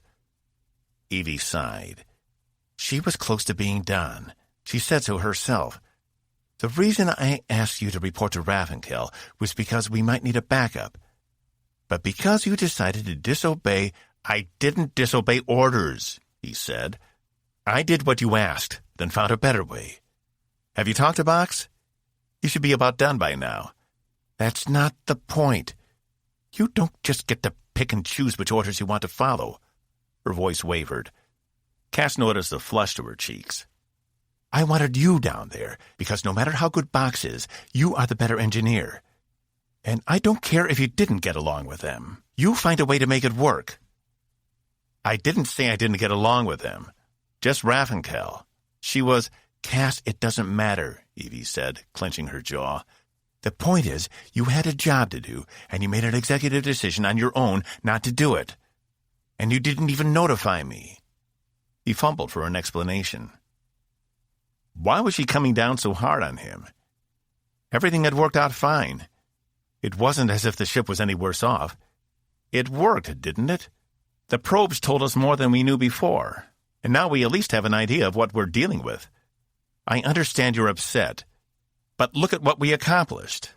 She shook her head. I don't even know why I'm bothering. You were so much less combative before you took your commission back. Cass turned away, unable to keep her gaze. He should have figured. You're still uncomfortable with me having my old rank again. I told you I'm not a threat to your authority. You just blatantly ignored my orders, she yelled, gesturing with one hand. How can I trust you're going to follow the chain of command if you just do whatever you want, when you want? This isn't the Sargan Commonwealth. You can't just go off on your own. He didn't have a response. She had a point, but he didn't want to concede it. He wasn't a bad officer. He'd found a better way to get the job done.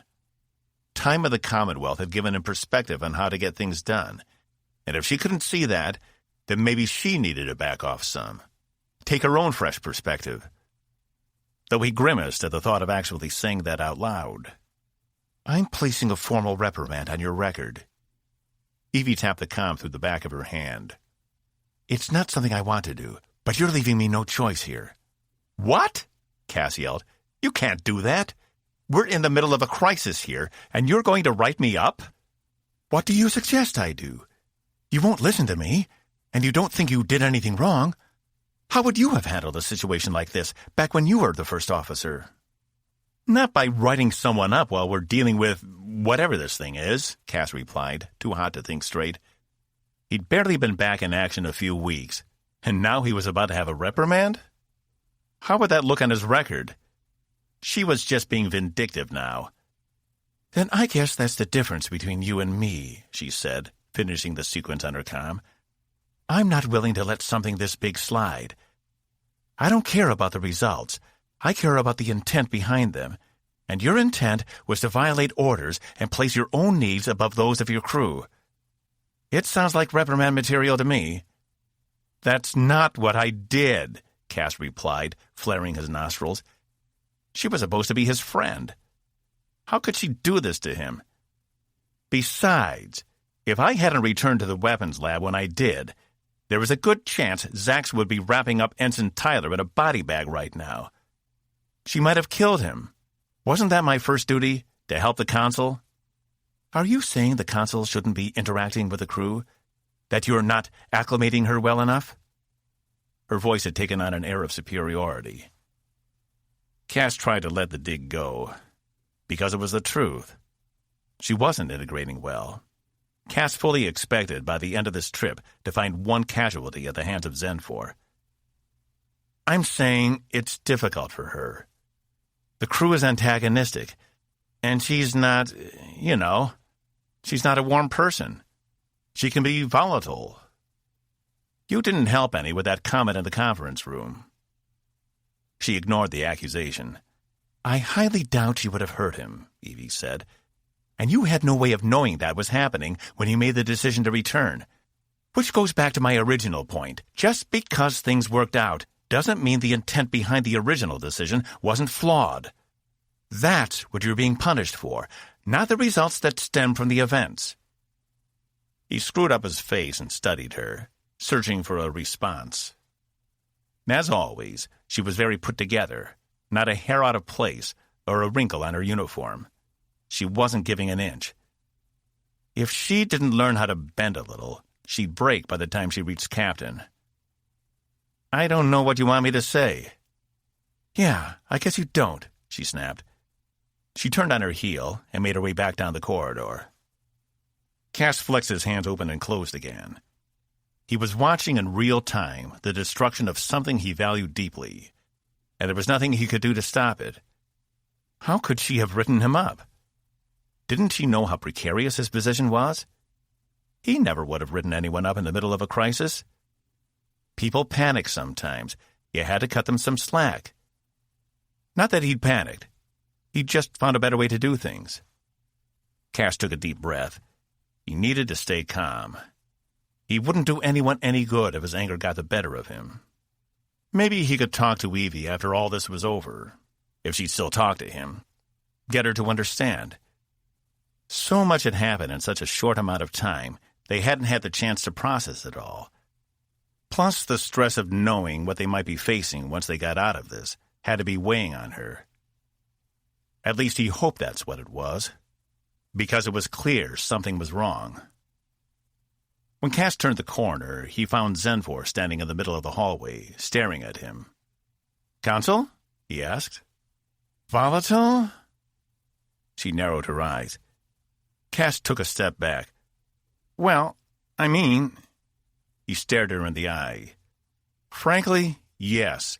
You are volatile. Tell me I'm wrong." She cracked a smirk. "You're not." Cass took a breath.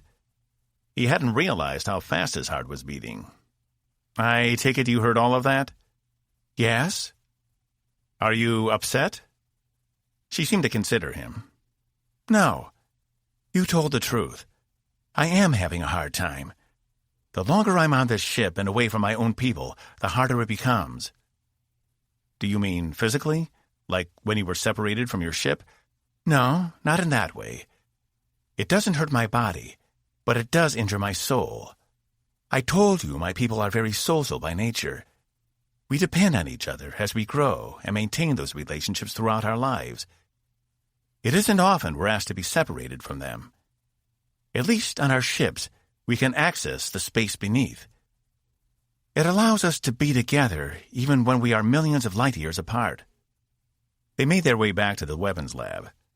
"I still don't understand how that works," he admitted. "Do the ships connect you to everyone? Or is it like a shared space? It's hard for me to wrap my mind around." "I wouldn't expect you to understand. Perhaps in time you will. Either way, I don't care. I'm more interested in Commander Diazol." Cass turned to her. "Why?" "She has so much beneath her own surface. She's in pain, and is one of the more intriguing humans I've met. I also like her." "You should tell her. She'd be happy to know." Cass's stomach hardened. "No, that is not our way. If she is open to it, she will realize I respect her. If not, it is her loss." Cass furrowed his brow. The still were so odd. They didn't tell each other how they felt? Everyone was expected to know? It was a good thing humans weren't like that. What happens on a Sill ship when someone disobeys an order? Are they demoted? Cass asked. "In a way. Each Sill is bred for one purpose. For example, I was born to be a consul. I cannot be anything else, no matter how much I try. If I were to disobey a direct order, I would be dismissed back to Thistleia." "Thistleia?" Cass asked. He hadn't heard the word before. "Our homeworld. It orbits the star you call Taurus Epsilon." No one had ever seen Taurus Epsilon before. It was too deep within Sill territory. So far, the Coalition hadn't even known the system had planets. He'd have to make sure to update his star maps. "So, dismissed, huh? Just like that? No second chances?" "Not for serious infractions. There is no excuse for reprehensible behavior. If I committed a serious infraction, another consul would be ready to take my place." "When you say you're born to be a consul, what does that mean?" They reached the hypervator and got inside. "It means, from the time I was born to the time I die, I have one purpose, consul. I am not a navigator, an engineer, or anything else. I am only a consul." Unlike you, it is not a rank I earn. It is one I am born into. We study and train all our lives for our one purpose, and work to excel at that purpose. No one in my society looks to supplant someone else above them. It is what maintains our balance and way of life. But you don't have anything to strive for, nothing to aspire to, Cass said, unable to fathom just doing one thing for the rest of his life. We strive to be the best versions of ourselves, Zenfor said. And suddenly Cass was sitting back in Professor X's classroom, listening to a lecture on morality. The professor had said something very similar. Being in the coalition was a privilege, and it was each citizen's duty to work toward becoming the best person possible. Only that would help the collective whole. I guess I can understand that, Cass said. It works for our purposes. Your system of replacing each other seems inefficient. Sometimes it's necessary. But we also feel like our accomplishments deserve rewards. If we perform well, we are given new opportunities. As they exited the hybrivator, Zenfor's brow formed into a V. But doesn't that negate your commitment to your current job, if you're always striving for a different one? Sometimes. But it has also produced some of the best officers I've ever worked with. It seems it has also produced some of the worst, she replied matter-of-factly. As they reached the lab, he found he couldn't disagree, and said no more on the subject. 17. After 4 more hours in the weapons lab, with little to no progress, Zenfor notified Cass she was returning to her quarters to rest, and she'd be ready to begin again in 6 hours. He agreed. But instead of heading back to his own room, as he should, Cass couldn't help but find himself headed for the ship's bar. The last time he'd been here was when he found Negotiator Laska sitting alone in the dark, drinking scorb. The ship had been on lockdown, and the bar hadn't even been open, but she'd found a way to break in and have a few. She had been a woman after Cass's own heart, and he found himself strangely missing her on this mission. He half expected Coalition Central to send her along to attempt to negotiate with Andromeda. But Tempest's mission was strictly reconnaissance only. No unnecessary contact. It wasn't as if one ship could have very much impact against an entire army anyway. Cass only hoped the engines held out. He was surprised to find the bar open, despite the fact the ship was dealing with a mild emergency. But he supposed since an attack wasn't imminent, not everyone was required to be at their duty stations. Still, there weren't many patrons this evening. A couple sat in the far corner, nursing their drinks, while exchanging conversation in low whispers. The male was human, but the female was Dorsi, a medium-sized gray-skinned life form. Dorsi were characterized by their huge insect-like eyes, which almost glowed green, and small antennae, where a human's ear sat. She was rail-thin, like all Dorsi, her long arms reaching almost twice the distance as her companions. If Cass remembered correctly, her name was crewman Ulagcha. Cass wasted no time heading to the front to order. "Give me a scorb." He pressed his thumb to the bar, granting access. The bartender was a man in his mid to late 40s, with long black hair pulled back into a ponytail, and a thin beard and mustache. He regarded Cass a moment before turning and grabbing one of the bottles off the middle shelf. The ship's manifest had his name listed as Marshall, though Cass wasn't sure if that was his first or last name. He poured Cass a half glass, then set the bottle beside the glass. "Thanks," Cass said, lifting the glass to toast him before knocking it back. "One more." Marshall only stared at him. Nonplussed, Cass took the bottle and poured a little more than half a glass, then retreated to one of the small tables in the back. From here, he had a great view of the nebula, and he studied it while sipping on the scorb. Should he have gone back to his room to get some rest? Probably. But he needed something to take the edge off his confrontation with Evie. If getting a reprimand on your record didn't warrant a drink at the end of the day, he didn't know what did. As he stared at the light brown liquid in the glass, he couldn't help but wonder if the still had alcohol. Not that he could imagine them inebriated. How would that go? Someone could say the wrong thing, and Zenfor very well could rip their head off. Then again, that was a possibility when she wasn't drunk. His attention was broken by someone else sitting down at his table. Cass turned to tell them to go away and let him drink in peace, until he saw it was the one person who never would have stepped in a bar if Cass hadn't been here already. You know what's fun? Liver replacements. I've been brushing up in anticipation of your appointment, Box said, his yellow eyes blinking. How did you even know I was in here? Cass asked. Box pointed to Marshall, who remained stone-faced, though his gaze was still trained on Cass. Guess I can add one more person on my list of people not to trust, Cass said, taking another sip. I don't know, boss. That list is pretty long already. There's Rutledge, obviously, and Page, and Maddox, and that smuggler Jula. Oh, and remember that weird little animal she had that bit you on the... Is there something you need? Cass asked. Just to watch you methodically kill yourself. Also, if you collapse, I can resuscitate you, or carry you out, whichever Marshall lets me do. Did you finish everything in the bay? Cass asked. Oh, you mean the indentured servitude that was a favor for you? I told the pilots all of your most embarrassing stories, and they lapped them up. I'm like their new best friend. We're all supposed to come here tomorrow night for a get-together. That is, if the ship is still in one piece. You're not invited. Are they done? Cass asked, exasperated. They're done. But since you were supposed to be the one down there, and not me, I haven't submitted the report. I almost did it, but then I realized you'd owe me. By the way, you owe me. Cass scoffed.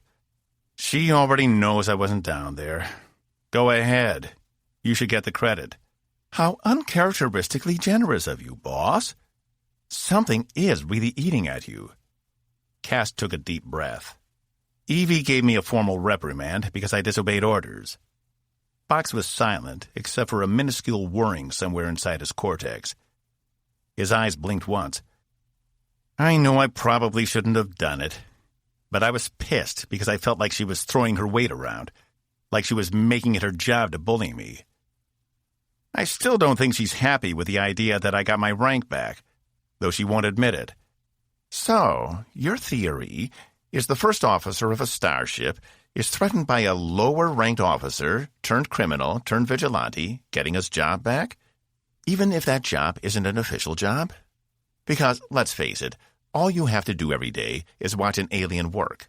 Box folded his metal arms behind his head and leaned back in his chair. It creaked under his weight. Well, despite the fact she's highly competent, highly decorated, with a solid moral compass, and all of a sudden you have your old rank back, and now she can't function as an individual. Cass huffed. I mean, it's not... Oh, no! My life is in such tatters that I don't know what to do, Box said in a female voice that wasn't dissimilar to Evie's. I think you've made your point, Cass replied. Box's eyes blinked rapidly. Maybe if you weren't disobeying orders, she'd go easier on you. Cass took another, larger sip. Yeah, I guess you're right. Though I think she's overcompensating. Or maybe you're just being a dick, like you tend to do when things don't go your way. He leaned his chair back down again and leaned over the table. Remember Astalon King? How demanding he was?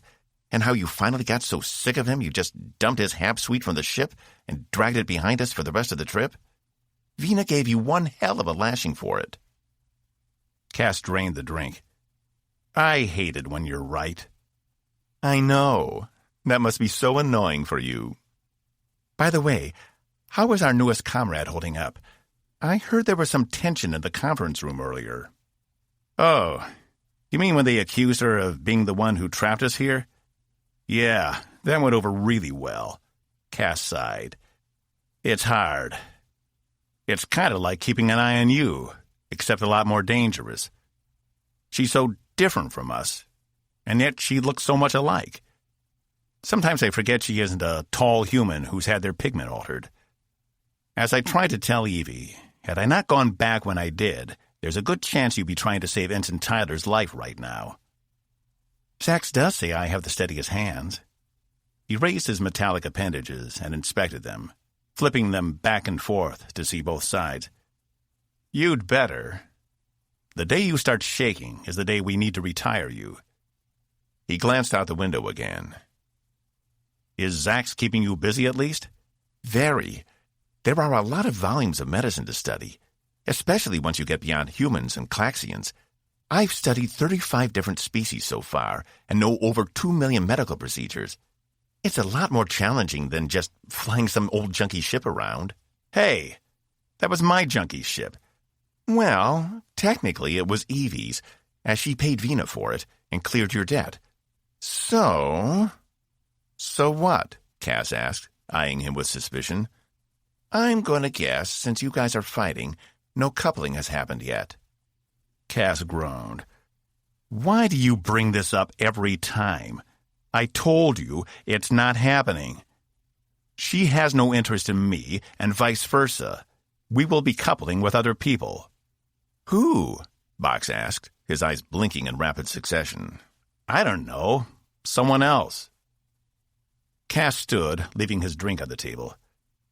I need to go get some sleep. Hey, wait, Box said. I was wondering if you found out anything else about the Iphigenia. Did the probes pick anything up? Cass placed his hand on the table. A drunken fog descended on his brain. Not the ship, but we're still getting the telemetry from the distress signal. Zal thinks it is coming from the hole in space-time created by the creature. Fun. Tell me about it. Box crossed his hands in front of him and sat attentively.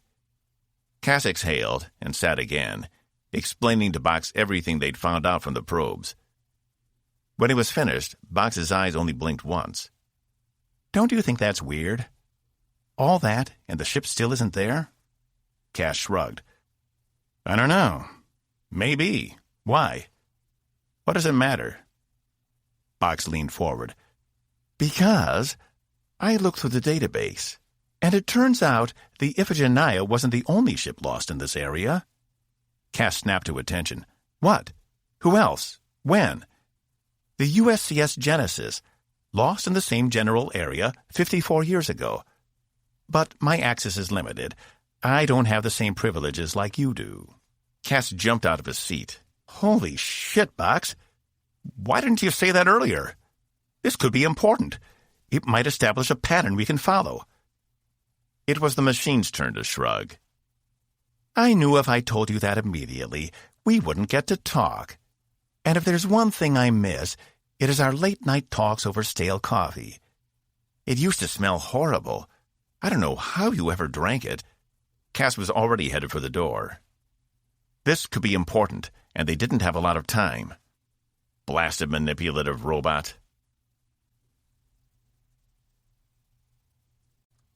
18. Cass made his way down the hall, stumbling only once, with Box on his heels. He needed to find the closest info terminal to access everything he could on the Genesis. But his head was swimming, and he wasn't sure he could trust his judgment. Here, he said, reaching the first terminal outside the bar. It had only been a few steps away, but for some reason it felt like half a marathon. Cass pulled up all the information he could on the ship using his credentials. Box watching over his shoulder. USCS Genesis, FCD 6025, lost Ionicon 17th, 2545. No explanation given. Searches revealed no trace of the ship or any of its crew. The Genesis was a destroyer? He glanced back at Box. Which means it was heavily armored. The old Coalition destroyer ships were massive and hard as hell to penetrate.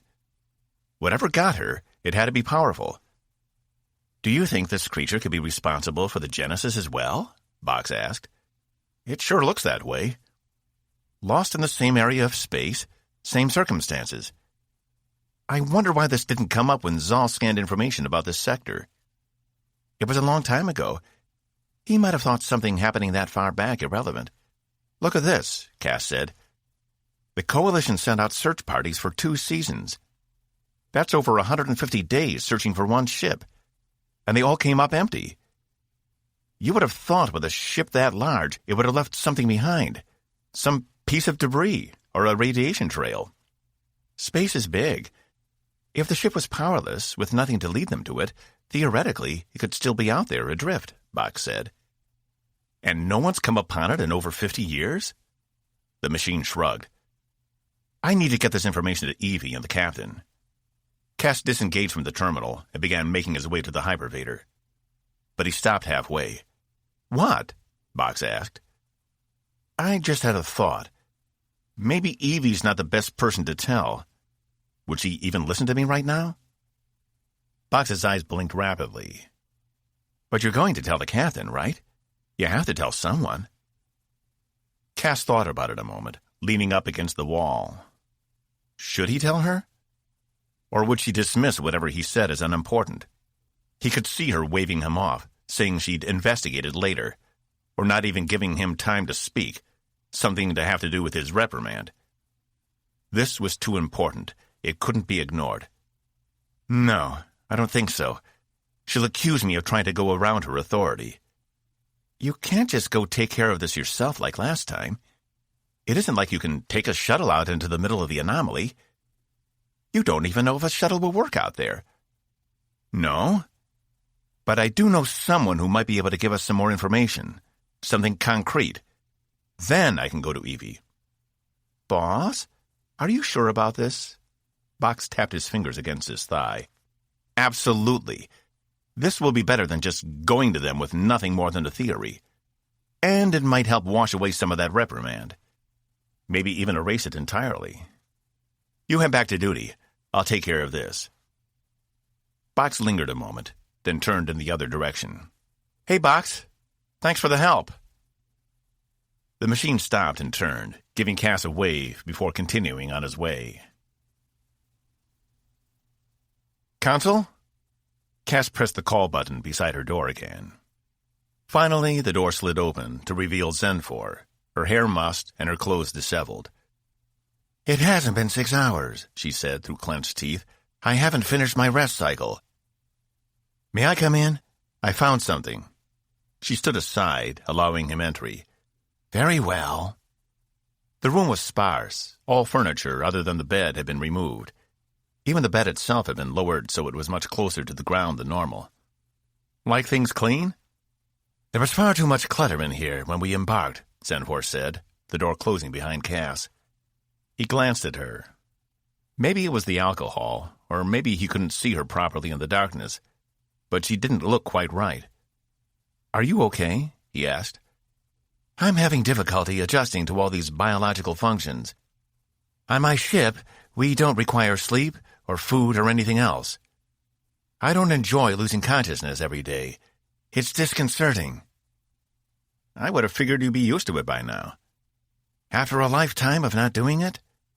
I guess I can see your point. She crossed her arms. What was so important it couldn't wait? There's another missing ship. The Genesis. Lost 54 years ago. I think it might establish a pattern. And I wanted to know if there was any way we could modify the probes remotely to search for it along with the Iphigenia. Finding one or both of the ships might give us a clue as to how to get out of here. He paced the open room, wishing for something to sit on, or at least lean against. His balance still wasn't all there yet. Yes, I can adjust the telemetry from here. If you have specs on the other missing ship, I'll attune the probes to search particularly for that ship as well. But we haven't found any trace of the Iphigenia. Do you really think the older ship will still be there instead? Cass shook his head. I don't know. But I think it's worth trying to find out. At least it could give us a clue as to what is happening, and where that Terran space leads. Very well. Give me a few minutes to compose myself, she said, disappearing through the doorway leading to the restroom. Cass glanced around for a chair or some other piece of furniture to sit on. Finding nothing, he sat on the floor, his back against the wall. If Evie had ever needed a week off, this would have been it. Every hour they remained stuck in this place was another hour taken away from being able to see her father. If this went on much longer, she wouldn't be able to stop by at all. Was she a terrible person for halfway wanting that scenario? She'd have to tell his nurses they were on an important mission, and she'd have to find the time later. The nurses wouldn't say anything, but she knew what they would think, even after all their warnings to her about his condition.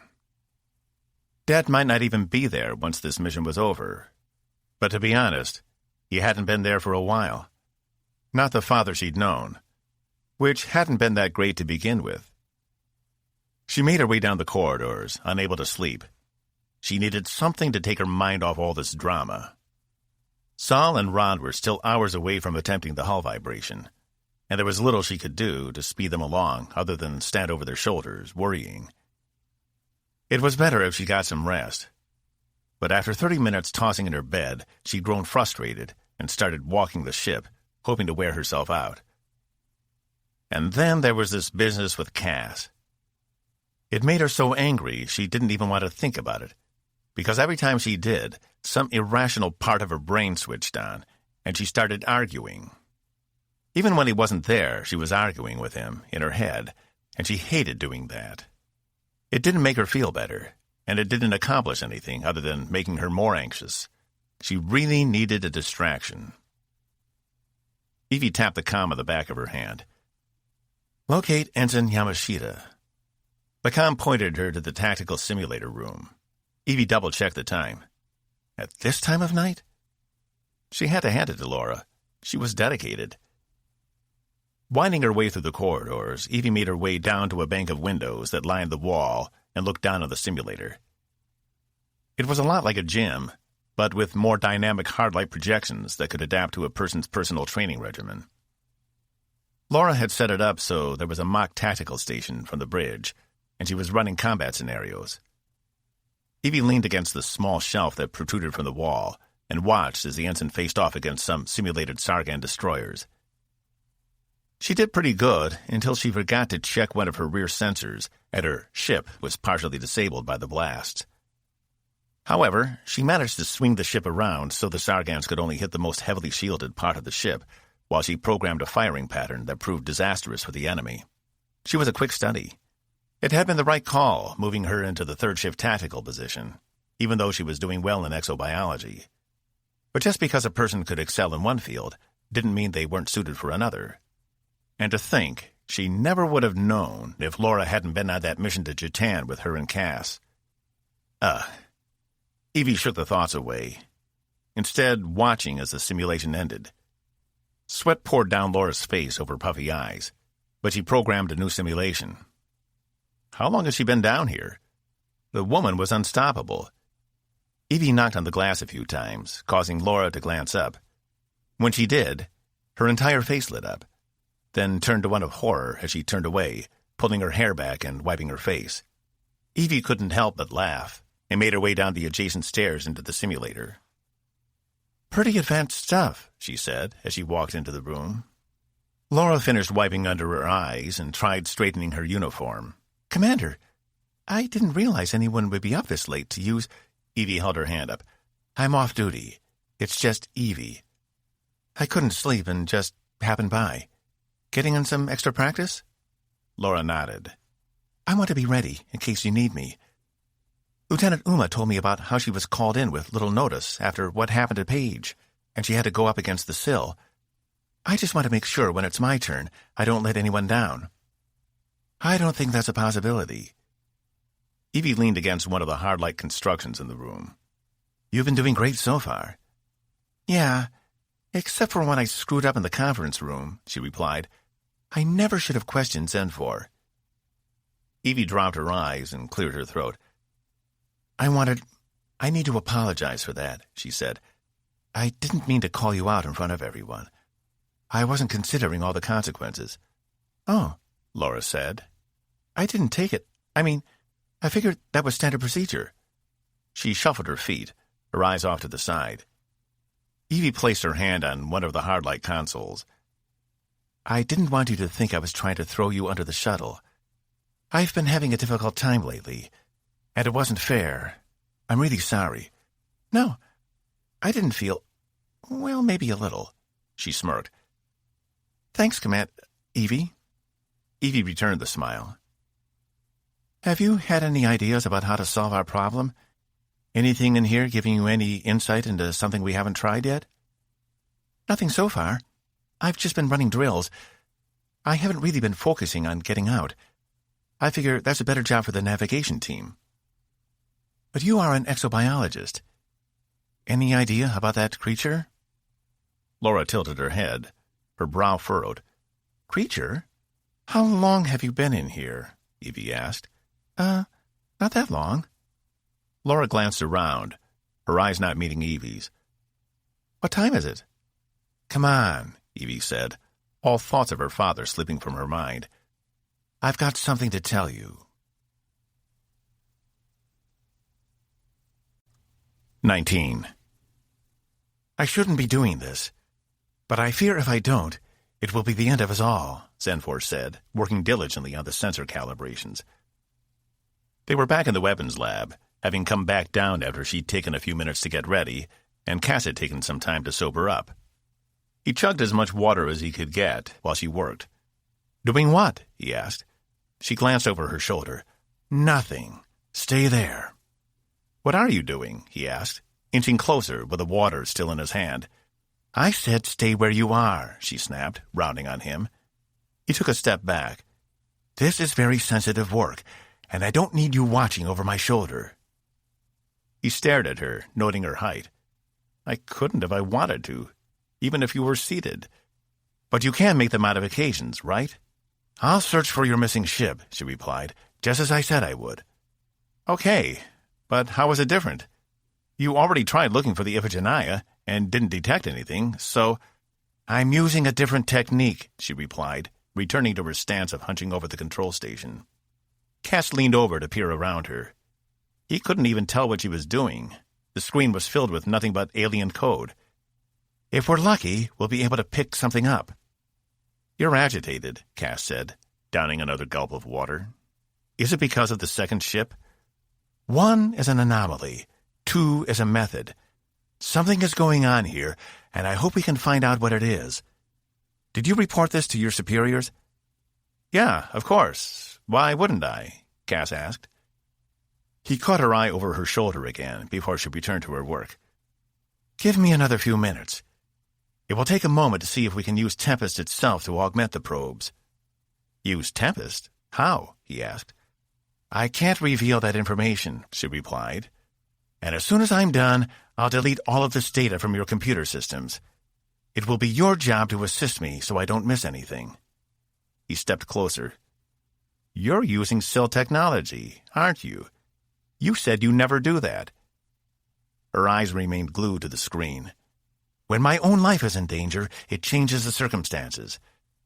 There is something wrong with this situation, and we must discover its truth. I think we can all agree on that, Cass replied. You might as well tell me what you're doing, or I'll just keep asking. I'm an engineer, curious by nature. She huffed in response. Okay, fine. But when the captain asks how we found the ship, you will tell him we use proprietary SIL information and it's not available for his own use. Cass rolled his eyes. You are way too protective. You know we probably wouldn't know how to use half your technology, even if we got our hands on it, don't you?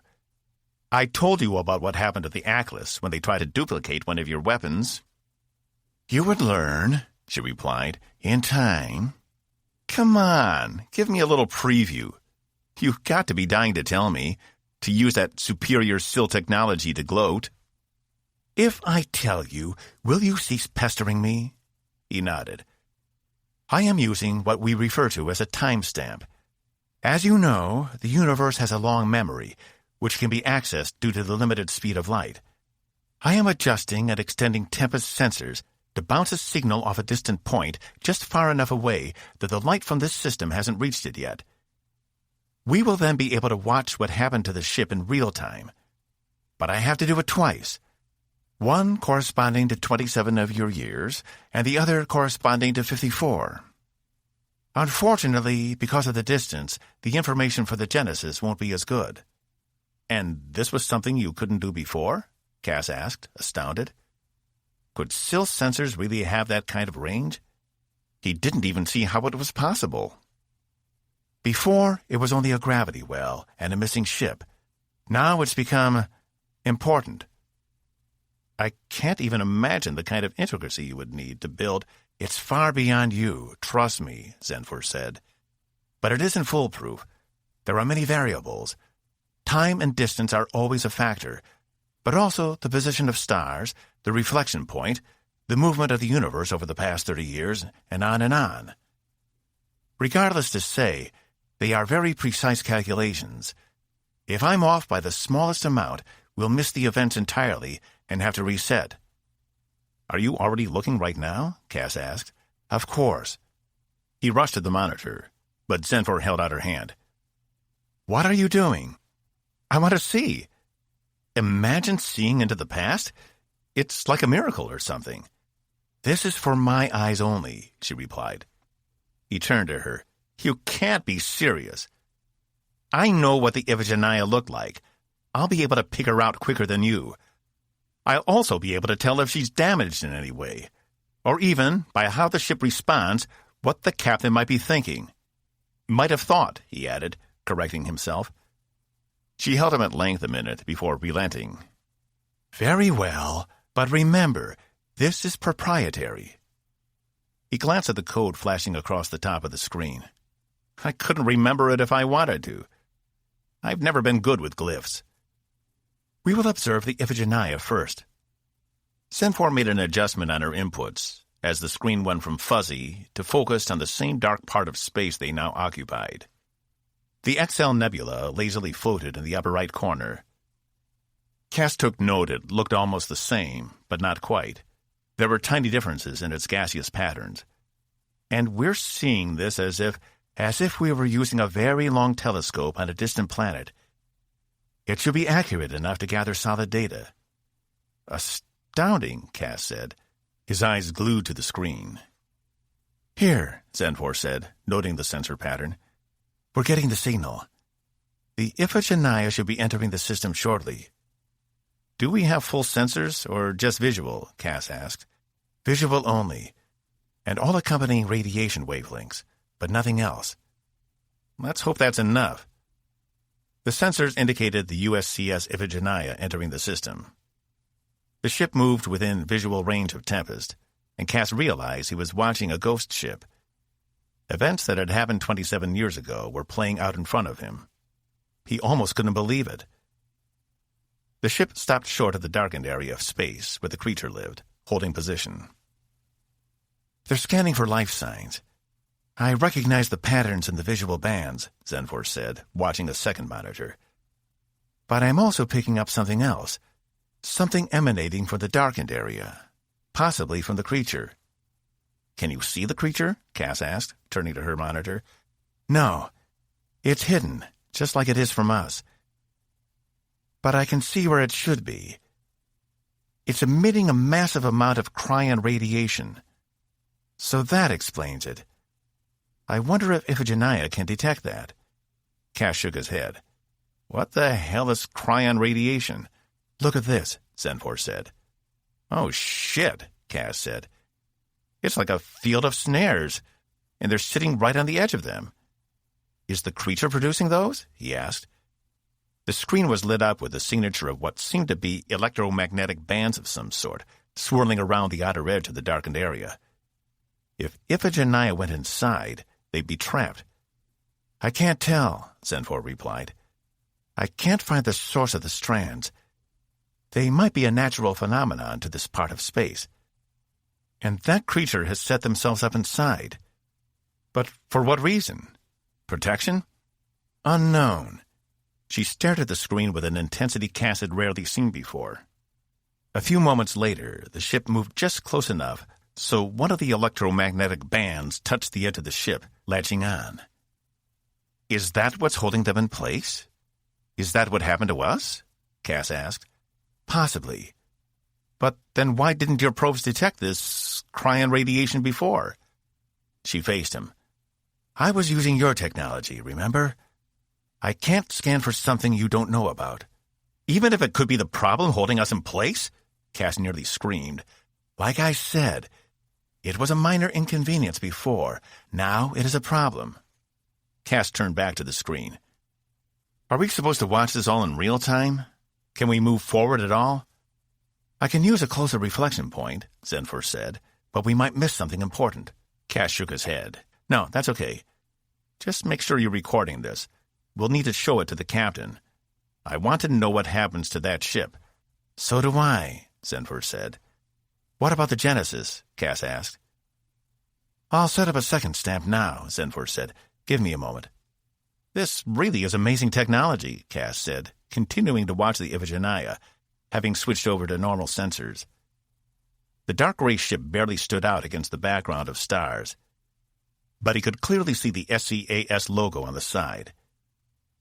It's like they're still right there with us, like we could send them a message right now and tell them to turn back. We can't, Zenfor replied. Yeah, I know.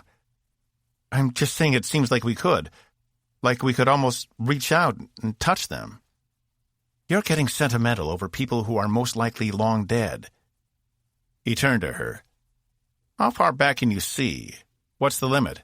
I don't know personally, but I don't believe anyone has used it to look further than 70 or 80 of your years into the past. The distance has become too great for even our sensors to handle. And from still space, we can only see so far. But we tend to know when you're coming. That's how your ships are always waiting for us when we cross your border, Cass said, remembering how, when they tried to contact the Sill in the beginning, they'd been met with a hostile ship that had blown them out of an undercurrent. Correct. We also use them to track the history of the universe, or at least what we can see of it. Your libraries must be vast and detailed. The second stamp is ready. Zenfor entered a sequence into the computer. The screen flickered, and the fuzzy image sharpened, but wasn't as clear as the one for the Iphigenia. I had to bounce this off what you call the Norcon system. It's much further away, so our resolution won't be as good. There's also a better chance of losing the signal. The image flickered, as Cass barely made out the USCS Genesis come into view along almost the exact same path as the Iphigenia, though they were looking at it from the underside rather than the port side view. Cass couldn't make out the USCS logo on the Genesis, but the configuration of the ship matched what he knew the Hermes-class destroyers used to look like. It's harder to see, but I believe we're witnessing the same event, Zenfor said. The cryon radiation is present here too, as are the electromagnetic bands. And as soon as Genesis gets close enough to touch one, they'll be ensnared. Just like the Iphigenia. Just like us. She stared at him a moment before responding. Correct. Just like us. 20. Captain Cordell Green surveyed the scene before him. All his best people were at their stations, and yet he couldn't calm the unease that had grown within him ever since they dropped out of the undercurrent and heard that distress signal. And now they lost precious hours to some unknown space affliction, and he wasn't about to lose any more. It was time to engage Plan A. With any luck, they'd be out of here and back en route to Omicron Terminus within the hour. Commander? Is everything ready? He asked his first officer. Lieutenant Saul reports the ship is ready, Diazol noted. Issue a general alert. Tell the crew to hang on to something. He took a seat and engaged the restraints. The commander pressed a button on the arm of her chair. Attention all personnel. We will be attempting to use vibrations to shake the ship loose. Lock down all loose containers and prepare for turbulence. Green had to admit it. Diazol was one of the best he'd worked with, despite the fact sometimes her methods were unorthodox. In the end, she always did the right thing, and she was good at her job. He only wished he'd found her years ago. If they somehow survived this impending threat from these aliens, he didn't think it would be long before she was offered her own ship, and he'd have to take on yet another new first officer. Station heads report all sections of the ship are prepared, Captain, Diazol said. Okay, everyone? Let's hope this makes a dent. Lieutenants, engage when ready. Aye, they responded at the same time. At first, Green couldn't tell if anything was happening. Then he felt it, a low rumble in the ship itself. as if it were a great beast waking from a long sleep. "Vibrations at 10%, Ron said. "Is it making a difference?" Green asked. "Nothing yet, sir," Saul reported. "Turn up the heat. I want out of this thing." The rumble increased, enough so that Green felt his own chair begin to tremble. It wasn't much, but the reverberations traveled up through the chair and through him as well. He found if he clamped down on the arms of the chair, the effect was negligible. "Anything?" "Still nothing, sir." "Rond, turn us up to 50%. If whatever has us has the capability to adapt, let's try to keep it on its toes." Rond nodded, inputting the necessary commands.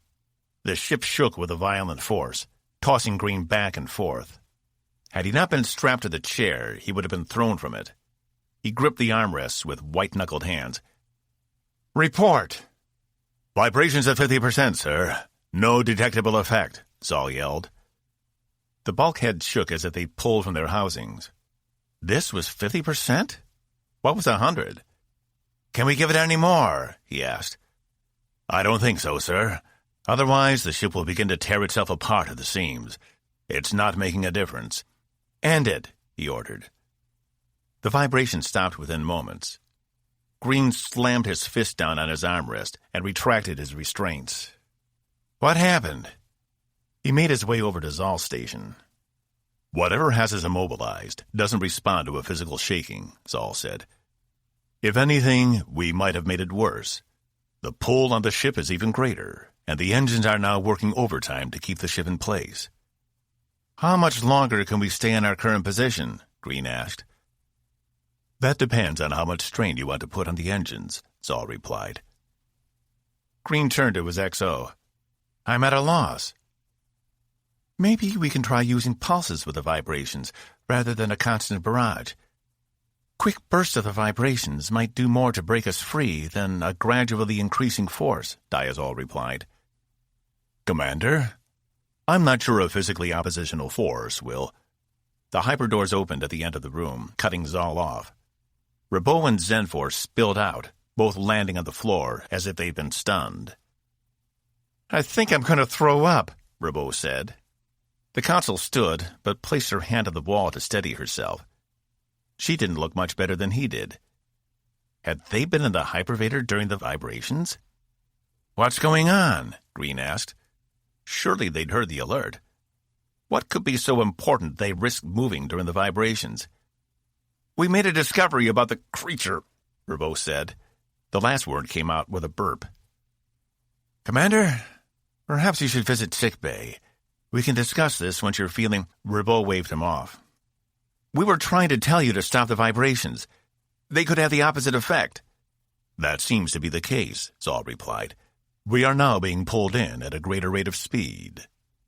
"You are not the first ship to experience these issues," Zenfor said. "Both the Iphigenia and the Genesis fell into a similar snare. All three are experiencing the same problem, 27 years apart, each." The Genesis? That was a name Green hadn't heard in a long time. He'd been a few years old when the ship was lost, and remembered it had been a big deal at the time. But he'd thought the ship had disappeared closer to Naraka. Had it been in this sector? He hadn't even thought about it. "Lieutenant Zoll?" "Confirmed, sir. The USCS Genesis was reported lost in the vicinity of the XL Nebula 54 years ago." "Why didn't this come up in your information previously?" "I apologize. It seems the information was misfiled in Coalition data storage. It is filed near Naraka, but the file clearly says XL Nebula." Damn sloppy archivists. Green turned back to the commander and Zenfor. He could feel Diazol's presence at his side. He hadn't been blind to the tension between her and Commander Ribot ever since he'd been reinstated, but he trusted she could handle it. Though he had been disconcerted to see a reprimand come across his desk for Ribot. Was this part of that, or something else? "You say you know both ships suffered the same fate. How? The Coalition has no records on the disappearances. Unless I'm mistaken." He turned to Lieutenant Zoll again. The Unterbrew shook his head no, though his face betrayed no emotion. Consul Zenfor used some proprietary technology to discern their fates. I'm not at liberty to reveal. He coughed twice and closed his eyes, pushing himself up on his hands and knees. Sorry, sir. I'm not at liberty to divulge the SIL technology. By order of the Council. Medical to the bridge. Green regarded them. When he'd taken the SIL on board, he'd expected a scenario like this might arise, though he hadn't anticipated it coming so quick. His orders were clear. Keep the peace, no matter the cost. Which meant he couldn't order Ribot to talk about how Zenfor had discovered the information. He would have to trust Ribot's first priority was the ship and the crew's welfare. It made him feel better the man had decided to rejoin the coalition. At least there could be consequences if he defected again. But he was also something of a loose cannon ever since his return from Sargon space. Green had spent considerable time reviewing the man's former service record, and it was hard to reconcile the two. The Caspian Ribot splayed out on the floor before him today was a far cry from the first officer of the Atlas. Lieutenant, help the commander, Green ordered. Ron jumped out of his seat and hooked a hand under Ribot, bringing him to his feet. His face was a pale shade of green, but his eyes were alight with activity. Green also noticed Commander Blum had left her station and was standing close. You say both previous ships suffered the same fate? This pull on the ship? Yes, sir. And if we don't get out of it, I believe something bad will happen. His eyes left Green's for a moment, shifting left to his XO.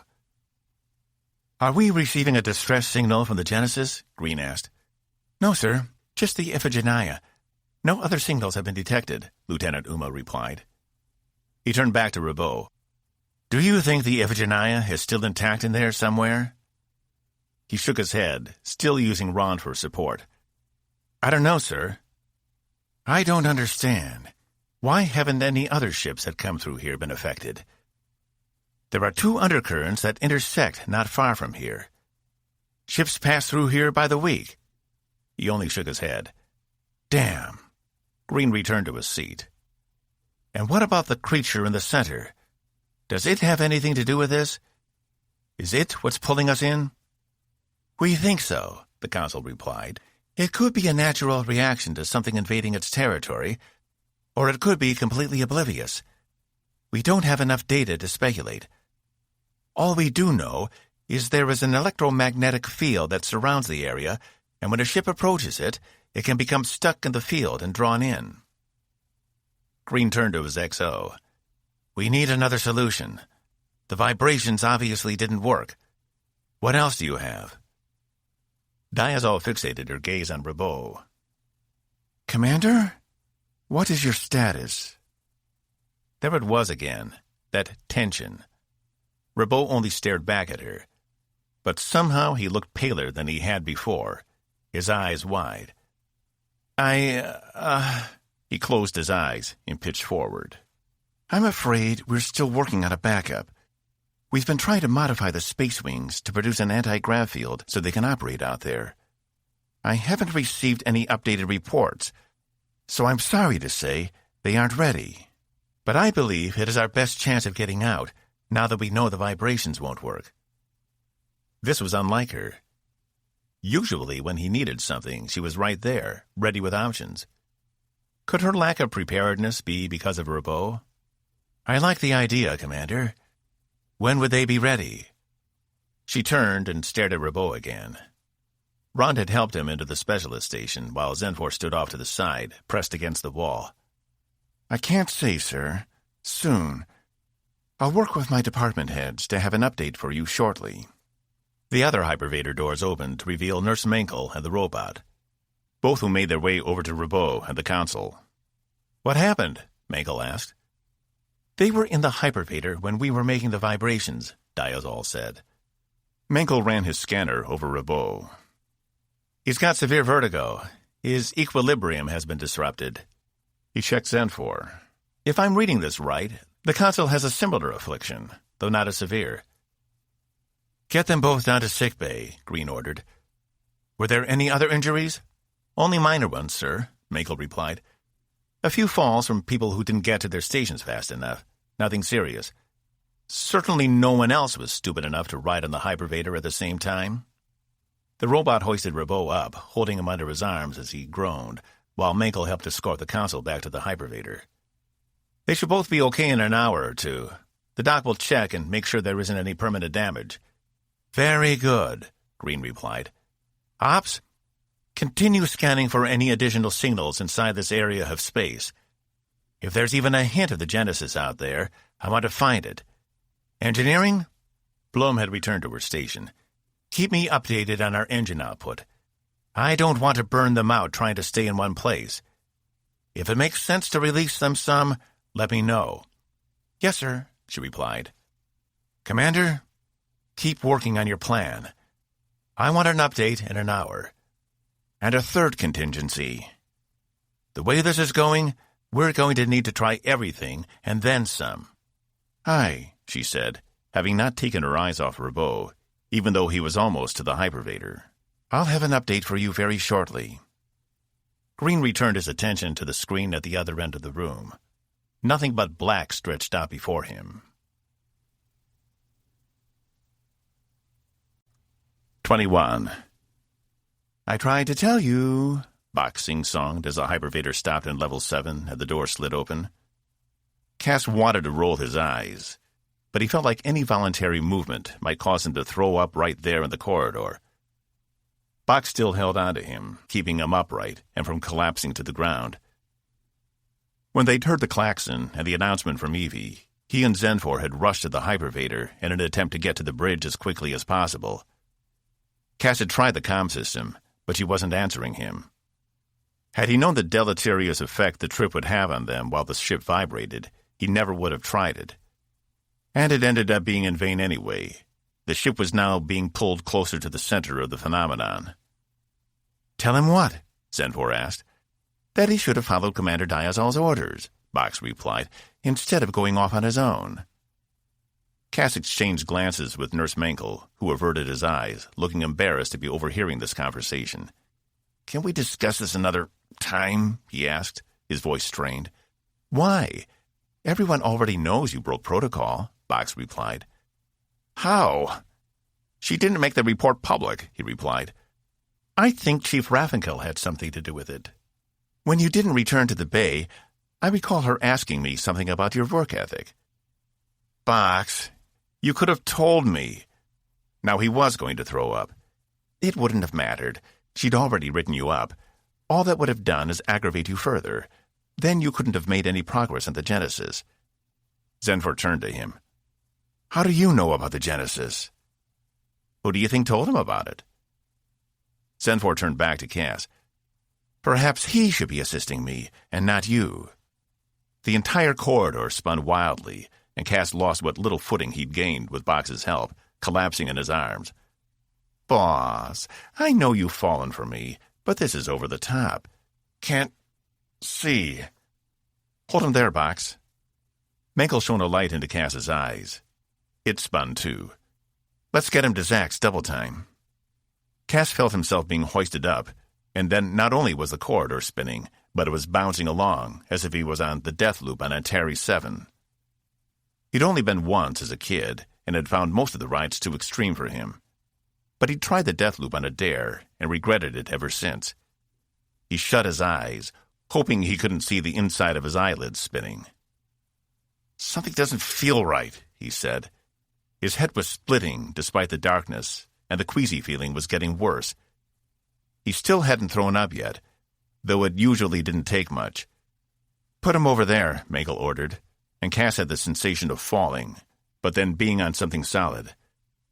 Box, immobilize him. He'll roll off the table otherwise. The feeling of a tight blanket all around him, keeping him in place, materialized, and he had the sensation of the table being turned upside down and him hanging from the ceiling. Had they lost gravity? He didn't want to open his eyes to look. Cass, can you hear me? It was Dr. Zachs. He tried to nod, but thought better of it. Yeah. You're going to be okay. Some of the components in your inner ears have been dislodged.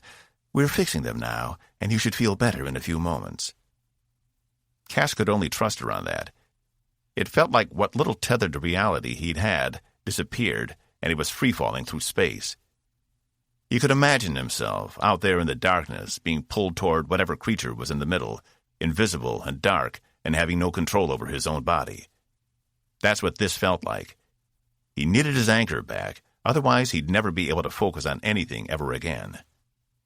"Caspian, try opening your eyes," Zack said. He squinted, then wrenched them open to find the room was no longer spinning. "Everything look okay?" Zack asked. He nodded. "Let's get you mobile." She pressed a button under the table, and suddenly he could move again. "Try sitting up." Cass did, and while there was a small wobble in his vision, it wasn't anything like it had been. "Better?" "Yeah, everything's stabilized." Zack smirked with her small mouth. "See? Simple inner ear repair. Your ride in the hypervator must have shaken you up too much, enough to cause some damage. But I did a scan. Looks like everything else is fine." Cass glanced around the room. Box was off in the corner, working on something he couldn't see. Menkel attended to Zenfor, who sat on the edge of the next table over, her back to him. "What about you? Feeling okay?" "I feel fine now. It was only temporary." "Her ear construction is similar to ours, but much sturdier." Menkel showed Cass the scan he'd taken of Zenfor. "Less prone to problems like the ones we're used to." "I've had a thought," Zenfor said. "These electromagnetic strands holding the ship may have a lower range limit. They might not hold onto something small," Zenfor said. "Like the Space Wing fighters," Cass replied. "If we could reverse the electromagnetic signature of each strand holding the ship at the same time, she could break free. You're right." The doors to sickbay opened to reveal Evie. Cass recoiled, wishing Zax had put him under. He also thought he heard a noise like a snicker from Box, but he couldn't be sure. "Commander?" she said, approaching them. "Feeling better?" Cass had a difficult time meeting her eye. She'd been right about the Space Wings all along, and because of him, she'd been underprepared on the bridge. He should have stayed and helped finish what he'd been ordered to do. But they still had more modifications to make, if Zenfor was correct. And wasn't she the one who'd come up with the idea of using the ships to deflect the electromagnetic strands produced by the cryon radiation? A type of radiation the Coalition wasn't even aware of without Zenfor scanning technology. Evie may have been on the right track, but she hadn't been able to get all the way there on her own. "Better, yeah." He hopped down from the table. He thought he felt the vertigo again and would be on his ass in seconds, but then it stabilized, and he was fine. "Glad to hear it. I want an update on when the Space Wings will be ready." Cass turned to Zenfor. "The Council has proposed a solution that might make them more effective out there, but it's going to require some further modification. All the additional power to the anti-grav generators has been completed." She narrowed her eyes at him. "Did you file the report?" "Not yet. I was on my way as soon as I was done here," he lied. Evie pulled her lips between her teeth. "I see. Give us 12 more hours for the rest," Cass blurted out, having no idea how long it would take. He just needed to tell her something to get her to leave him alone. Zenfor shot him a glance, but he ignored it. 12 hours. She seemed to consider it a moment, but her gaze was impossible to meet. "I'll tell the captain."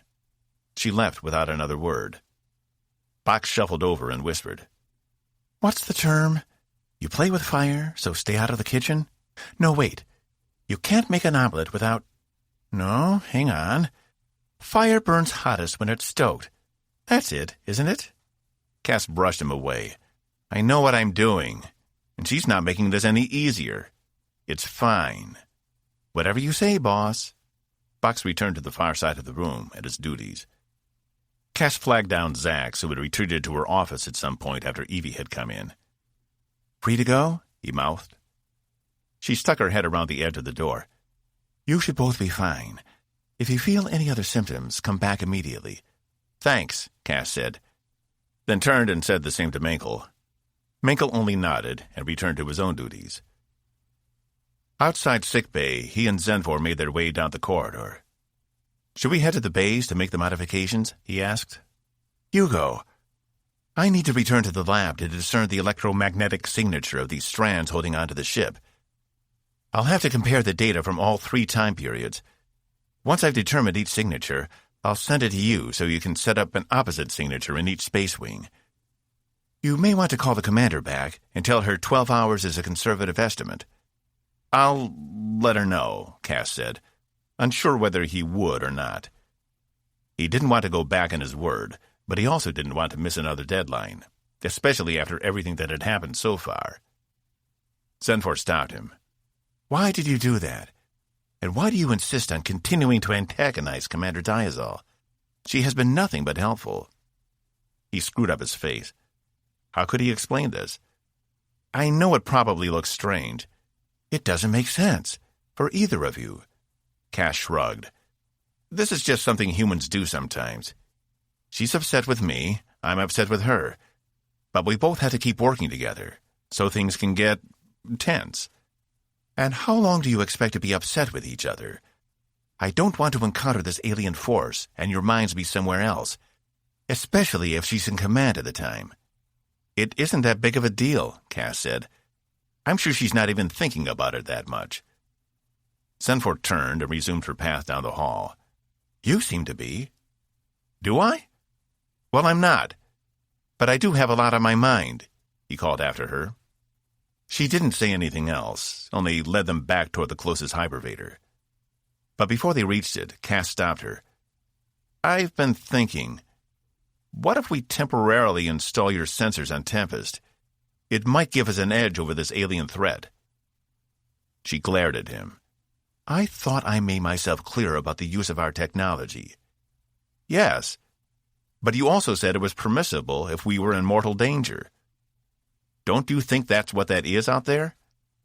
She pulled away from him. I don't know what that is, which is the entire reason I'm on this ship. But I will not allow you to install our technology on this ship. Nothing leaves my control. Do you understand? Yeah, I just thought it might be useful. Then you could delete everything after we'd sent reports to the Coalition. No. Her face was as if she was made of stone. She wasn't even blinking. He tried to play it off. It was just a thought. No, it wasn't, she said, stepping into the open hypervator and placing her hand out so the doors wouldn't close again. It was you trying to manipulate the situation for your own benefit. Something I expressly asked you not to do. I now see that uniform suits you because you are becoming more like the rest of them all the time, lying and scheming to get what you want. But you won't get it from me.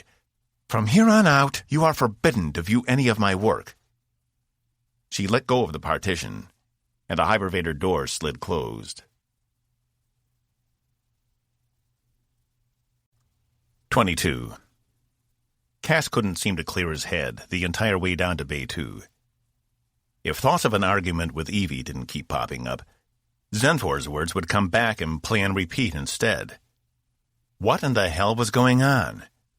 He was trying to do his job, damn it. If he didn't know better, he'd have thought he'd been treated better when he was a criminal.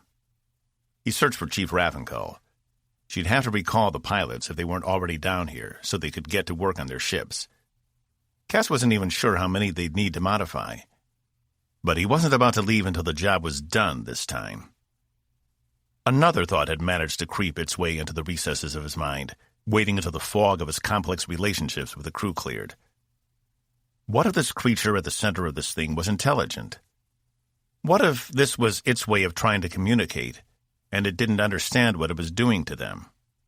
He hadn't wanted to consider it, but as a Coalition officer, he had no choice. The possibility existed that these electromagnetic bands holding the ship were an attempt at saying hello. A survey ship should be doing this job, not a stealth vessel. Every hour they wasted trying to get away from this thing, the Andromeda swarm grew closer. And Tempest was the only hope for giving the Coalition any preliminary information about them, which Cass hoped included their intent.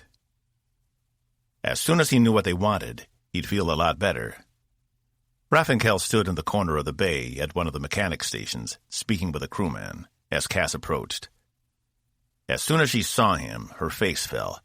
Not you again. She put her hands on her hips. I thought I made it clear to command I didn't want someone down here who couldn't finish the job. The job got done, didn't it? Cass countered. That's not, Chief. I know you don't want me here, but this is how it's going to be. We have a second round of modifications we need to make to the fighters, so I need you to recall the pilots so we can get to work. I don't take orders from you or Coalition Central, Mr. Rabot, she replied, so you can go shove your order up your ass. The crewman glanced between them, her eyes wide. You're on a Coalition Central ship, so you're subject to the rank just like everyone else. I know you know how this works. Recall your pilots, Chief.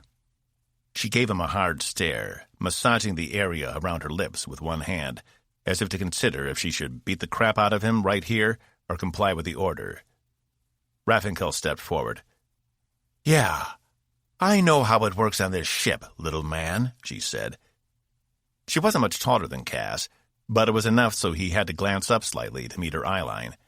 And I told you, I don't work with officers who can't be trusted to do the job. In this situation, you don't have a choice. Go ahead and file a formal complaint with my commanding officer. The work still has to get done, and I'm the only one who can do it. So either report me or do your job. Her eyes flashed, but she didn't move. Zoris, she said, get Grippen, Ryant, and Jan on the horn. Tell them to report to Bay 2. Yes, Chief, Crewman Zoris replied. Cass broke Raffinkel's gaze to look at the crewman who had turned to her own monitor. So this was Zoris. He searched for a scar on her head where he had hit her with a shuttle, but found nothing. It was like it never happened. He wondered if she knew who he was. They'll be here in a few minutes, she said, glancing up. Her eyes briefly met Cass's before she looked away. You know where the ships are, Raffinkel said. I assume you don't need me to show you, sir. Cass considered responding, but headed for the line of space wings along the wall instead. That went well. Regardless of Raffinkel's feelings toward him, this had to get done. At least the pilots themselves seemed to be less antagonistic. Though that had been before he'd left. No telling what things were going to be like after he'd left Box with them. Well, if it isn't Captain Vomit himself, Ryan's booming voice announced as he entered the bay, with Griffin close on his heels. He had a wide grin on his face and gestured wildly with his hands. Man, I didn't know a person could throw up as much as you have in your life, but I guess it's possible. What? Cass hadn't thrown up at all as far as he could recall. The vertigo had been stabilized before anything had gone flying. Box, man. He told us all about it. Ryant clapped Cass in the back. Said you'd get shit-faced at least 3 times a week. And there'd be days he'd have to drag your ass back to your ship as he left a trail of vomit in your wake. Like an undercurrent trail, Griffin said, sticking her head around Ryant, laughing. Yeah, he said he nicknamed you Captain Vomit. He never told you? Cass took a deep breath. No, he never told me. That is one crazy robot you've got there. He had stories on top of stories on top of stories. Cass groaned. Is it true you transported the Princess of Clovistria back to her homeworld and then got stiffed on the bill? Oh, I love her. She's so glamorous, Griffin added, flashing her large eyelashes. It's too bad she's part of the Commonwealth. I'd love to meet her one day. Is she nice? Everyone says she's a piece of work, but I bet she's nice in real life. She's okay, Cass replied, remembering how the princess had tried on more than one occasion to get him to drop his guard, which would have given her guards an excuse to dismember him, one appendage at a time. And she didn't stiff me. Another courier got in the way, tried to steal my fare. You shoot him? Ryant asked, a big grin on his face. No, I don't kill people in cold blood. Maddox was misguided. What was she wearing when you saw her? Griffin asked. Was it the Tal Shavas dress? Or was it something more conservative? Something by Proxima or Bargon? Are we going to talk all day or get to work? Cass turned to see Captain Jan standing directly behind him. Where had she come from? Griffin leaned close to Cass, whispering, You can tell me about the dress later. "What did you need us down here for again?" Ryan asked, staring up at his ship, which sat directly in front of them. "We have more modifications to make. Box told me you managed to finish the anti-grav enhancements." Ryan smiled. "Got mine up to 212%. Way better than these two." Griffin punched him on the arm. "Still over 200. Like 7 extra % is going to make a difference anyway." Jan stood beside them, staring at the line of ships along the wall. "And what about the other fighters? Were you able to modify them all?" "Except for the Chief's. She said she would do it herself," Griffin replied. "She's not really one for going with the grain, but she gets the job done, just in her own way." That was a relief to Cass. He didn't want to interact with the woman again today, if he could help it. "We discovered some new information about this thing we're stuck inside. It's generating a type of radiation we couldn't detect before, producing these electromagnetic bands that have a hold on the ship." "So it isn't actually a gravity well," Jan said. "No. But now that we understand it better, we know how to combat it." "You mean we did all that work for nothing?" Ryan whined. "Talk about a waste of time. Not for nothing. It might still be useful. But what we need to do now is turn each of the space wings into electromagnetic mirrors. We use each ship to emit an opposing signal and hopefully disrupt the bands. That way Tempest can escape." "But won't our ships be stuck then?" Griffin asked, pulling her loose hair back into a blue ponytail. "Sanford doesn't think the bands will affect ships as small as the space wings. They go for the larger prey." "Prey?" Jan asked. "You mean this thing is trying to kill us?" "We don't know yet. So far, there's nothing that would indicate that. But I'm not so sure. Green seems to think it's nothing other than the creature's natural habitat, like a whale in the ocean." Ryan shrugged off his flight jacket, revealing muscular arms. "Let's get started. I don't want to be here all day." Cass tapped his comm. "Centaur, status update. When will you have those first set of calculations for us?" "I'm sending them through in a few moments. We'll need 9 ships total." Griffin groaned. "Looks like another day in the salt mines." She walked over to where crewman Zora stood at her station and leaned over the desk, saying something Cass couldn't hear. Though he noticed Raffinkel hadn't moved, she'd been watching him interact with her pilots this entire time. When his eyes met hers, she didn't turn away, only intensified the stare until Cass finally averted his gaze. It was going to be a long day.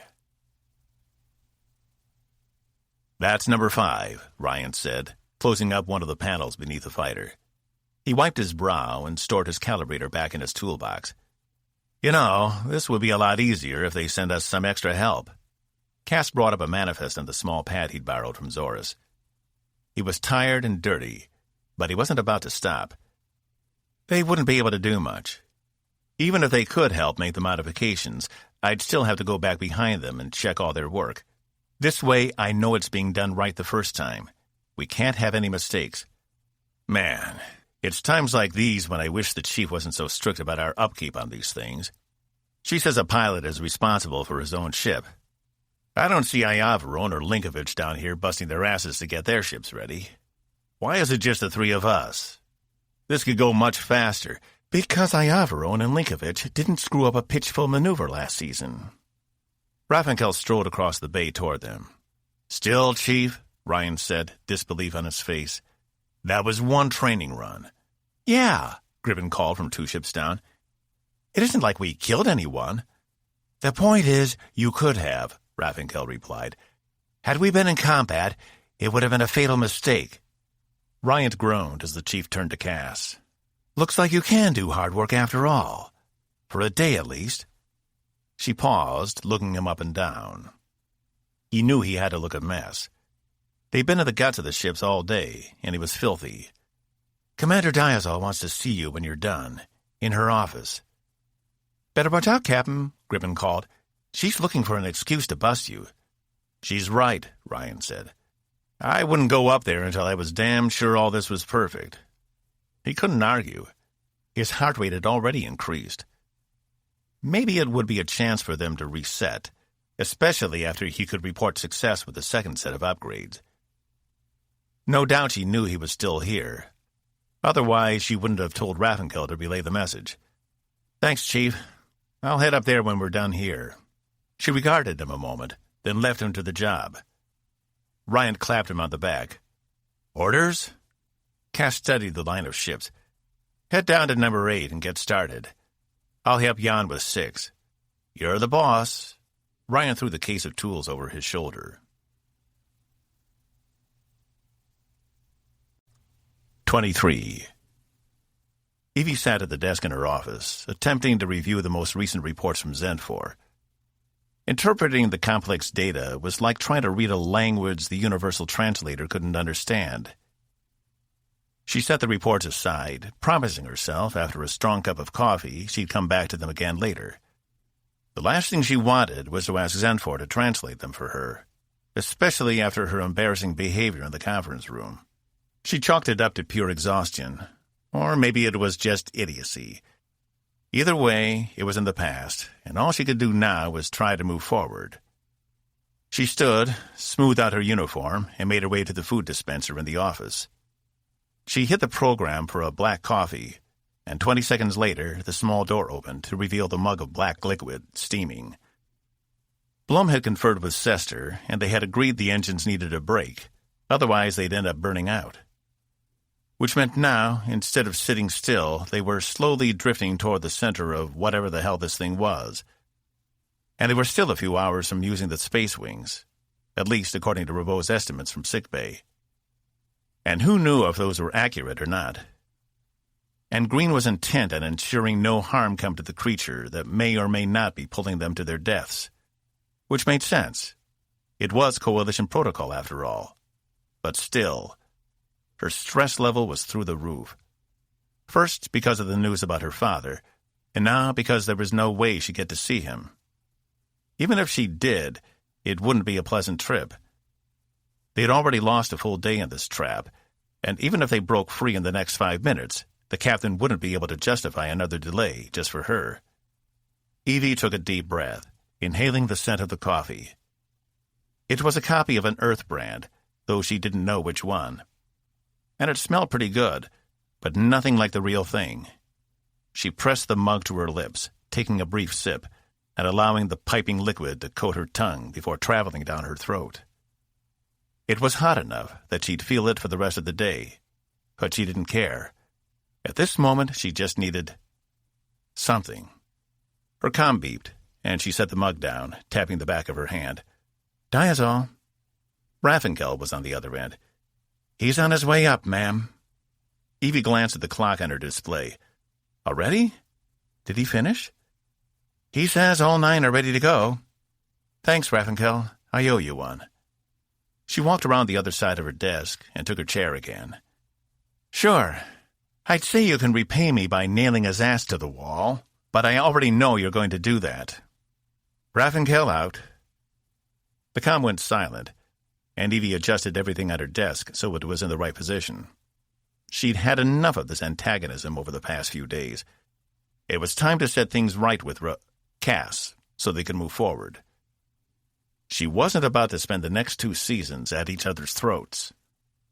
Her door chimed, and she leaned back, coffee in hand. "Come in." The door slid open to reveal Cass, hair disheveled and his uniform dirty. It looked as though he'd been rolling around in the dirt. There were deep bags under his eyes, but he attempted to smile when he saw her. "Thanks for coming to see me. Take a seat." She took another sip of coffee, trying to play it cool. He took the only other seat in the room, leaning back as he did, looking around. She usually didn't meet people in her office because it was technically part of her quarters, and she liked her solitude. If she needed to meet with someone, often enough she would just go to them instead. But this seemed like an occasion that called for him coming to her. This was her home turf, somewhere she could retreat without being disturbed, and because she could close off the bedroom, it wasn't as intimate as a visit to someone's personal quarters. His eyes fixated on the wall above her head, and she knew without looking he was staring at her sword, the one she'd used to save his life back in Jatan, the one she'd almost wanted to use on him for trying to run again. He looked as exhausted as she felt, but she wasn't going to make the first move. Instead, Evie sat back and took another sip of coffee, her eyes never leaving him. Cass reached for the classes orb on her desk, which was the object closest to him. How do these not fall off during the vibration? "Commander," she said curtly, causing him to retract his hand. "Do you have something to report?" "Yeah, He ran his hand down his face, wiping it on his pants. "The space wings are ready, we think. Zenfor is doing some last-minute calculations. She was supposed to send you an update." "I got it." "Yeah. So we think everything should be ready. I just spent the last 10 hours down there with them, getting everything set up. But you already knew that." She did. She'd been keeping close tabs on him ever since he'd left sickbay. Because she'd already decided if he made one more infraction, she was relieving him of duty. She didn't care if it was harsh or not. But this man had been out of the coalition for over 7 years, wasn't familiar with new rules and regulations, and up until very recently had professed a palpable distaste for the organization he now served. And in her eyes, it had made him untrustworthy. At least when he'd been a criminal on the run, she knew where he stood. But now, it was as if all his allegiances were shifted, and she didn't know if she could trust him anymore. Which was funny, since she'd been the one who originally considered recommending to the Admiral they reinstate him after his excellent performance in Sill Space. She guessed it was true what they say. Be careful what you wish for. "You originally projected 12 hours. Yet you finished in 10. Does that mean you cut corners?" she asked, then took another sip. "No. You know I wouldn't do that. My estimates were conservative, and I was able to motivate both Zenfor and the team to finish the work faster. I know we're on a tight timetable here. Every hour we spend is an hour closer to the center of that thing, and I don't want to see what's in there any more than anyone else." Okay, he was trying. That was a good sign. He didn't seem to be holding her dressing down of him in sickbay against her. This felt more normal. "By the way, I wanted to let you know the 3 pilots Raffinkel has out there doing shit duty, Ryant, Gribbon, and Jan, all hard workers. I'm not sure what the Chief's problem is, but they did a great job. In case you wanted to, note it or something." Evie set her mug down to the desk, where it automatically mag-locked, along with everything else. "She chose them because they were the only 3 pilots who were willing to work with you. The other 8 refused." "Oh," Cass said, pulling back. "That makes sense." That had injured him. He was in an odd place. He had authority over most of the crew, yet many of them hadn't learned to accept him yet. And she suspected many wouldn't get there, ever. Reputations were a difficult thing to alter, especially when they were as strong as his. "I'll make sure to let Chief Raffinkel know anyway," Evie said, trying to extend an olive branch. She had to remind herself she'd brought him here so they could reset, not so she could hurl clandestine insults at him. They were making some progress. Now, if he would just apologize for his earlier behavior, that's all it would take. She had told herself she wasn't mad at him for not finishing the anti-grav adjustments in time for her to make the report to Green. But in all honesty, she couldn't help herself. He potentially compromised the ship because of his selfish behavior. It didn't matter that it turned out more work on the ships needed to be done. Evie should have been able to report to Green in that moment they had a backup plan ready to execute. It had been his fault they weren't ready. But it had been hers as well. She should have been keeping a closer eye on him, making sure he followed his orders. She was used to doing that with ensigns and new crewmen who transferred over, making sure they fit in with the rest of the crew. So why hadn't she done it for him? Because he was a lieutenant commander now, and she thought he should know better? Or had she not wanted to micromanage a friend? She'd trusted he could handle it, and it had turned out that trust had been misplaced. "Was there anything else?" Cass said, rubbing the back of his neck. Something about the way he did it irked her all over again, as if he was impatient to leave, as if he had nothing else he needed to say. "I don't know. You tell me." She picked up her mug again, her fingers on the handle, releasing it from the table lock. He furrowed his brow. "I don't think so. Everything else should be on schedule. Nothing you want to say to me, personally?" She was reaching her limit. Even this was more of a chance than she should give him. "I'm almost afraid to ask," he said with that trademark smirk. Did he think this was a joke? "Never mind. We're done. You're dismissed." She turned back to her monitor, hoping he would just leave. He stood. "Evie, what's going on? You've been acting strange ever since we left 8. I don't know if—" "It's you," she said, turning back to him, doing her best to keep her temper in check. "You and this little crusade you decided to embark on. You don't fit in this world anymore, something that's becoming more obvious by the day." "Is this because you feel like I'm intruding on your perfect coalition?" he asked, sarcasm in his voice. "You don't like the fact that someone who was ostracized can just come back in? Let me remind you, it's your system. I wasn't the one who wrote the rules on coalition. Don't you dare talk about rules to me. Not after all your professions of the coalition being an evil empire bent on destroying the lives of its citizens." She could barely hold her temper.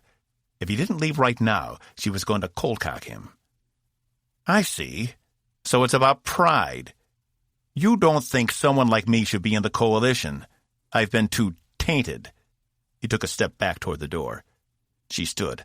"I didn't say that." "It's easy enough to tell what you're thinking. Don't worry. I will stay out of your way. Why don't I just report to Sester from now on? It will make things easier on both of us." "Cass, that's not—" "Fine. Whatever." She placed her hands on her desk, hunching over it and rubbing her temples. A headache was coming on. "Fine," he said, and the door slid closed behind him. She wanted to scream in frustration, but found she didn't have the energy. 24. An hour after his appointment with Evie, and he'd had a chance to shower, Cass stepped back onto Tempest Bridge. He hadn't been looking forward to coming back up here for the operation, as it meant he'd have to see Evie again. But she wasn't on the bridge yet. Maybe he could keep his head down as he monitored the situation. She had said he didn't fit in this world anymore.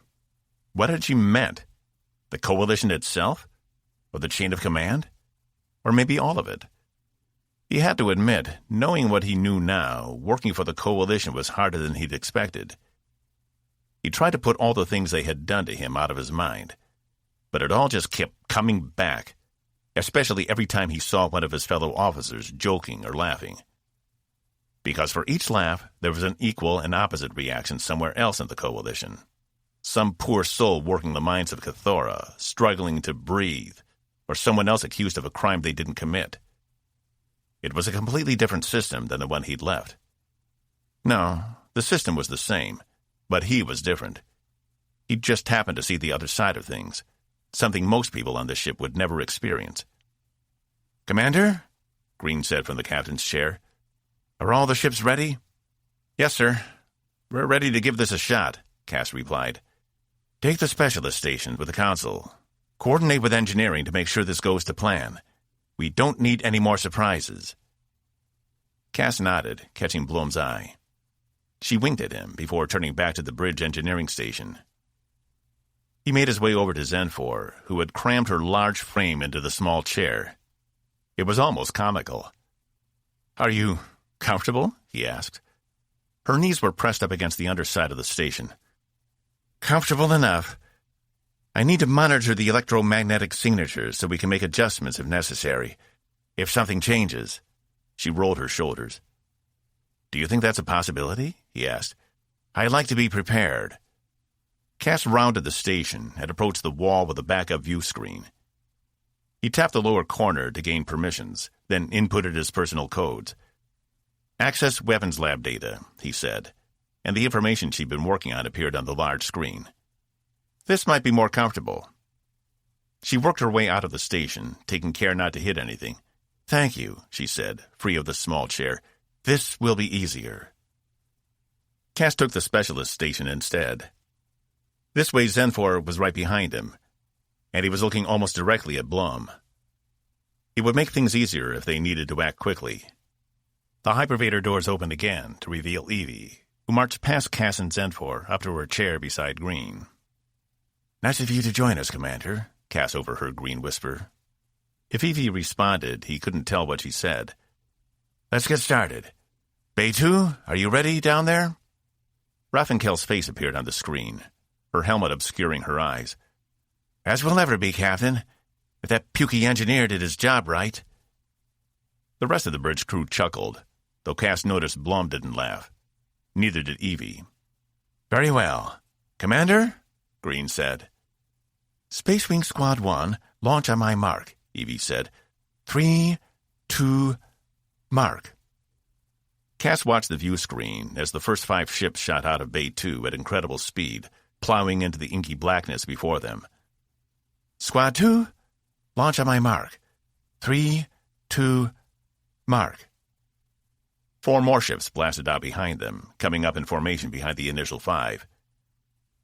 The view switched to one of the outer sensors on the side of the ship, tracking all 9 space wings. Report, Green ordered.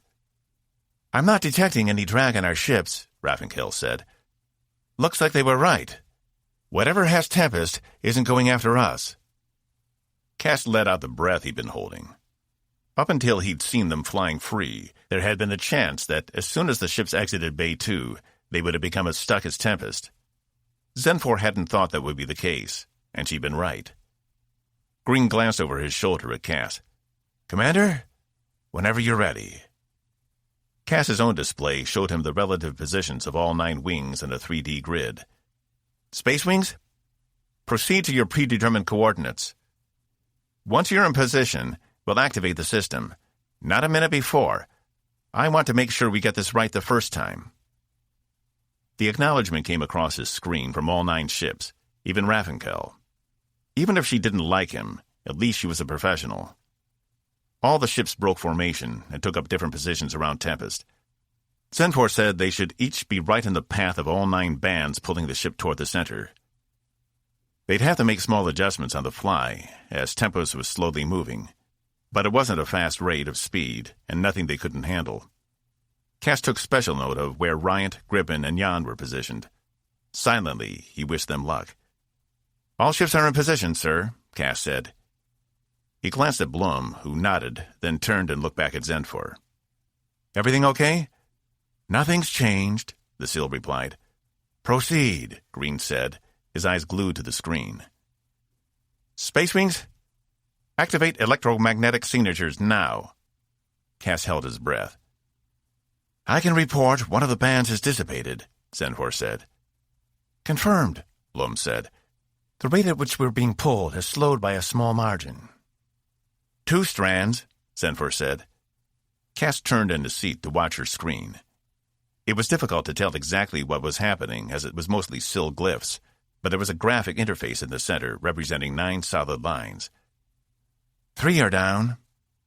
Just as Cass turned back to his station with a smile on his face, the ship shook violently, almost throwing him from his chair. Report, Green yelled. We are being drawn back in, sir, Blum said, holding on to her own station. Her eyes met Cass's for a second before turning away. Our speed toward the center is increasing.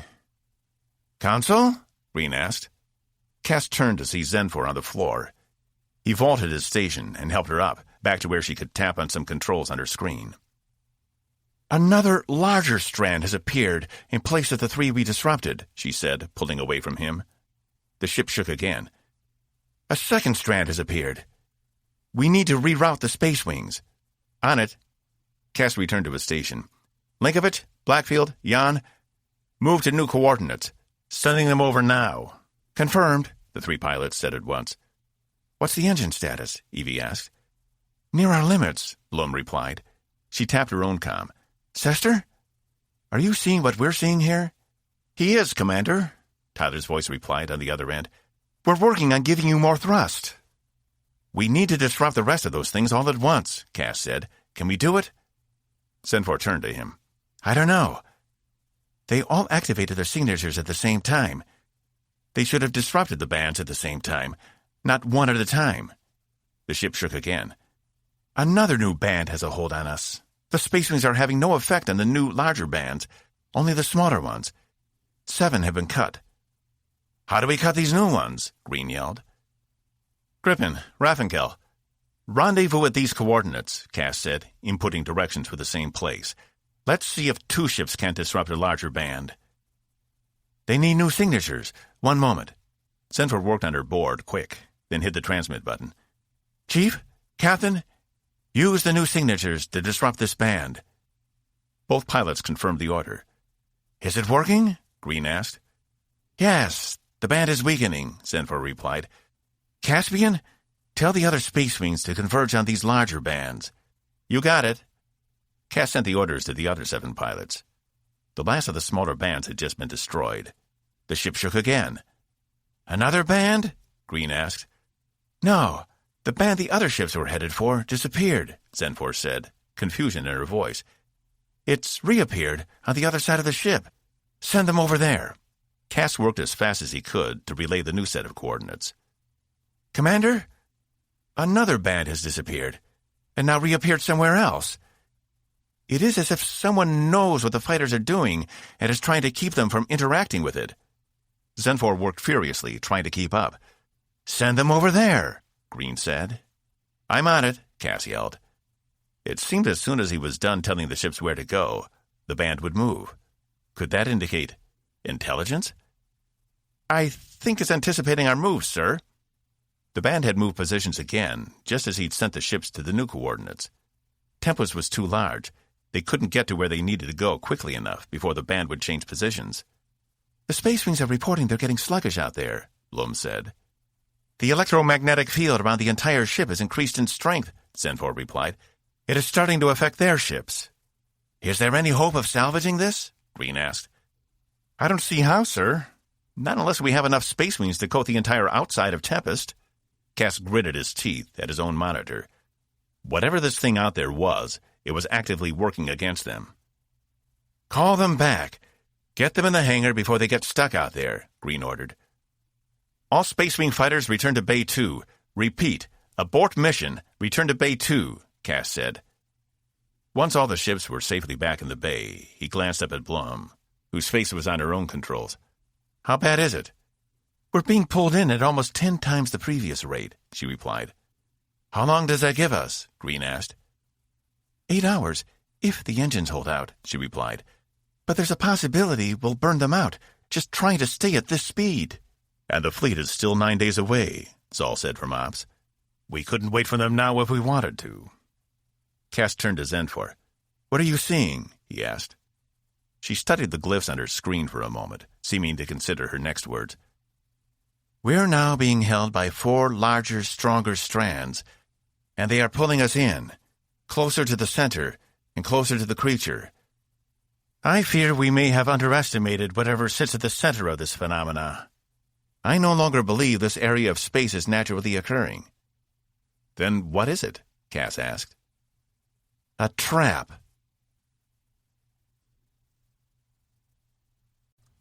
"25. A trap. It was like a punch in the gut. Now they had undeniable proof the creature was intelligent, that it wasn't just working off some kind of instinct. And Cass's first thought was they needed to blow it out of the sky using every weapon they had. But then his meeting with Evie flashed in his mind.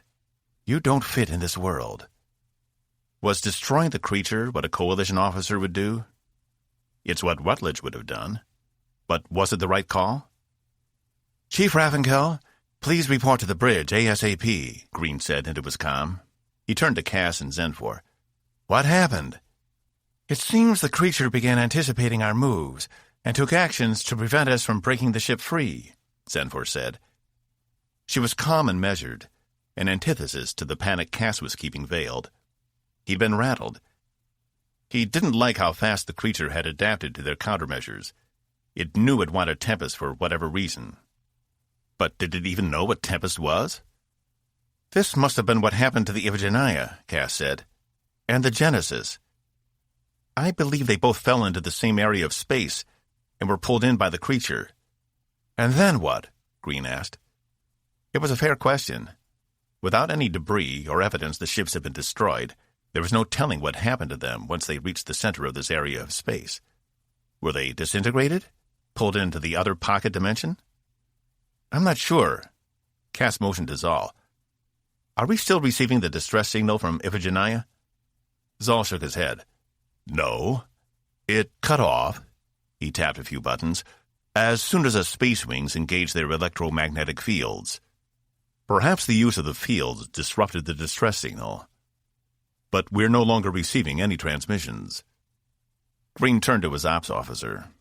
Is there any chance we could call for help from someone else? Someone closer? I don't think so, sir. We're deep within Coalition territory. If there are any non-Coalition ships in this area, we probably don't want them stopping by. Cass knew what he meant. Pirates, spies, and subterfuge vessels from either the Sargan Commonwealth or one of the non-aligned worlds. Even though this was Coalition-held territory, it wasn't as if the Coalition could patrol their massive swaths of territory all the time. Ships slipped through. Cass knew from experience there were at least a dozen smuggling operations on Coalition worlds operated by the Sargan Commonwealth. He hadn't heard of any that went this far into Coalition-held space. But then again, Vina hadn't made him privy to everything. He should have anticipated the creature's intelligence. They should have had a backup plan in place. But he'd been so sure this could work because he trusted Zenfor's calculations. She had experience with multidimensional fields and beings. He naturally assumed her plan would be successful. But in the end, it wasn't her responsibility to see this thing through. Despite Zenfor's discoveries, this had been his mission. The success or failure fell on his shoulders alone, and he let the rest of the crew down. He had no one to blame but himself. And it was an odd sensation. He wasn't used to failing as an officer. Why had he thought things would be different once he put the uniform on again? He was still the same fallible human, whether he wore it or not. The hypervator doors opened, and Raffinkel stormed in, helmet still in her hand, and connected to her flight suit. Her face was covered in perspiration. "What the hell was that out there?" she demanded, staring at Cass. "The creature countered everything we were doing," he replied. "It's intelligent." "For fuck's sake," she replied. "That would have been helpful to know before I risked 8 of my pilots." Her breathing was labored, as if she'd run to the bridge instead of taking the hypervators. "We didn't know. If we had, we'd—" He glanced over at Zenfor. "We probably still would have tried." "Pilots' lives are cheap. Is that it?" She took a few steps closer to him, her free hand clenched in a fist. "That's enough, Chief. I didn't ask you up here to argue. What did you see out there? Full report," Green said. She made a noise deep in her throat and turned away from Cass. "Everything started out fine. The anti-grav systems the robot installed worked well enough. I couldn't feel any drag on the ship at all. But the longer we were out there, the more sluggish the controls became. It started out small, but by the end we were having a hard time getting them to respond correctly. As soon as we got back in the bay, all the problems disappeared." "The creature seems to have increased the force of the electromagnetic field outside the ship," Zenfor said. "It would have made it more difficult to maneuver." "Then I guess that was it," Raffinkel spat. "Chief, was there anything else?" the captain asked. She regained a grip on her helmet, which had begun to slip from her hand. "Yeah. I don't normally go for frou-frou stuff, but something weird is going on out there. I talked to Saturina and Alec, and they both said the same thing. It's like we could feel the ambush coming. It was like there was a presence standing over our shoulders, watching us. I don't know what that thing is, but we need to do whatever is necessary to get the ship away from it, right now. I don't care if you have to blow it to hell and back. Just get us away from it." Green screwed up his face. "I don't understand. You felt it? You want me to take you out there? You can feel it for yourself if you like," she yelled. "Chief Raffinkel," Evie interjected, "compose yourself. You're addressing a captain of the Coalition Navy." Raffinkel averted her eyes a moment and took a deep breath, composing herself. "Sorry, sir. It's just, do whatever it takes to get us away." "It's okay, Chief. I understand that can't have been an easy mission. But just know that no one here tried to blindside you. Sometimes we don't know exactly what we're headed into, even if we think we do." She nodded. "Are all your pilots all right?" "Some are a little shaken up, but they'll be fine. They've been through tougher than this. I have faith in my team. If you need us to go back out there," Green glanced at Cass, "I don't think that will be productive at this time, but thank you for volunteering. I'll take it under advisement. You're dismissed." Raffinkel left the bridge, and Cass was struck at just how rattled she'd seemed. Had it really been that strange out there? He had a strange desire to experience it for himself. What was this creature? And was it possible for them to communicate with it? If he tried that in the beginning, instead of agreeing to go along with a Space Wing plan, would they be free right now? He needed some time to think, and to find a way to speak with this thing. He needed to review Xenfor's sensor recordings of what happened to Iphigenia and Genesis. They might give him some more insight into what to do. "Commander? Keep us at this speed for as long as possible," Green said to Blum. "Coordinate with engineering to see if there's anything you can do to give us a stay of execution." He turned to Evie. "In the meantime, begin drawing up a battle plan. We may have no choice but to destroy the creature." Evie nodded and returned to her station. "Captain," Cass said, stepping forward, "there may be another way." He shot Xenfor a quick glance, but her attention remained trained on her board, studying the information coming in. "I'm listening, Commander," Green said, impatience tinging his voice. "If we know this creature is intelligent, perhaps we can reason with it. It may not understand that we're sentient beings as well. And if we can find a dialogue, we might be able to negotiate our own release without harming it." Evie, her previous task forgotten, turned to face him, suspicion in her eyes. He didn't return the favor. "What makes you think communication is even possible?" Green asked. "I'm not sure yet, sir. But this creature must have some awareness of us. I think by studying the information on the Iphigenia and Genesis, I might be able to find something." This was the right call, right? Wasn't this what he would have done back on Aklis? The Coalition was sworn to protect life, and this creature might not be malicious at all. They just had to try harder. "You realize we don't have the luxury of time," Green began. "How long would you need before you could come up with something? Days? Weeks?" "Sir, Box is more capable than any other person I've ever known at interpreting language, whether it be spoken or something completely different. Let me work with him at the console. I believe between the three of us we can come up with a solution." Xenfor scoffed, having finally turned to face him. "It is a fool's errand." Green turned to her. "You don't think a solution can be found?" "I think you will end up wasting your time, and by the time you realize the truth, it will be too late.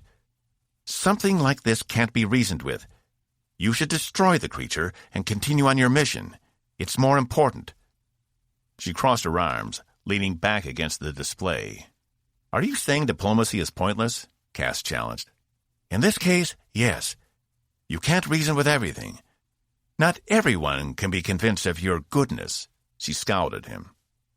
"It worked on you," he said, before realizing what had come out of his mouth. A white-hot pain exploded on his temple, and he was on the ground, not remembering the fall itself. He glanced up through fuzzy vision to see Xenfor standing over him, seething. "Nothing worked on me," she said. "I am on this ship because a threat to my people is out there, and you are nothing more than a courier taking me to my destination. I don't care about your coalition or your ideals or even your people. All I care about is stopping a threat before it reaches my home. So don't tell me diplomacy worked on me when you have done nothing to prove yourselves worthy of my attention." She stormed off the bridge, not looking back as the hypervator doors closed behind her. "Lieutenant? Send a security team for the council. Remand her to the brig," Green said. "Aye," Uma replied. Strong arms grabbed Cass and helped hoist him up. He expected to see Evie, but was surprised it was Commander Blum instead. "Are you okay?" she asked. He shook his head. The blood running through his veins throbbed all over. Rubbing the spot where Xenfor had socked him, he smirked. "I've seen worse, thanks." She lingered a moment until he had his footing before stepping back. Cass turned to Green. "Don't throw Xenfor in the brig. She attacked you. That's a punishable offense on this ship, Commander. I don't care what species he is." Yes, sir. But that was my fault, not hers. If you contain her in the brig, she'll never help us again. Confine her to quarters if you have to, but don't throw her in jail. It won't go well, I promise you. Green turned to his XO. Commander, you've worked with her more than I have. Your thoughts? Evie stared at Cass a moment, searching for something in his eyes. He wasn't sure if she saw it or not. I agree with Commander Rabot. If we want her help, we can't antagonize her further. Green sighed. Lieutenant Uma, make sure the Council returns to her quarters, and if she attempts to leave again, notify me immediately. Yes, sir, Uma said, tapping her control board a few times.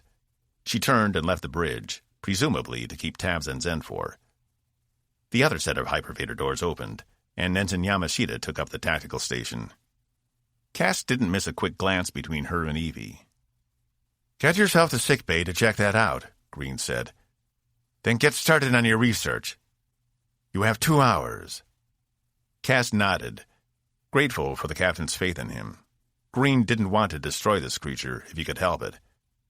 At least Cass knew he was still one of the purists and hadn't been infected by whatever was happening in the Coalition. Rutledge would have destroyed the creature as soon as they found it. But this was promising. Cass made his way to the hypervator, praying he could find a solution. 26. Evie couldn't believe what she'd witnessed. Zenfor had calmly approached Cass, she wasn't even sure he saw it coming, and decked him, sending him at least a meter sideways before he fell. She had jumped up, but Green held her back. By the time the sill had left the bridge, Evie's breathing had slowed, and she was finally able to take stock of the situation. The fact was, she agreed with Zenfor. She didn't think they could communicate with this creature, and they were delaying the inevitable. And it took her a minute to figure out why Cass had even suggested it. He was trying to be a better officer. She'd given him so much grief about taking his old rank back, and now he was trying to fold himself back into that role, to become the man he used to be. Evie had no doubt at one time he would have done anything to protect this life form. But she wasn't so sure that was him anymore. She couldn't help but feel the slightest twinge of shame he was willing to go the extra mile to protect this creature when even she wasn't. Thankfully, he'd already left the bridge. Commander, I want you to coordinate with Rabot on his progress. Keep me updated. If it looks like it's not going anywhere, I need to know. I'm not prepared to waste time on a venture that won't help the situation. She hesitated. Yes, sir. I'll get right on it as soon as... I know you and he are having personal issues, but I need you to put those aside, Green said, in a voice low enough no one else could hear him. Get the job done, Commander. Yes, sir. Evie stood and walked over to the tactical station, where Laura was running through her pre-checks. Is Consul Zenfor headed back to her quarters? I just got an update from Lieutenant Uma, Laura replied. She's trailing her, and she seems to be heading there now. She'll update us if Zenfor changes course. The sooner she's back in her own room, the better I'll feel, Evie said. What happened? Laura whispered. Why is she under surveillance? Evie surveyed the bridge. No one paid them any attention. Blom had returned to her station, and the captain was speaking to Zal about something. Rond and River's attentions were focused on the screen in front of them. She hit Caspian. He never saw it coming. Laura's mouth went agape. No way. Evie nodded. Swear to Core. I'm not even sure I understand why, but I think he insulted her. She shook her head. But it was clear from the look on his face he knew he'd screwed up. I'm surprised the captain didn't throw her in the brig. Laura tapped a few buttons on her console, though Evie knew they were dummy switches that did nothing other than display ship information. He tried, but Cass objected. Said throwing her in there would only make things worse. Whew, Laura replied, keeping her eyes down. I feel sorry for him. He's been through a lot. Evie scoffed. If there's one thing that man doesn't need, it's pity. He's fine. She looked over to see Blom eye her for a moment, then turn away. I don't know. Can you imagine trying to come back into the same organization that betrayed you? I wouldn't be able to do it. Evie leaned closer. It's not doing him any favors. I don't even know why he's wasting his time. She paused. Well, if it were me, I'd want to recapture what I'd lost. He's probably trying to figure out how to fit back in after so much time away. But not everyone can fit back in. Laura sat back. I guess not. Either way, it sounds pretty lonely. Evie straightened her back, sneaking another glance at the hypervator. Yeah, it does. You want me to do what? Box asked as they made their way down the corridor. Cass had made a quick stop to sickbay, where Zax had provided some pressure therapy to his temple to reduce the chances of swelling. If it felt worse, he was to report back. He was getting sick of leaving sickbay with warnings to return if anything went wrong. He'd made it 2 years without seeing a doctor. But ever since coming back to the Coalition, it was like he found himself back in sickbay on a weekly basis. Fortunately, Zax had allowed him to borrow Box for a few hours. I need you to help me analyze the scans we took of the past, to see if we can find any way to communicate with this fucking thing that's trying to kill us. And why don't we just let the captain shoot it? Because that's not what the Coalition does, Cass replied, frustrated. No, they only falsely accuse and try their officers, then sentence them to die working the Cyclax mines. I wasn't sentenced to die, Cass replied. Oh, excuse me. So working on a planet where you couldn't breathe the atmosphere, and where the dust was toxic once it got into your system, was good for your health, was it? He'd lapsed back into one of his old accents. Cass hadn't heard him do that since Devil's Gate. He glanced up at the robot. What's wrong with you? This crusade you're on is going to kill us all, and you can't even see it, he said in his normal voice. That's not what this is. Just help me figure this out. And if it doesn't work, the captain can blow the thing to Kingdom Come, okay? Box mimicked a sigh, though he had no lungs or mouth to produce the real sound. Fine. Lead the way. Then, after a pause, should we gather the council? Cass rubbed his temple again. Let's give her some time to cool off. What did you say to piss her off anyway? Box asked as they stepped into the hypervator. I implied we were superior diplomats. He shook his head. He should have known better. But it had been a slip of the tongue. Senfor wasn't the kind of person you belittled, and that had been just what he'd done, in front of the entire bridge crew. It was the second time she'd hit him, though he couldn't tell which had been worse. But he figured he was the last person she wanted to see at the moment. They made their way back into the weapons lab, where, thanks to Cass's limited knowledge of the system, he was able to access the scans using the SIL timestamp. So you're telling me she recorded these events in real time? From the light hundreds of light years away? 27 light years to be precise, Cass said. And 54 in this case. He tapped the screen, bringing the scans back up. Let's focus on Iphigenia. The scans from Genesis aren't very clear. Cass brought up the visual, as well as the spectrum scans. They couldn't see the creature on the visual scans, as everything was dark, but the other screen was lit up with radiation across the spectrum. What is this? Box asked, pointing to one of the levels. Something called cryon radiation. Ever heard of it? No. Neither has anyone outside of SIL space. I'm not even sure we have the capability to detect it. He leaned into the spectrum screen. Iphigenia was running hot, her engines firing on all cylinders to keep her out of the center of the phenomenon. Did they know about the creature? Or had they seen something else? The creature is emitting a lot of it, Box said. It's coming off in waves, like pulses almost. Cass turned to him. Do you see a pattern? Speed it up. Let me see the entire scan. Cass worked the controls, and the images moved to 100 times speed. He watched as the Iphigenia was slowly pulled into the center of the field, and then slowly disappeared from the visual screen. He checked the spectrum screen, and the outline of the ship was still visible. But it was like it had been absorbed into the darkness on the visual screen. What is happening here? I don't know, but I'm seeing something in this radiation, Box replied. It has something of a structure to it. I think there might be something here.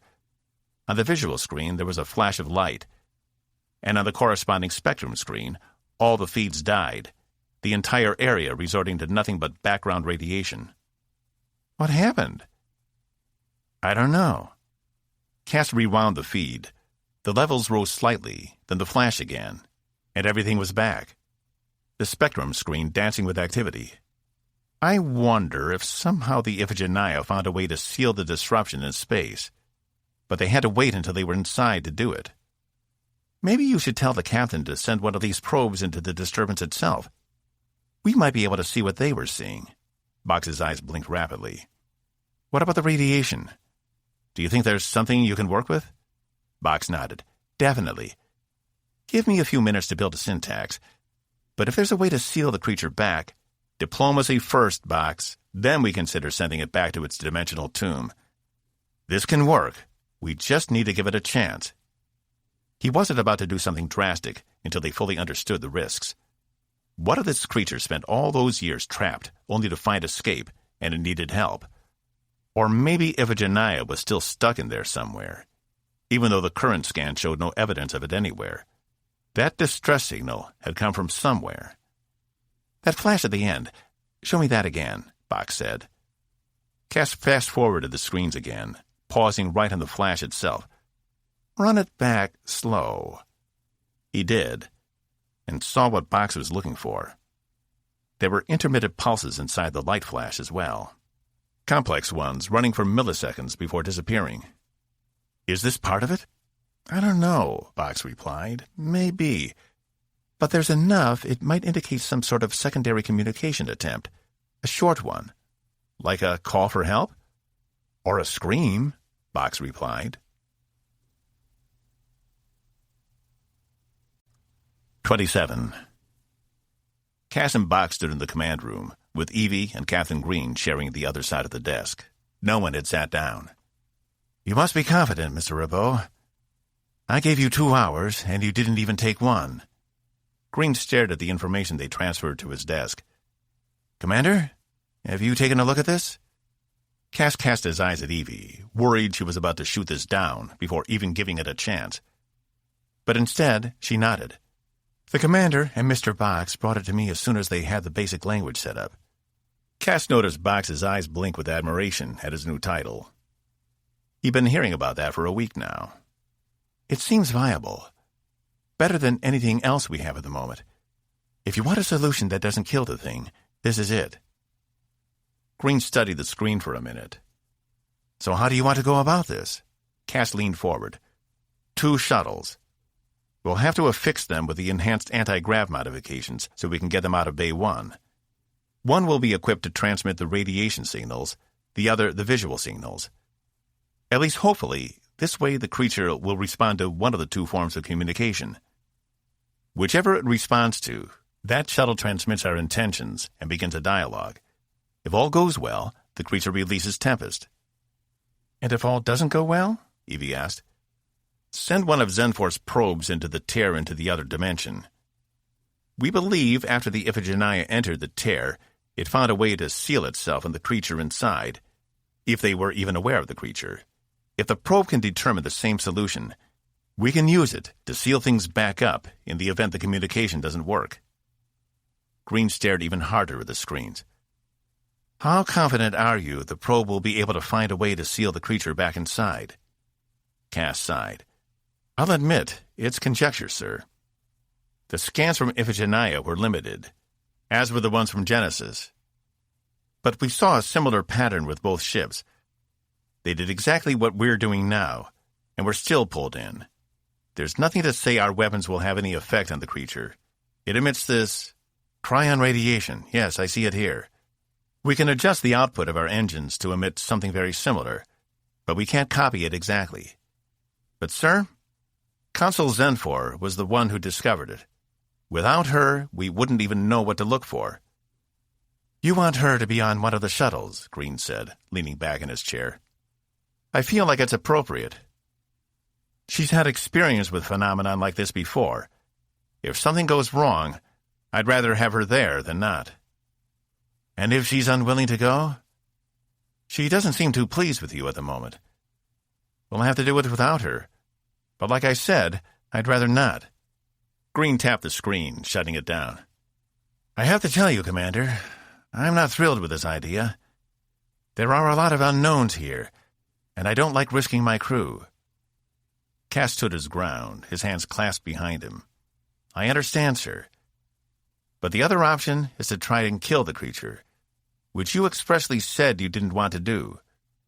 Finally, this felt right. I have to agree with him, sir, Evie added, causing Cass to shoot her a look. She agreed with him? If we mean to stand by our ideals and uphold the tenets of the Coalition, it's our duty to do everything to our ability to communicate with the creature before destroying it. The Commander and Mr. Box have given us that ability. I believe it's worth a shot. Green stared at Cass and Box a moment longer. I want you to have an escort. I'm not sending 2 shuttles out there without backup. Sir, if we send the Space Wings again, the creature might interpret it as hostile. We could— Green held up his hand. I need to know you will have protection while you're out there. If one of the shuttles is disabled, the Space Wings can tow them back to the bay a lot easier than the other shuttle could. And if you're planning on using any of the Space Wing pilots for the shuttles, then I'm confident Raffenkel will agree with me. We have 1 pilot covered, sir, Box stated. Cass stared at him. They hadn't even discussed crew assignments for the mission yet. You're volunteering? Green asked. I am. Commander Rabot will tell you I'm an excellent pilot. Cass leaned in. It's true. He could park a Mark 8 Starhopper like no one else I've ever seen. You continue to surprise me, Mr. Box. Zax tells me your work down in sickbay has been exemplary, Green said. Thanks. Cass shot him a look. Sir? Okay, Rabot. We're giving this a shot. Coordinate with Diazol to get your shuttle crews assigned and get working on those upgrades immediately. How long do you estimate before you can launch? The modifications on the shuttle shouldn't take as long as the Space Wings. They're more robust systems. Another hour, tops. Green nodded. Very well. And if you decide to take Consul Zenfor, she will be your responsibility. I'll need your word you'll keep her in line, and her fists away from any more of my crew. Cass bristled at the phrase, keep her in line. It was exactly what she hated about the Coalition. But he didn't have much of a choice. Yes, sir. It won't be a problem. Commander? Anything else to add? Green said, turning to Evie. Yeah. Good work, she said, the hint of a smile on her face. After leaving the bridge, Cass and Box had made a beeline for Bay 1, where the smaller shuttles were held. They wouldn't need one of the larger models.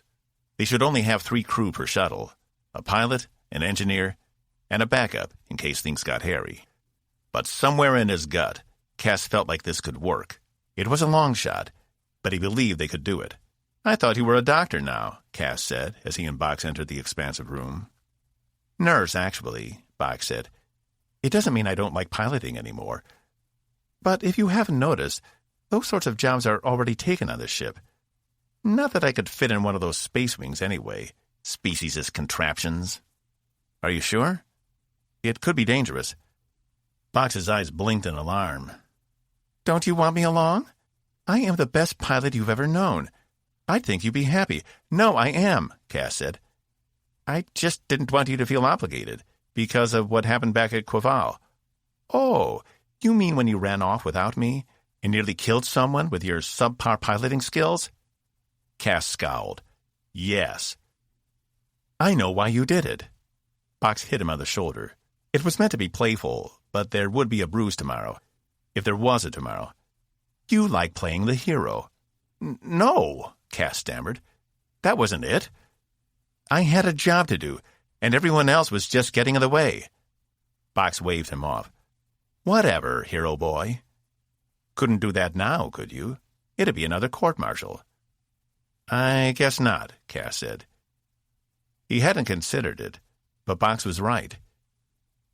If he tried anything like what he'd done before, stealing information from the ship, absconding with a shuttle, faking a core breach to get away, he'd be locked up for good. And yet, He'd done all those things. And here he was, still walking around, free. Box waved to one of the crewmen working in the bay. He was hunched over a workstation. "Crewman Abernathy, your assistance, please." Abernathy glanced up. "What's going on?" he asked. "Why did you send me all this information?" "We need to modify 2 shuttles," Cass said, "and we don't have a lot of time. I need you to assign us a maintenance team. Box will be in charge of making the modifications." Box turned to him. "Running off again?" His yellow eyes blinked in their laughter pattern. "I have to gather the rest of our crew," Cass replied, "starting with the second pilot." "No way!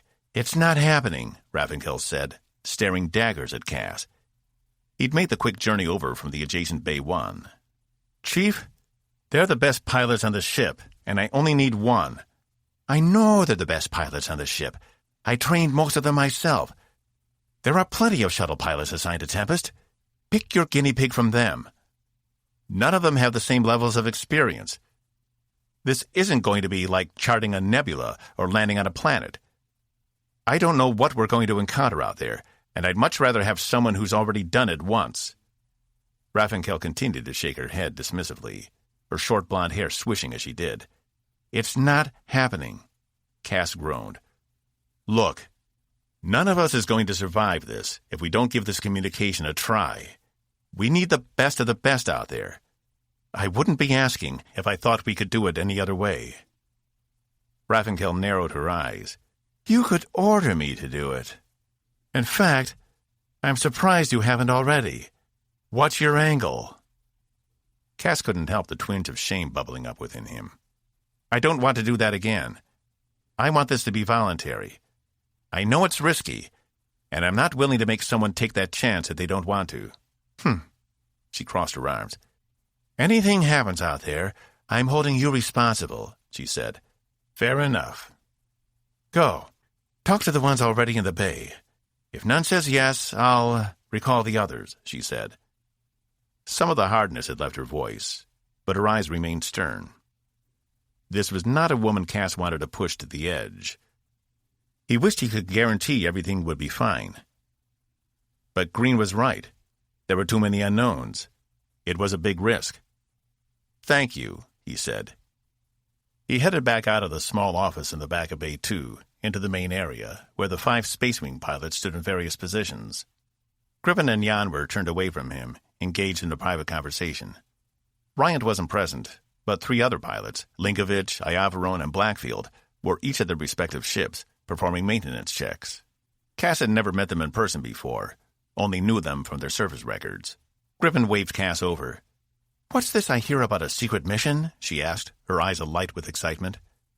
"You heard right. I need someone to pilot one of the shuttles," Cass said. "I thought you had 2 shuttles," Jan said, regarding him. "I hope you're not the other pilot." "Very funny.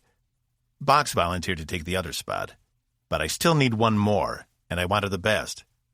"Of course you wanted the best," Griffin replied. "Saturina here would love to volunteer." "What?" Jan said, stepping back. "Maybe if I get to fly my own—" Griffin rolled her eyes. "Calm down. I'm just screwing with you. I'll do it." Cass had been distracted by their banter, and it took him a moment to realize what she'd said. "You will?" She shrugged. "Sure. I'm always up for something new. Plus, unlike this one, I'm not afraid of flying something other than my own ship." Jan frowned. "I never said—" Griffin burst into laughter. "Man, you are gullible today. Did you even have breakfast?" Jan narrowed her eyes. "This is serious, Licia. We don't know what's out there. And dogfighting Sargans isn't? Everything will be fine. And if it isn't, then it isn't. And we move on, like always." She turned to Cass. "Which way, Commander?" He regarded her. "Meet me in Bay 1 in an hour. We're still upgrading the shuttles." She shot him a wink and a thumbs up. He turned to leave, but stopped short of the door. "And Captain Griffin? Thank you." 28. Cass approached the door to Zenfor's quarters, rubbing the back of his neck over and over. He wasn't looking forward to this. His temple hadn't swollen up much, but it still hurt. Touching the wound with his hand caused a sharp bolt of pain to shoot through his head. But he couldn't blame her. He should have known better. And there was no telling if she'd agreed to help them anymore. The crew hadn't been welcoming to her and Cass. Despite all his authority, it hadn't made the situation much better. He pressed the small button on the side of the door. There was no answer. He pressed it again, wondering if she had disabled it. He was about to press it a third time when the door slid open to reveal Zenfor, standing before him wearing her biosuit again, sans helmet. Upon seeing his face, she grimaced, then stomped back into her room. She hadn't shut the doors on him. "Does that mean I can come in?" he asked. "I suppose you want an apology." She'd crossed her arms and stared out the window. "No. You weren't in the wrong. Well, you're not supposed to assault people. But it was my careless words that spurned you. I shouldn't have been so crass, and I apologize." He'd made a lot of mistakes in his time, but living among the Sargans, you learned you really didn't have to apologize for what you did. Everyone just moved on. Coming back here and being a part of this organization, it felt strange, yet familiar at the same time, to be issuing Zenfor an apology. Not that he didn't mean it. It was just strange coming from his own mouth. It even felt a little strange, a little too formal. "You people are so chaotic. Half of you one way, another half the other way. And many of you can't make up your minds about the smallest of things. It's like you're perpetually stuck in a state of indecision, always 1 foot in and 1 foot out. And when you do commit to something, you often don't see the pitfalls before you until you've fallen in them." She sighed. "I miss the clarity of the sill. Here I find myself so conflicted." "You hit that one on the head," Cass said. "Humans, and by extension the Coalition, are a work in progress. We're always trying to learn from our mistakes." She turned to him, her stare penetrating his defenses, until he had to look away. "Believe it or not, I understand how you feel, living among people who are nothing like you. I've had to do it twice, and both times it was the hardest thing I've had to do, to become accustomed to. But I did it. I adapted, and you can too. I'm not like your people. I am who I am, and I can't change. You should know that about me by now." "I guess I'm just an optimist that way," he shrugged. "Probably the only thing I am optimistic about." She took a breath, then stiffened. "Is that all you needed? To issue your apology?" "No. I want you to come with me to face the creature.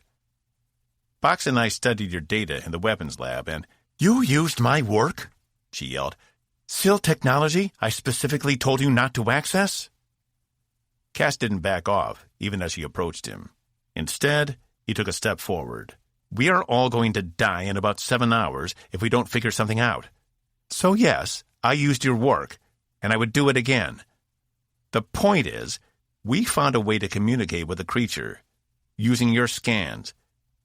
I show them to no one but Box, and he can just as easily delete them as he can never speak of them again. But we wouldn't know what we were doing if we didn't have the information." Zenfor had stopped close to him, gritting her teeth and trying to intimidate him with her size. But she wasn't going to get away with it, not this time. "How?" she spat. "One of 2 ways. Or maybe a combination of both. We don't know yet. Box derived a language to try for the cryon radiation your sensors picked up, as well as the light pattern of the scans from when the Iphigenia vanished off sensors. One of the 2 should at least let us talk to it. Let it know living sentient beings are on the ship it is trapped. And if it doesn't care? We'll have no choice but to destroy it." She chuckled, folding her arms across her chest again. "And you want me to come with you? Since you're the only one who can use her technology, I need you to come with us and monitor the creature's reactions to the radiation and the light patterns. See if either has any kind of effect. Unless you want me trying to translate what all your glyphs and symbols mean." "How will you use the radiation?" "I spoke with Commander Sester. Upon learning about cryon radiation, he thinks he's devised a way for the shuttle engines to send out similar, if not exact, signals. Close enough so it should at least get the creature's attention. Let it know we're trying to communicate in a way, that we're intelligent. That is still up for debate, she replied, her nostrils flaring. Look, I understand we are inferior to you, but we are trying. And if you help us, there's a much greater chance this will succeed. You are the only person on board who has any experience with multiple dimension beings, since you are one yourself. To not have you along would be reckless. Cass was becoming exasperated. How much did she want from him? Or was this the price he had to pay for insulting her? Her face relaxed.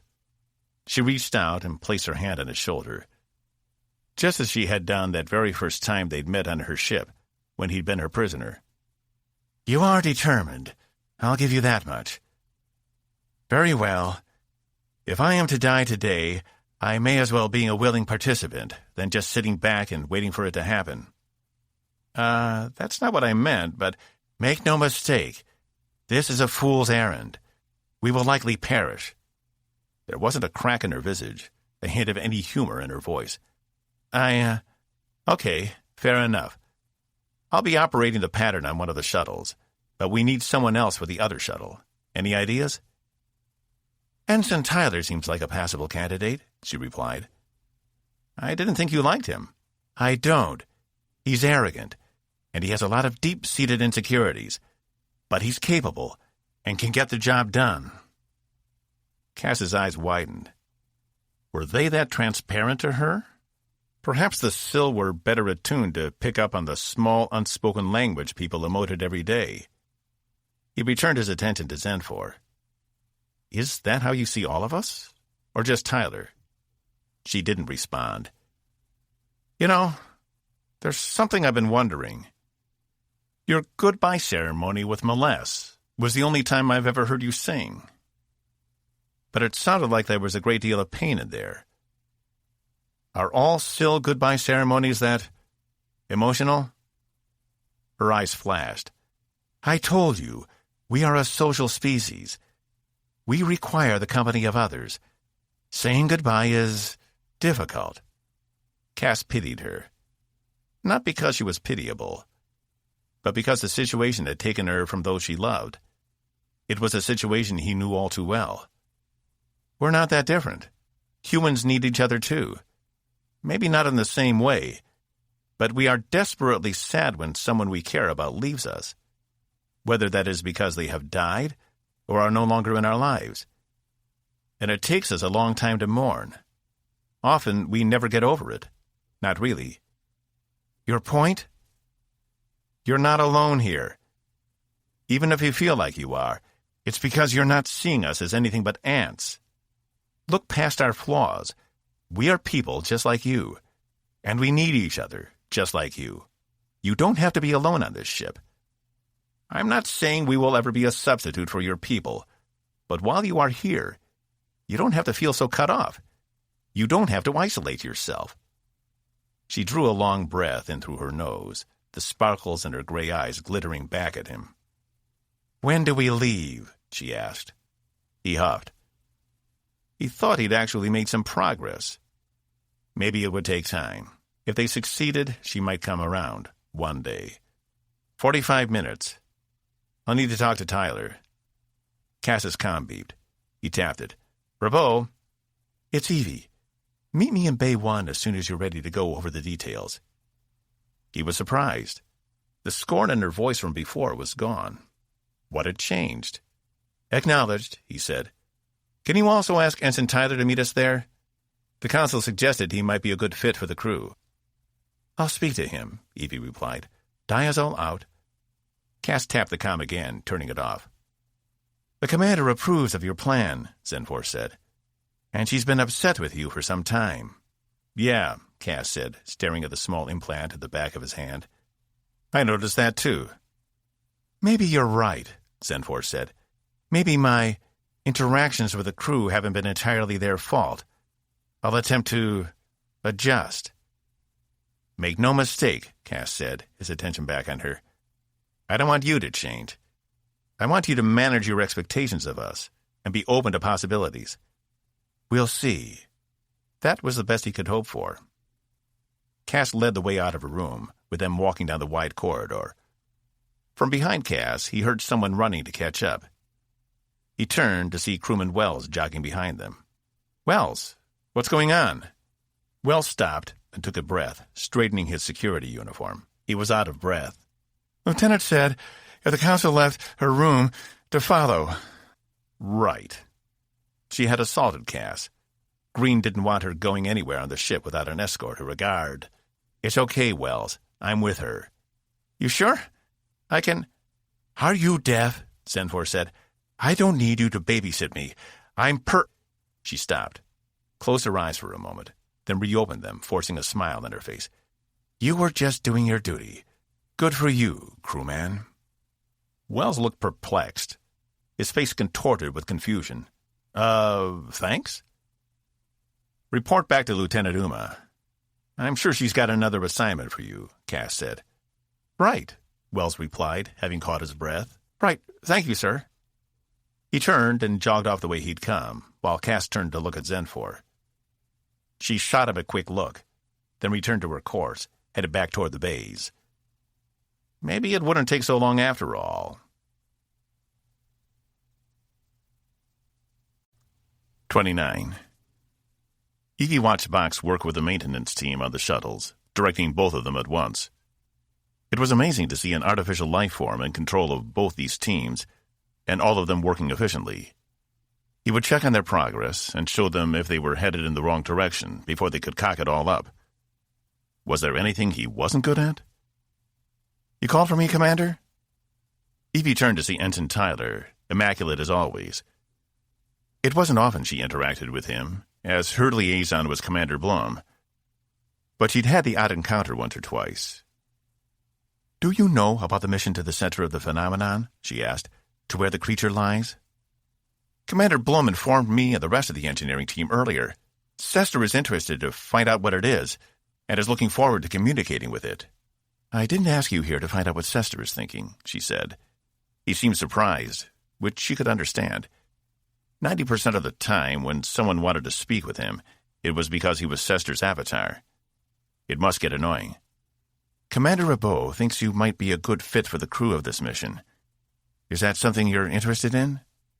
It's on a volunteer basis only." He screwed up his face, producing a small smirk as he did it. He'd accept, no doubt about it. And hopefully it would be good for him, getting out from under Sester's shadow for a little while. Evie turned to see Cass and Zenfor enter the bay, with Captain Grippen behind them. Apparently Cass had found his other pilot. Evie'd had the inclination to volunteer herself, but thought better of it. Her position was on the bridge, helping to coordinate, not on the shuttle flying through Cornu-What. Cass nodded to her as he made his way over, and she returned the gesture. She had to admit, it had taken some time to adjust, but maybe that uniform fit him better than she'd originally thought. But there was still something off about it. No, she shook her head. That was just her prejudice talking. She needed to give him a fair chance. After all, he'd been the one to insist they not destroy the creature immediately. That was Coalition 101, and he had embraced it. In a weird way, she was proud of him. "Everyone," Cass said as he approached, "here's the plan. The Consul, Box, and I will all be on one shuttle. She will monitor our transmissions from there to ensure they reach their destination, and to determine which, if any, are successful. I'll be manning the shuttle transmitting the light signals. Ensign, are you in?" Tyler nodded, with a touch too much enthusiasm. Evie was aware they'd had their conflicts in the past, but it seemed either Tyler had put it behind him, or this opportunity was too good to pass up, and he wasn't about to sour it. "Then you and Captain Grippen will be on the other shuttle. She will pilot, while you transmit the messages using the radiation language Box has devised. Hopefully one of these two will get the creature's attention, and it will stop its attack. I don't know how detailed of a conversation we'll be able to have, but maybe if it realizes we're intelligent too, it will allow us to leave." "And if it doesn't?" Raffinkel had come up behind Evie. She hadn't even seen the woman. She could be quiet when she wanted to be. "Then we'll have no choice but to move to Plan B. which will be to seal up the tear in space. Hopefully, the creature will go with it. Senfor will be able to pilot one of her probes remotely, and will attempt to seal it while we're out there. And if that doesn't work, he glanced around at all of them. They knew what it meant. Killing the creature was the last resort option, but what else could they do? They couldn't let it destroy the ship, and help was still too far away. What about backups? Evie asked. If something goes wrong with the sequences? Or if you're injured in some way? Didn't you say it was turbulent out there, Chief? When our wings quit responding like we needed them to, it got jerky. If you're not strapped into a seat like we were, it might be a bumpy ride. No worries. It'll just be like a roller coaster, Gribbon said, leaning on a nearby crate. You ever been to that one on Altair? That thing is a bitch and a half. It'll twist you. You think each ship needs another crew member? Cass drew his brows down. Just in case. It never hurts to be prepared, she said. She could tell he was wondering if she was challenging him or offering a helpful solution, which was fair. After everything she put him through the past few days, she couldn't blame him. But in this case, she was actually trying to be helpful. They needed someone else in the shuttles with them in case of an emergency. It was good protocol, even if it wasn't strictly by the book. I can operate the light sequence, Zenfor said. At the same time, I'm monitoring the response, if I have to. So then we'll just need a third person for the other shuttle, Cass said. Evie could get on board with that. She turned to Tyler. Anyone in mind? Someone to back you up? Pearson could do it. Or even Commander Blum, he replied. Evie caught the slightest shift in Cass's body language at the mention of Blum's name. I'll contact the commander to see if she's up for it, Cass said, turning away from the others. Raffinkel leaned close to Evie. Are you on board with this? I'm not liking the idea of those shuttles out there alone. Evie smirked. The captain thought you might have a problem with it. Raffinkel tapped the comm at the back of her hand. Bryant, Jan, Linkovich, Ayavarone, mount up. We're going to escort the shuttles out there. Reset your anti-grav units and be ready to launch in 30 minutes. 4 acknowledgments came across her comm. The Corps don't do anything alone, Raffinkel said to Evie. Cass returned from the other side of the bay. Why had he needed to make that call privately? What was going on between them? She's on her way down. She was happy to volunteer. That okay with you, Tyler? The ensign nodded. As long as I'm taking the lead, it's fine with me. Jeez, enough yapping already. Are we going to do this thing or what? Gribbon said, hopping off the container she'd sat on only a few moments earlier. She struck Evie as a person who had to be perpetually in motion, like slowing down wasn't an option for her.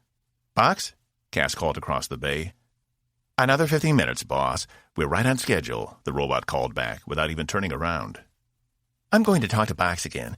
You know, go over strategy and stuff, Gribbon said with a wink to Cass before sauntering off in his direction. Raffinkel shook her head and turned the other way, headed back to Bay 2. Great. I'll brief Blum when she arrives, Cass said, headed off toward the bay doors. Evie glanced up to notice Zenfor staring daggers at Ensign Tyler. Cass had mentioned some altercation between them, though Evie had only been half listening at the time. But something had definitely happened. The air around them had changed, as if it had been charged by an electrical shock. Consul? Is everything okay? Evie asked. Fine. Ensign? He glanced up, then back down again. Yeah, fine. Evie decided she didn't need any part of whatever was going on with him. Maybe Cass returning to the weapons lab that day had been a good thing. But he couldn't have known what he was coming back into. Regardless, it didn't matter now. All that mattered was they get moving. Tempest didn't have very long before it was pulled into the center. She stepped away from the rest of the group and tapped her comm. Green here. Looks like we're about ready to go down here, Captain. I'll return to the bridge when they launch and coordinate from there, she said. Very good. Any hiccups? Evie eyed Cass and Blum, the latter who'd just come into the bay. Sir, I wonder, is it wise to send both our bridge engineer and our human liaison to Cester on the same mission? They were 2 of the better engineers on the ship. If something happened out there to either shuttle, or even both, what backups did they have on the ship? Who else could talk to Sester? She had a bad feeling about this, rising in the pits of her stomach. "Do you think it's too much of a risk?" Green asked. "I'm not sure. Maybe."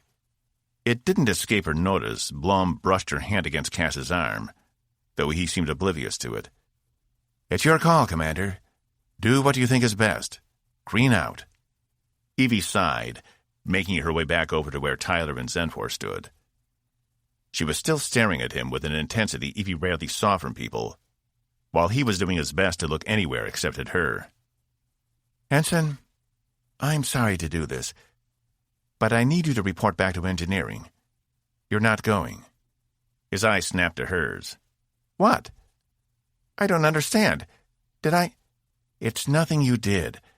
But the fact is, you are the primary conduit for Commander Sester, and we can't afford to lose you. Not many people on the ship are receptive to him, and those that aren't well versed in engineering. I'm sorry, Ensign." "What's going on?" Cass asked, approaching with Blum behind him. "She's taking me off the mission," Tyler said, anger in his voice. "All because I'm the magical conduit." "You better watch it, kid. That's not how you speak to your commanding officer," Cass said. "This is such bullshit," he replied. Even though he was looking at Cass, Evie felt the comment come straight to her. "Ensign, my patience has run out. Are you going to report to engineering, or do I need to confine you to quarters?" Evie stared him down. He shook his head, leaving them standing there in the bay. Evie tapped her comm. "Karen, make sure Ensign Tyler makes it back to engineering. He's a little hot right now." "No problem, Commander," Uma's voice said over the comm. Evie shut it off and turned to Blum. "You'll head up the radiation communication attempt with Captain Grippen. I'll pull Pearson from engineering as your backup." Blum nodded. "I won't let you down. Cass was just telling me about the mission." Cass cleared his throat. "Let me show you exactly what we'll be doing. Consul, will you join us?" He indicated to make their way to one of the shuttles. Box was over on the shuttle itself, inspecting the work of the maintenance team. As they made their way over, Cass shot Evie a look, but she couldn't tell what he was trying to say. Was he upset she'd countermanded his orders and used Blum instead of Tyler? Or was there something else? Maybe she'd ask him when they got back. There was too much to do to worry about it at the moment. Evie took one final look at both shuttles and left Bay 1, heading back for the bridge. 30. "Prepare for departure," Cass said into the comm. He was at the second station on the shuttle Parnatha, while Bach sat in the pilot's seat. Beside them, the Helicon warmed up, holding Grippen, Blum, and crewman Pearson. Cass had noticed a fair bit of trepidation from Pearson, but he'd accepted, and they were ready to depart. Cass wasn't thrilled with the idea of Commander Blum, Susanna, as she asked him to call her, being on that other shuttle. But the fact was they needed a good engineer, and she had a lot more experience than Tyler. Cass wondered if Zenfor hadn't suggested Tyler because she expected this mission to fail, and they had had such a contentious relationship so far. He turned in his seat to glance behind him. Zenfor had transferred her data from the weapons lab to the shuttle and was making calculations on the large wall screen behind them, paying both him and Box no attention. Cass returned his attention to Box. "Ready?" "Just like old times," Box said, finishing the pre-flight sequence. "Helicon is a go," Grippen's voice came through the comm. "Space Wings?" Cass asked. "Lined up and ready to launch at your signal, Commander," Ravenkel's voice said. She decided to join her pilots in escorting the shuttles. Cass also didn't like the idea of a chaperone. But strangely, he felt extra comfort knowing she would be out there with them. "Cast a bridge. We're ready to launch." He sat back and engaged his seat restraints. "Proceed when ready, Commander," Evie said. "And good luck." "Okay. Hit it," he said. Box nodded, and the shuttle rose off the bay floor, while Helicon beside them mirrored the movement. Box took them out in a controlled, steady movement. Cass wasn't used to the restraint. Trying to impress someone? "Just following protocol. My best moves are outlawed by Coalition pilot regulations." As soon as they exited into open space, there was a discernible shift in the forward movement of the shuttle. "That's the electromagnetic field. Adjusting now," Cass said. He'd made a few modifications. The shuttle moved ahead quicker, but still not as fast as it should have. "Is that all you got, robot?" Griffin said through the comm playfully. Through the window, the Helicon caught up beside them. "I thought you were supposed to be a hotshot." Cass could imagine the look on Susanna's face. A smile danced across his lips. She had been very open to helping, for which he was grateful. Though their interactions had been brief, they had always been friendly. Susanna Bloom had backed him up when no one else had, and it seemed she always gave him the benefit of the doubt. He hadn't yet found a way to repay her kindness, but her excitement about this mission might be a start. She told him she enjoyed getting off the ship, though she didn't get to do it often enough. There was a sadness in there somewhere, something Cass had only begun to pick up on before moving on to the next important thing. Once all of this was over, he'd have time to give it more thought. "The Space Wings have launched, and are in a formation surrounding us," Bach said. "I don't know if this thing can register heat signatures, but 7 ships all coming for it at once might look like one big one. Maybe that will help us?" "There's no evidence one way or another," Zenfor said, her first word since they'd boarded the ship. "And it doesn't matter." Bach's eyes blinked confusion, and Cass shook his head, willing Bach not to say anything further. Zenfor's pessimism wasn't the issue here, and it wasn't what they needed to focus on. "Any changes to the creature or the surrounding area?" Cass asked. "Nothing yet." They were much closer to the center of the phenomenon than they had been before, but ahead of them was nothing but a blanket of black.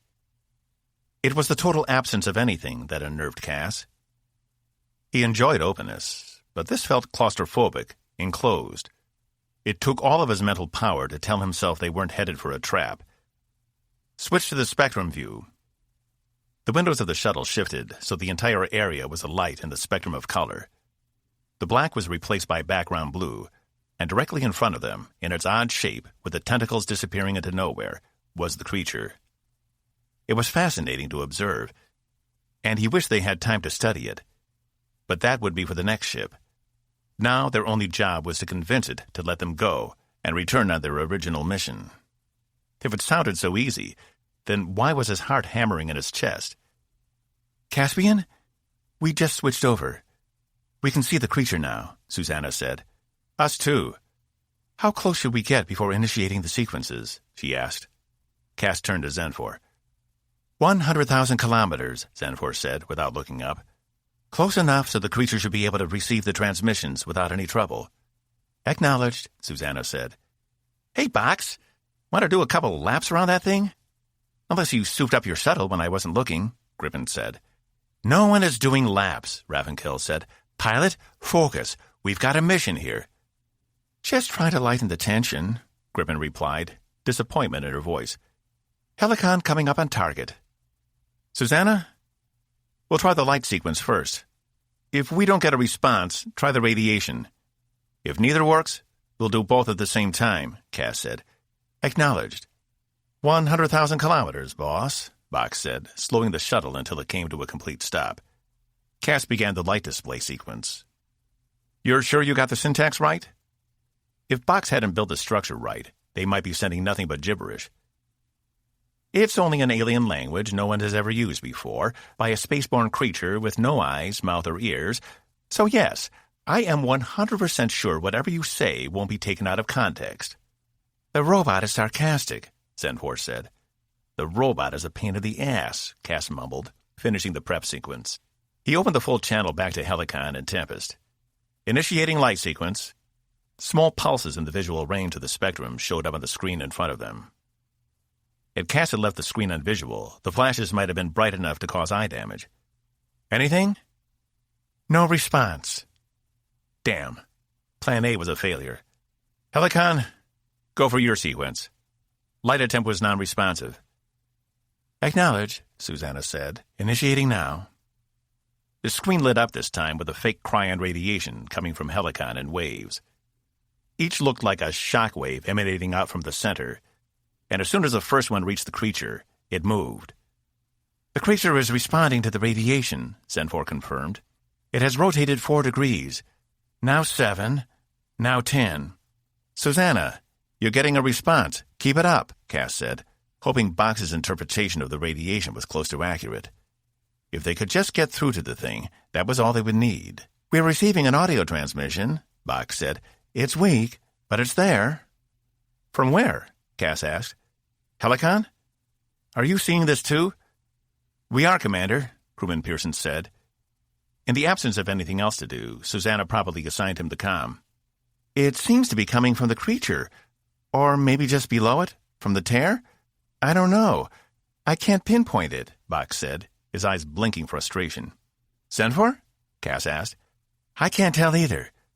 Someone is trying to speak with you, though. I suggest you listen." Box tapped the pad to activate the incoming transmission. At first, it was mostly static. But there was a voice in there somewhere. Cass could almost make it out. "Can you clean that up any?" "I'm on it, sir," Pearson said from Helicon. "We're getting it too." Cass listened closely. The message sounded like it was being run through a processor, and with all the static, he couldn't quite understand what was being said. But strangely, it sounded like the message was in Coalition Standard Language, and it was a male voice, a human male, if he wasn't mistaken. "Is Cap Ald Ro is mission?" "He's getting there," Box said. "Do you recognize the voice?" "Do you know who it is?" Cass asked. Box shook his head. He turned back to Zenfor. "Anything?" "The source of the transmission hasn't changed, but I still can't pinpoint it, even using the probes that are already out here," she replied, frustration in her voice. "This is Regin Morrow. This Shun?" Reg Morrow? Captain Reginald Morrow? It couldn't be. Was it possible they were still alive after all this time? "It's the captain of the Iphigenia," Box said. "I need a location on that transmission now." Cass leaned forward. "This may have just become a rescue mission." He opened the comm to full. "Captain, can you hear me? This is Commander Caspian Rabot of the USCS Tempest. Can you give us your location?" "Commander, thank for coming. We've been lost here for AIDS." The transmission was still garbled, but Cass could still hear relief in the captain's voice. They had done it. They had really survived here all this time. "What is your location? Can you tell us where you are?" "We have 7 ships in close proximity," Cass said. He hit the mute button. "Is Tempest getting all this?" Box nodded. "We're in a place... Wing spaces. I can't describe it." "Thank you for... Commander. You don't know how long we've been waiting."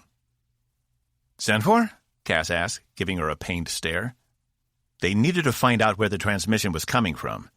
It had to be the tear in space. That was the only thing that made sense. She shook her head in frustration. "Something's not right. The transmission is being obscured by something. I should be able to detect its source, but something is stopping me." She glanced up at the rest of her screen. "The creature is turned a full 22 degrees. He didn't care about the creature at the moment. All he cared about was finding what was left of the Iphigenia and getting it out of here. Maybe with both ships, they could find a way to break free. He unmuted the comm. "Captain, how many of your crew is left? How many do we need to transport back?" "Not many. It's ain't so long. We're glad you came. My Ip fell into the Amphenam on 27 years ago. I was so foolish." Cass glanced at Box. Something felt wrong. "But I wouldn't be here without crew. They taught me much over the years. And now you're here." "Pearson?" Cass asked. "Almost finished, sir. Cleaning out the rest of the interference now." Cass leaned over the comm.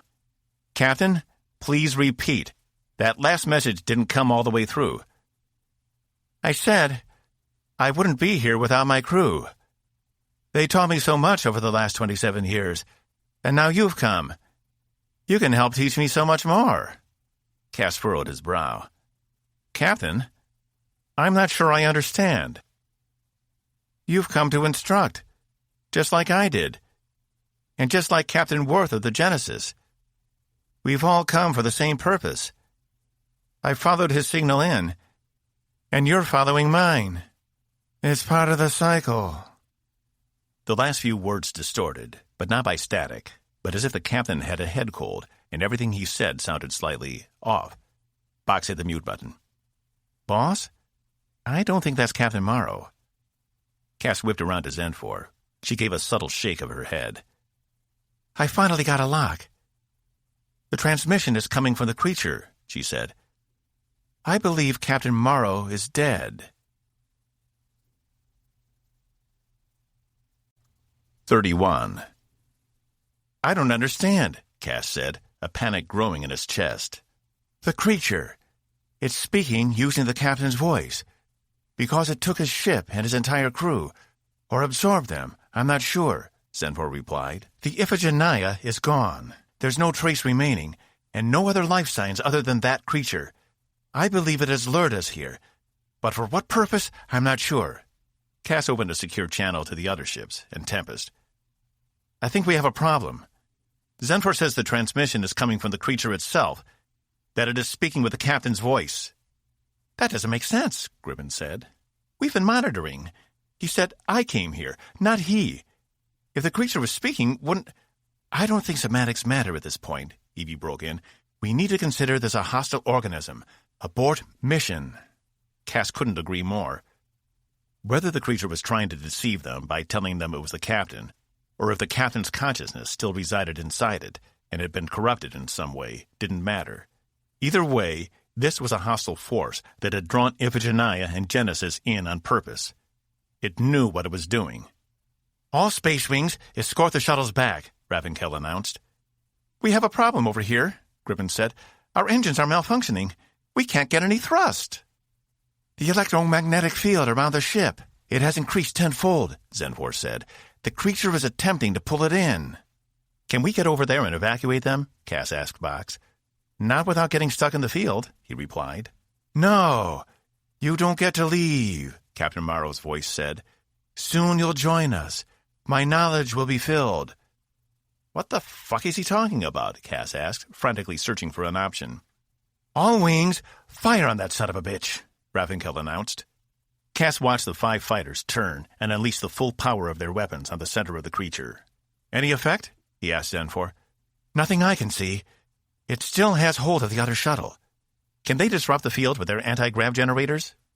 He looked from Zenfor to Box, then back again. One of them had to have an idea. "They can try. Zenfor was lost for words. "Helicon? Overload your anti-grav generator. It might be enough to break yourselves free," Cass said. "We'll have to eject it first," Susanna said. "Then you or the wings will need to tow us back. We'll be too heavy to move under our own power." There was palpable panic in her voice, but she was remaining professional. Ejecting the generator first was a good idea. It would make the affected area larger. "We're set to grab you," Ravenkel said. Each of the space wings was equipped with grappling hooks. Cass had been on the other end of one of those once, when Evie had caught his hab pod. With the 5 wings working together, they should be able to haul the shuttle back. "Ejecting generator now," Susanna said. "Pearson, detonate." "Aye," came Pearson's voice from further away. There was a flash on the screen as the generator exploded. "It has disrupted the field in their immediate vicinity," Zenfor said. "They can be towed away." "Space Wings, your go for—" "I need you more," Morrow's voice said, harsher this time. There was a desperation to it that hadn't been present before. Cass watched as one of the tentacles that disappeared into the tear in space suddenly reached out and wrapped itself around the shuttle, dragging it back toward the creature. "Open fire! All ships, open fire!" he yelled.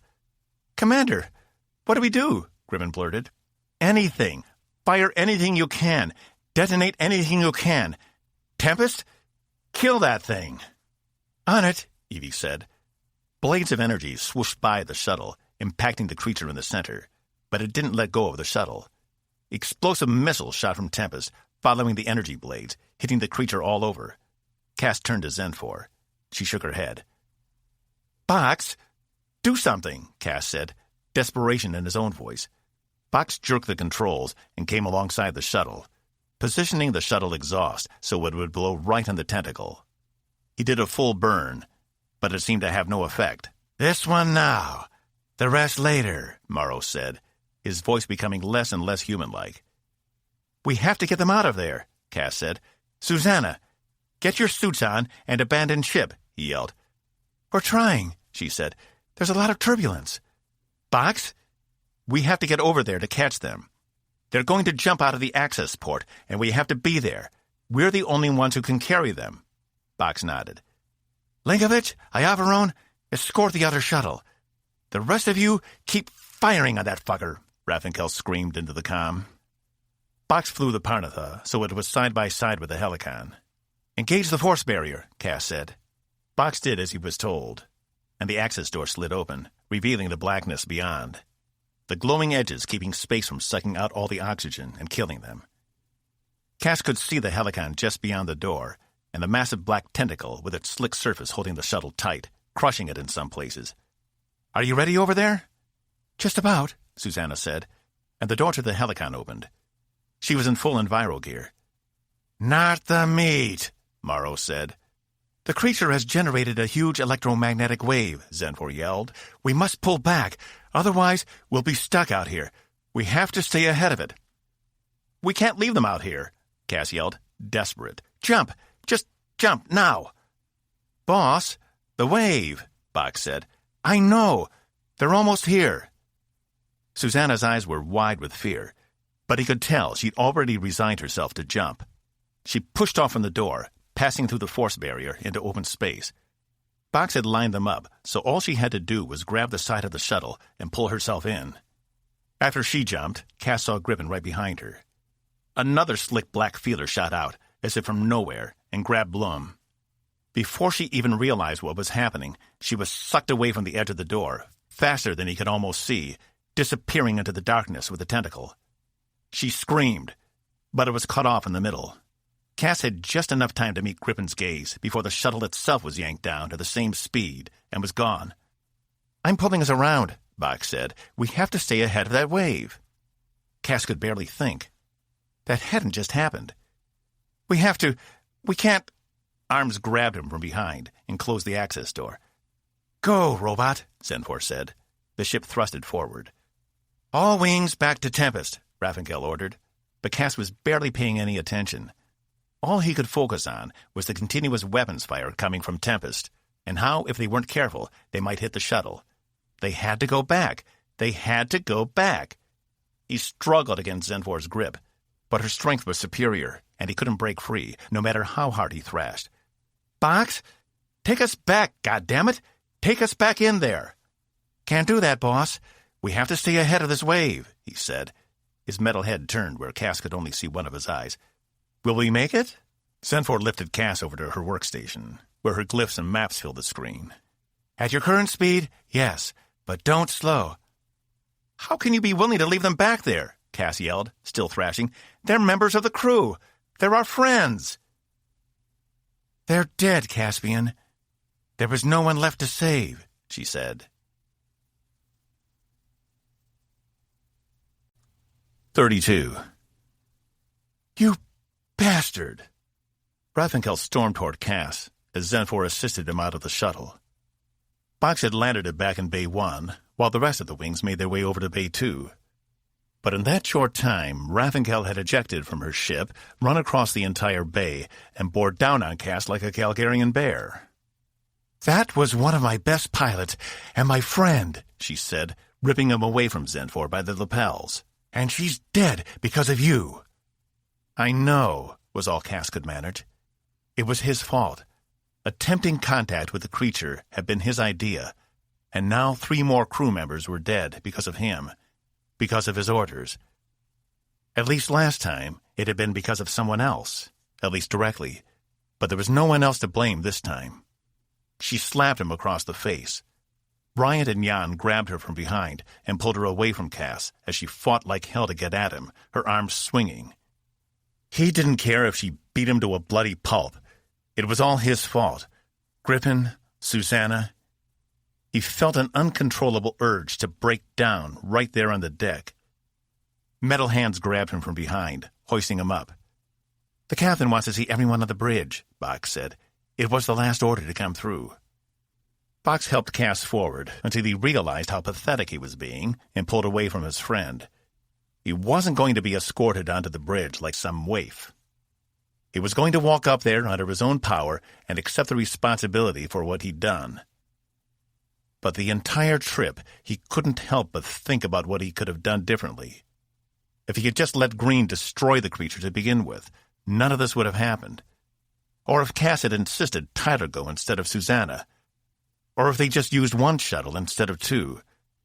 But he'd wanted to spread the risk. Deep down, he'd known it was probably futile, and he'd pushed all that aside in the name of the Coalition. The doors opened to the bridge, where Evie was shouting at Lieutenant Uma, ordering her to continue firing at the creature. On the main screen ahead, volleys of weapons spread out all over the darkened area, making impacts in the distance. But Cass couldn't tell if they were making any headway or not. Green turned when they entered and told Evie to hold. "Conference room," he said, indicating the door to the right. Cass led everyone into the room, not bothering to take a seat. Instead, he stood at the far end, running his hands through his hair and trying to figure out what to say. Evie and Captain Green came in behind everyone else, their faces grim. "Unfortunately, our weapons seem to have little to no effect," Green said, once the doors closed behind him. Box had taken one of the seats, as had Raffinkel, while Ryant and Jan stood behind her. Zenfor stood off to the side, watching everyone. "And since the mission to attempt communication was a complete failure, I'm at a loss." "Captain, we did everything we could to save them," Box said. "But the creature knew what we were doing. It told us so." "I'm aware, Mr. Box. We received the same transmissions. They were unsettling, to say the least." Green drew a deep breath. "And now we've lost 3 exceptional officers." Cass caught Evie shoot him a look of pity. It was the last thing he wanted at the moment. "I'm willing to take full Cass began, before Green waved him off. "At this point, Rabot, I don't care about whose fault it was. I'm more concerned about how we're going to get out of this thing. We only have a matter of hours before we follow the Helicon into whatever pit of despair it was just yanked into." "I'm concerned with whose fault it is," Raffinkel said. "Licia was like my sister, and because this bastard thought he could talk to a space brain, I don't even have a body to cremate." She jumped up, almost scaling the table, before Ryant and Jan grabbed her again. "Do you hear me, you asshole? I have to give rights to an empty coffin. She was my friend, too. You think I didn't do everything I could to save her and the others? You act like you're the only one who gets to mourn," Cass yelled back. He'd liked Griffin. She'd been one of the only people to accept him as he was. Not to mention Susanna, whom he'd had a great amount of respect for. Even Pearson, who, even when he was a pain in the ass, had been a capable officer. "Calm down," Green snapped. Cass took a step back. He'd never heard Green raise his voice before. "No one is going to be mourning anyone unless we find a way out of this. Since it's obvious this creature, whatever it is, seems determined to kill us all, I'm willing to hear any suggestions. Nothing is off the table." "None of the weapons have had any effect?" Box asked. "The blades are barely denting the energy field, and the missiles are doing nothing to it. It's like firing into a vacuum. We need something more sophisticated," Evie replied. "We've been sending down continuous fire ever since it grabbed the shuttle." "What about a trans-dimensional weapon?" Zenfor asked, rubbing her chin. "I have detailed scans of the creature. A trans-dimensional weapon might have an effect, especially if it occupies more than one dimension, though it would need to be sophisticated." "You're talking about destroying space itself," Green said, his eyebrows forming a V. "Yes. This part of space would be untravelable. It would cut off a large part of the nebula from the undercurrents," Zenfor said matter-of-factly. "No, that's not an option. The Coalition outlawed those a millennium ago, and every other civilization we've come up against has agreed. They are too dangerous, even for war." "Mine didn't." "You just said nothing is off the table," Zenfor replied. "This is a viable solution." Green shook his head. "No. I will not destroy an entire sector of space for our survival. We'll send out a probe with our collected findings if we can't find another solution. The Coalition will be able to collect it and learn from our mistake. They'll also have to send another ship out to meet the Andromeda threat. Zenfor narrowed her eyes. You don't deserve saving. When the Andromeda swarm comes, they will decimate the Coalition and all its inhabitants. Green slammed his fists on the table. Our lives are not so important we destroy all future inhabitants' ability to traverse this part of space. A transdimensional weapon will make this entire area uninhabitable for tens of thousands of years. The answer is no, Consul. Zenfor huffed and stormed out of the room. After a moment, Green indicated Cass go after her, while Evie gave him a concerned look. Keep her in line, Commander. I don't want her doing anything reckless, Green said, as Cass trotted out the door back on the bridge, not looking back as he left. There was that phrase again. Keep her in line. He needed something else to focus on at the moment, and he didn't want to see Ravenkel's accusing face again. It was bad enough already without her reminders. The Hypervator doors closed behind Zenfor just as he reached them, and he had to run to the secondary Hypervator on the other side of the bridge. I'm sorry about Commander Bloom, Zal said, as Cass stood, waiting for the carriage to come. You must feel like it is your fault. Cass tried to shake it off, finding little luck. Yeah, I do. He grimaced, trying to forget the image of Susanna being pulled down into the darkness, her screams coming through the open comm line. It wasn't meant as an accusation. I only wish to express my condolences. No, it's fine. Condolences for what? She confided in me her admiration for you. By Cor. Cass didn't need to know that. Was that what she'd been getting at? Why she'd wanted to be on a first-name basis? Now all he wanted to do was hitch at the hips and throw up all over the floor. But he had a job to do. He couldn't let Zenfor out of his sight for long. He'd have to process that later. Do me a favor and track the console, see where she's going. Internal scans indicate Deck 12. Cass racked his brain. What was on 12? Not her quarters or the weapons lab. What was she doing? I believe she might be headed toward the bar. What? That didn't make any sense. The Syl didn't drink alcohol. She told him so herself. The Hypervator doors opened, and Cass stepped in. Tell Green I'll bring her back, but I don't want to spook her. I'll let him know. Try not to fret. You couldn't have known the creature was hostile. Saul needed to work on his tact. Empathy was not one of his strong suits. And the fact was, Cass had already suspected the creature was dangerous, and he tried to go against his gut and do things the right way. Look where that had led him. He shook it off as the doors closed, and he hit the indicator for 12. He needed to get his head straight. He needed to bring Zenfor back, or at least keep her from doing any damage. But what damage could she do in the bar, other than smash some bottles of whiskey? Whatever she was doing, he was determined to find out. 33. So this was the place. Zenfor took in the space, its dark-paneled woods and warm lighting creating what the humans called a cozy atmosphere. But she didn't see the appeal. This wasn't cozy to her. It was like everything else on this ship, cold, detached, and sterile. Everything here was so disconnected. It was a miracle these people even managed to function. How could one be expected to serve on a ship and not be in harmony with it, not be aligned with everyone else on that ship? The people here, each one had their own set of beliefs and values, and hardly any of them were compatible. And those who were often clashed, such as Caspian Rabot and Evelyn Diazol. She hadn't experienced so much discord since before leaving Fazlea. Life in space was supposed to be harmonious, not contentious.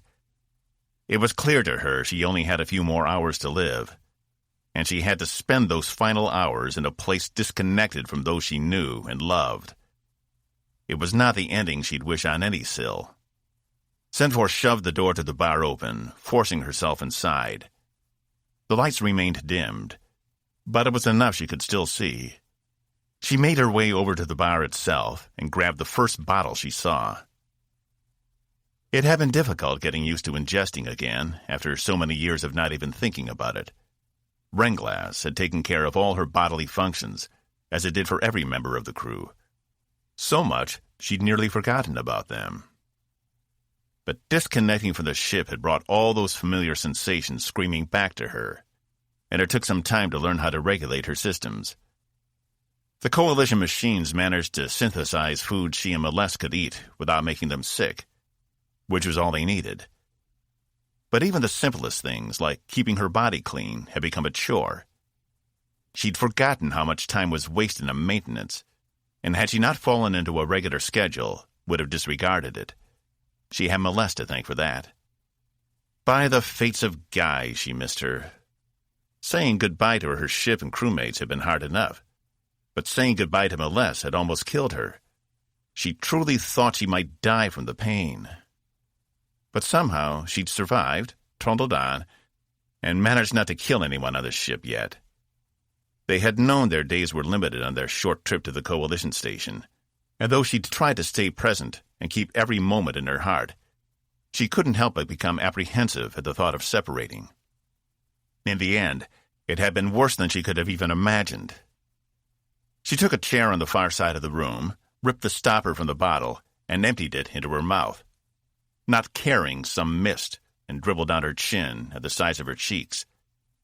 It was an interesting taste, like that of earth mixed with fire, and it burned her throat as it traveled down. But she didn't stop until the bottle was empty. She set it aside and leaned back in the chair, waiting for the so-called effects. "Next time, you might want to take it slower." She didn't bother turning to face him. It was obvious he'd come after her. After all, she couldn't be allowed to be on her own for very long, could she? Caspian took the seat beside her. "I like to sip it, relish the taste. At least that's what I tell myself, so I don't think of myself as an alcoholic." "Your entire society is going to perish because you can't see past your own rules," she said, pushing the confrontation in the conference room out of her mind. These people were so enamored with the society they had built, they thought it was immune to distortion. He took the bottle, examining it. "I don't know what's right anymore. Once upon a time I thought I did. And then everything changed, and I had to adapt to something new. I had to live with the new truth, that in its heart the Coalition was corrupt. But then I came back, and so many things have changed, while so many others have stayed the same. I thought I could return and make things better. But that's not possible, is it?" She eyed him, still feeling nothing from the alcohol. "It's a complex situation. You can't run an empire with trillions of beings and remain virtuous. There are too many variables." "Is that how you see us? As an empire?" He glanced up. "It doesn't matter. If this Andromeda is as deadly as they seem, your society will be wiped out within a few short years. It won't take long. Your people have forgotten life is pain and sacrifice. It is a struggle to survive. Without the struggle, without the fight, something larger and stronger will always come to replace you. I've read your history. You know about natural selection." Caspian nodded. "Why haven't your people ever bothered us? Even after we attacked you a century ago." "It wasn't worth the time or the effort." He chuckled. "Good to know. All of this," he gestured to the room, and she assumed the rest of the ship, "doesn't matter to you, does it?" "What matters to me is my people and my connections to them. In the end, that is all that matters." He pressed the bottle to his forehead. "I don't know what I was thinking. I don't know why I thought I could communicate with that creature. I just wanted to believe that it wasn't malicious, that it wasn't out to get us, that not everything out there was bad." He sighed. At least he recognized he had been deluding himself, as she'd said. If only he'd had that insight a few days ago. I guess I thought I could make it understand, that I could reach it on some fundamental level. That was arrogance and pride, she said. And fear. Some things you can't change, no matter how hard you try, she said, feeling more open and willing to speak than she had in some time. Was that the alcohol? Or had she become comfortable with this human? He had been the one she'd spent the most time with. But that meant little. It was quality of time that mattered, not quantity. But she hadn't felt anything like this since leaving Molesse. Perhaps she needed an outlet. You asked about my singing. Cass said nothing else. His eyes remained locked on hers, and for the first time she felt vulnerable. She wasn't sure if she liked it with someone other than a Sill, but she'd already opened the door. When I was a youth, I was sent to a training facility with others of my kind. But it is not like your academy. We are sent there, away from our primary families, to learn the skills we will need for our purpose. I told you my purpose was to be a consul, along with thousands of other Sill. And thus, I was sent to the consul training camp to receive all the instruction I would need for my life commanding a Sill ship. Being away from my primary family was difficult at first, though I made new attachments. Part of the need to leave is to show us a family outside of our own, others we can connect with. And while many of us are the same age, not all are. Because as Sill, if we do not complete our training, we cannot go out into our society to perform our functions. As a consequence, there were Sill in the training camp who had been there far longer than others. Some had even been there for decades, according to your time measurements. He tilted toward her. You mean they couldn't leave? Until they finished the training? Sanford shook her head. It is a requirement. There was an older woman who stayed in the unit next to mine. She had been there the longest, and every night she would sing. Each night it would filter through the walls and the windows. She closed her eyes. She had the most beautiful voice, and I would look forward to it every night before I slept. The woman, whose name was Zakria, had been in the camp for 2 Sill generations. She was born to be a consul, but had never made it all the way through. Not that it bothered her. She stayed in the camp, helping some of the others with their rudimentary skills. She had committed to those easily, but she could never seem to pass the final tests. She was a teacher, Caspian said, still watching her. I suppose she was. One night, as I prepared to sleep, expecting to hear her voice lull me to sleep, I instead heard silence. I called for her, but found no response. Upon checking her room, I realized it had been vacated sometime during the day, and I realized what had happened. Her eyes snapped open on the unpleasant memory. She graduated? Caspian offered. She was recycled. At his look of horror, she continued. You see, the Sill will tolerate weakness, but only to a certain point. And after that, they will do what is necessary to move forward. Zakria wasn't ever going to graduate. She knew it, and the commander of the training camp knew it. But instead of sending her back to her family in disgrace, he kept her there, to help others until she reached the limit. Because as Sill, we each have a certain amount of time to reach our potential. If we don't, we are killed, and our bodies are recycled. Notices are sent to our families. Zakria's family received a notice that day. Fuck, Caspian whispered, releasing the bottle. They just kill you? She shrugged, feeling a twinge of disgust with herself as she did. Zakria's death was nothing to be brushed off, no matter what the Sill said. She had fulfilled as much of a purpose as she could. But she was a teacher, he argued. She could have continued to teach new students coming in. Wasn't there value in that? She was not born to be a teacher. She was born to be a consul. I told you, we have designated roles, and we do not deviate from them. There are no exceptions. Zenfor spread her hands out, recalling how she would sit and meditate, listening to Zakria's voice. But you never forgot her. I sing in her honor. My voice could never match hers, but I still do it to remind me of her. To remind me everything ends and life is fleeting. She took a deep breath, her emotions rising closer to the surface than they had in weeks. I'm sorry for your friend, Caspian finally said after a prolonged silence. I don't think she deserved that. She taught me some of the greatest lessons of my life. I worked hard to never end up like her. I didn't want to be recycled one day. But she also showed me that sometimes you can't change people, no matter how hard you try. Zakria was never going to be a consul. No amount of time in a training camp would ever change that. She was a singer and a teacher, and she died being those things, against everything my society told me was true. She turned back to Caspian.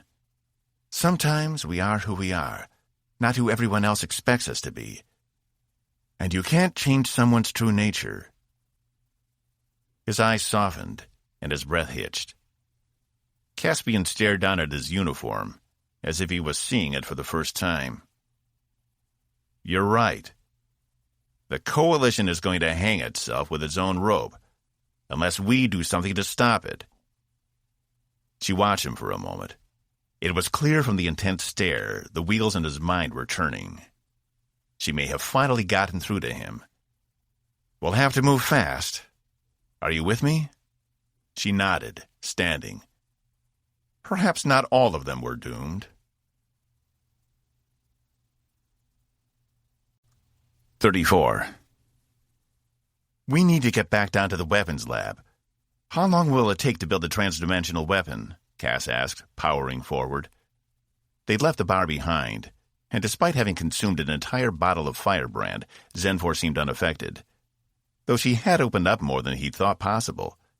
Maybe instead of inebriating them, alcohol lowered Asyl's inhibitions enough to get them to drop their guard. I can do it quickly, if I have access to one of the ship's missiles, Zenfor said. My people have been developing transdimensional weaponry for a long time. The creatures that live in interdimensional space can be dangerous. And you've used the weapons against them? That would mean areas of Syl space had to be impassable. Only when necessary, such as in instances like this. They were making their way through the ship as quickly as they could. The corridor they were in now was long and wide, enough room so at least 5 people could walk side by side and still have enough room. I still don't understand your captain. He knows this ship is the only one who can gather intelligence about the Andromeda threat, and yet he's willing to sacrifice the ship because of a Coalition statute? He's doing what he thinks best for the good of the Coalition. There's no point in defending yourself against a threat if there's nothing to defend. Green wouldn't commit treason by using a transdimensional weapon. He'd be court-martialed for it. Evie, too, for allowing it to happen. It wouldn't matter if the entire Coalition was about to fall apart. They'd still throw them in jail. But Zenfor was right. It needed to be done. And if this part of space was no longer usable for a few thousand years, then so be it. But at least it gave them a chance of survival. Your people need a serious lesson in priorities, she said. He almost laughed. At least the Coalition didn't kill their own people when they failed out of the academy. And they weren't subjected to one line of work for their entire lives. She couldn't think that was right. Not after what she'd witnessed. Or could she? Maybe humans and the Syl weren't as similar as he'd once thought. Cass tapped the back of his hand, activating his comm. Box? Here, boss. Are you still in the conference room? He asked. No. The captain sent me back down to sickbay. They want to try a biological weapon from one of Zax's stores. Cass exchanged glances with Zenfor. A biological weapon wouldn't have any effect on this thing. If they couldn't even penetrate it with blades and missiles, what were they going to do? Injected with a needle? It would have to have a porous surface to absorb the poison. Is anyone asking about us? Have they missed us up there? I don't think so. Everyone's distracted with fighting off the creature, trying other plans. But the captain also sent out orders for engineering to prepare a data probe, containing all the available data on Tempest, to send out in case we don't make it. Cass groaned. Okay, if they ask you about where either myself or Zenfor are, stall them and tell them you don't know. I'm switching off my comm. Boss? What are you doing? There was never much variation in the tone of Box's voice when he wasn't doing one of his stupid accents, but Cass heard some in there now. Nothing. Plausible deniability. Just keep the captain off our asses. I'll do what I can. Mr. Box out. Cass tapped his comm twice more to disable it. He's the most trustworthy one of you all, Zenfor said as they picked up speed back to engineering. They wouldn't have much time. He's good like that, when he's not being a complete ass. They have been lucky Box flew the shuttle. Without his expertise, they may not have been able to make it back before that large electromagnetic wave hit. Cass hadn't registered it at the time, as he'd been pummeled by the loss of Susanna and Griffin. But if they hadn't made it back, there was a good chance the creature would have already pulled them in as well. Without Tempest's powerful engines, anything else was bound to be sucked in. He turned to Zenfor. Are your probes still out there?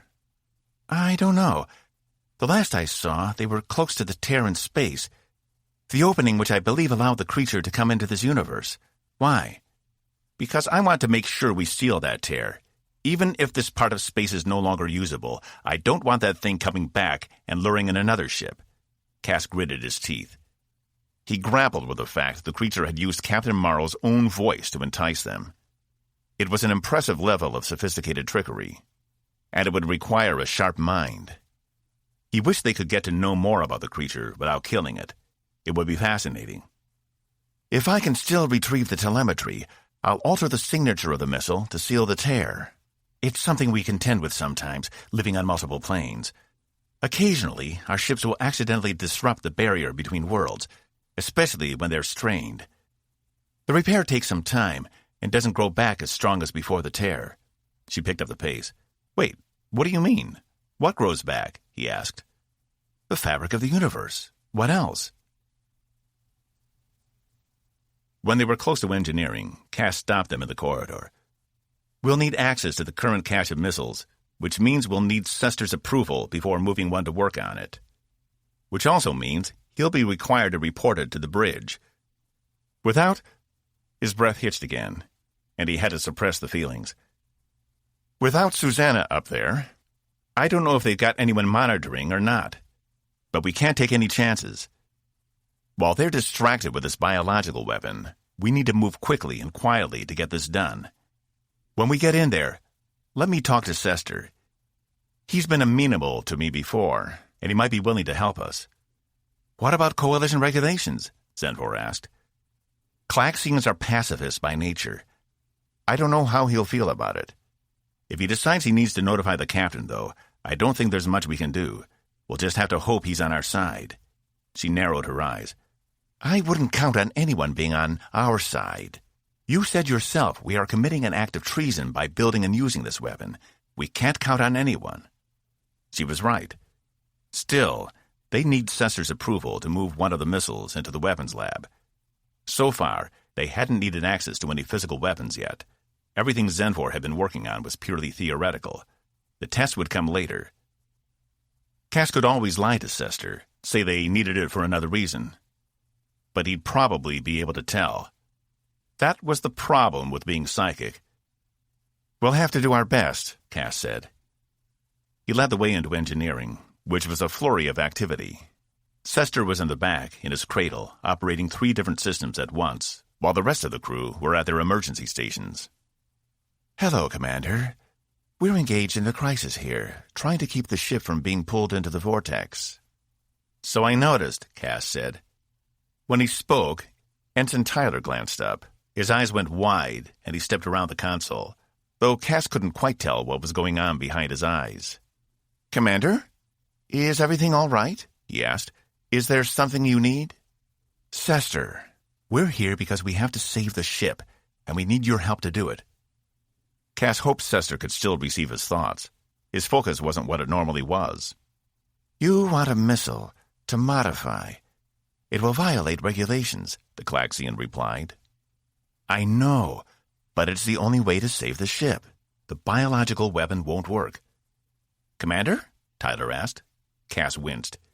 He couldn't trust Tyler to help him. The man neither liked nor respected him. We came to see if we could help, Zenfor said. Tyler turned to her. It is against everything the Coalition stands for.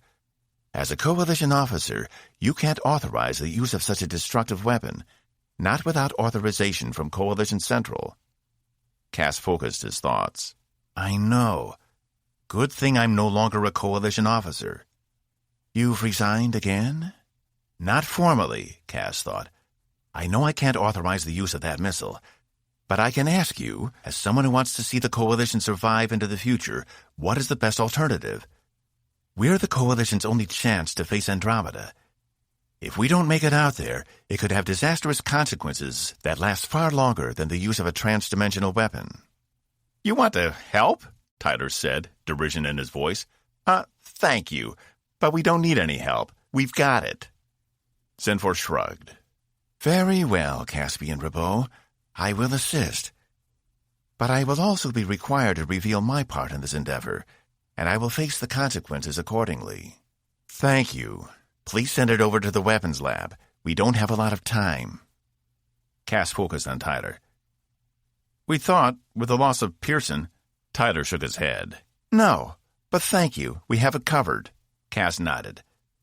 Sester was still operating all three systems at once, his limbs moving in concert with each other. He turned to Zenfor and led the way back to the main door that rolled away. Commander? Tyler called out, causing Cass to stop. I wanted to say I'm grateful you agreed with Commander Diazol's change to the shuttle roster. I would have been... Cass pushed away thoughts of punching the kid right in the mouth. He had a right to be grateful. One person's decision had kept him from certain death. Yeah, don't mention it. Cass turned his back on Tyler once again.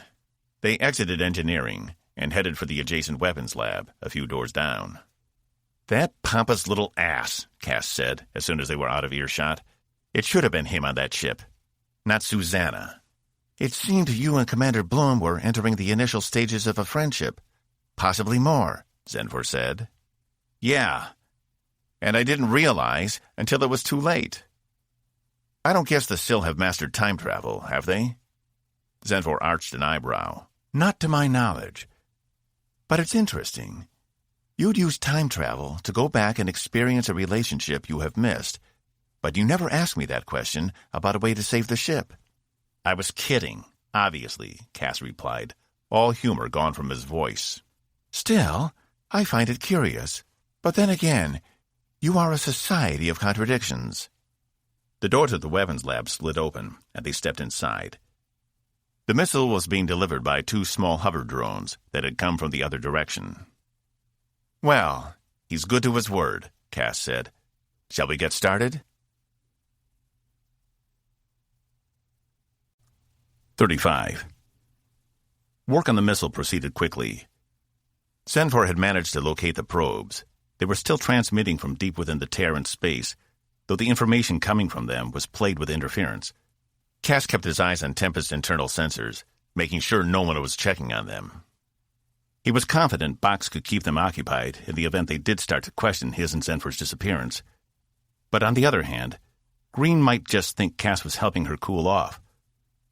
Though he did find it interesting they weren't being consulted for any other possible solutions to the problem. Maybe Green had had enough of Cass's input. Maybe he no longer saw any value in his suggestions after the fuck-up with the shuttles. Whatever the reason, Cass hoped they could hold out until the work was done, because then things would get really complicated. You realize that by building this weapon for you, I am breaking my own rule, correct? Zenfor asked, as she was hunched over the weapon. What? Cass asked. He hadn't been paying attention. Had she been talking to him this entire time?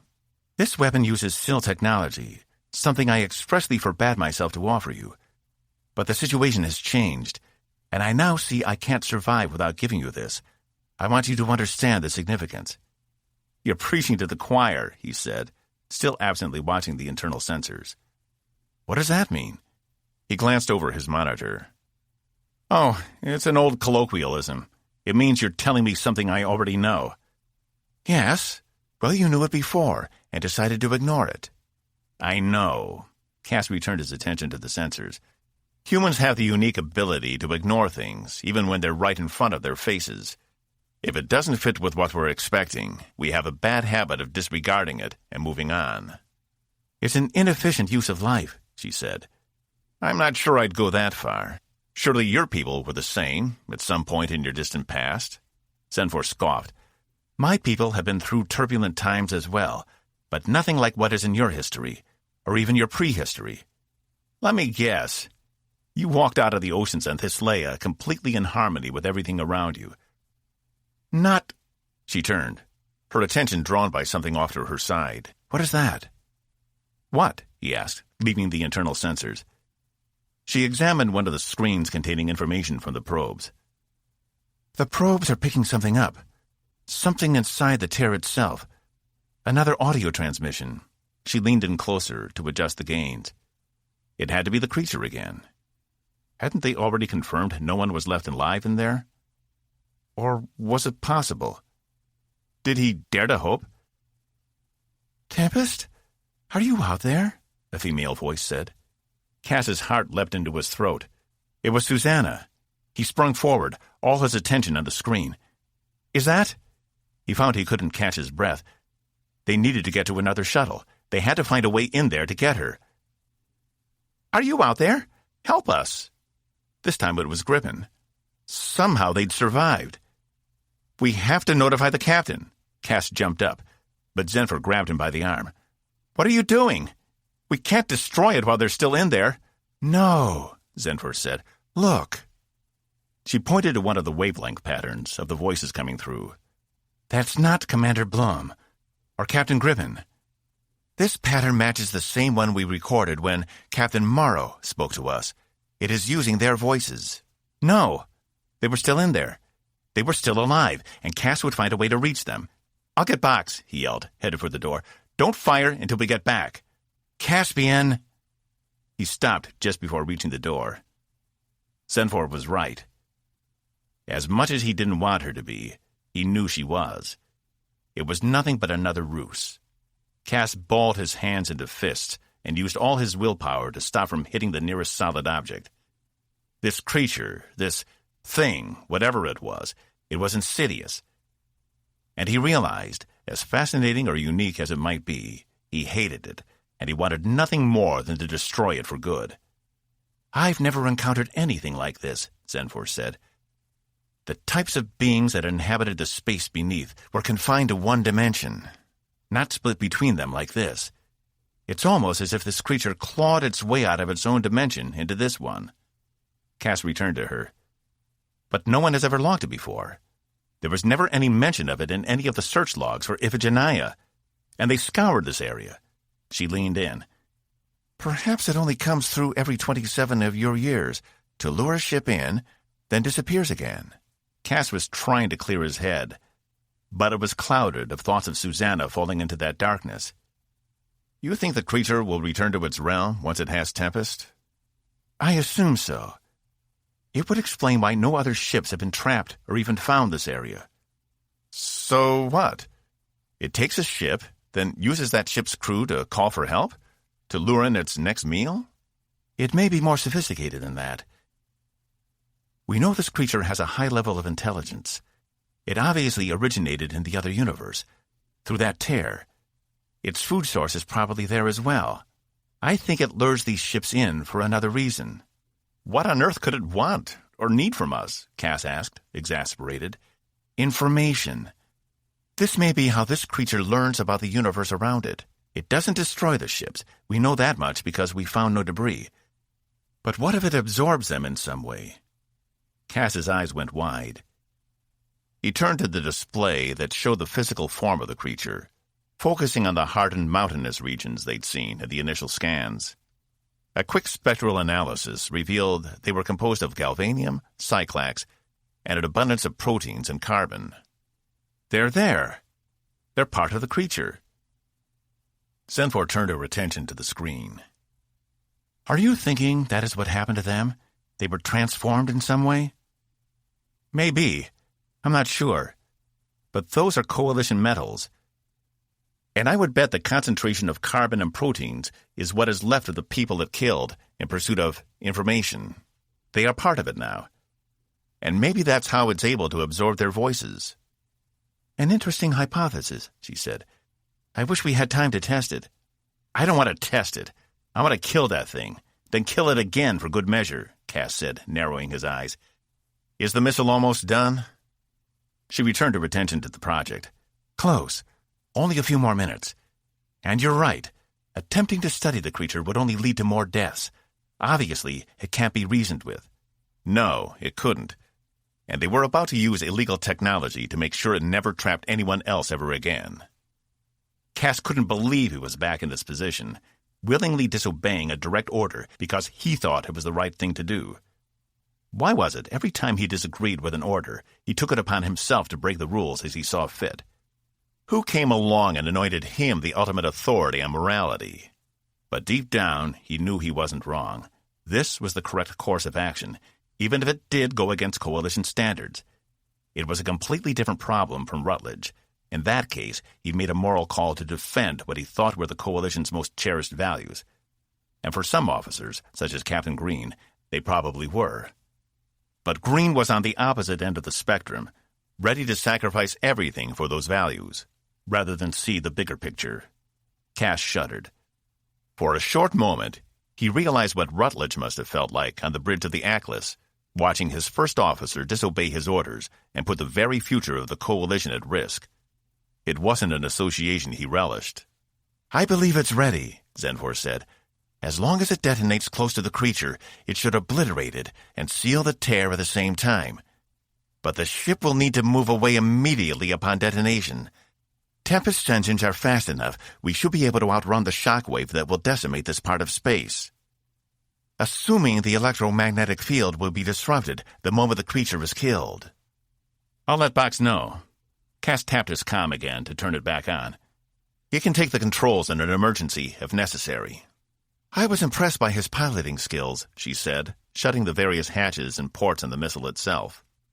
He's been that way ever since I met him. Always good with the ship. Zenfor picked up the missile, hoisting it under her arm. Cass didn't even want to guess how much it weighed, though he doubted he could manage it, even with 2 arms. We need to get this to missile launch control, she said. Deck 15, Cass replied.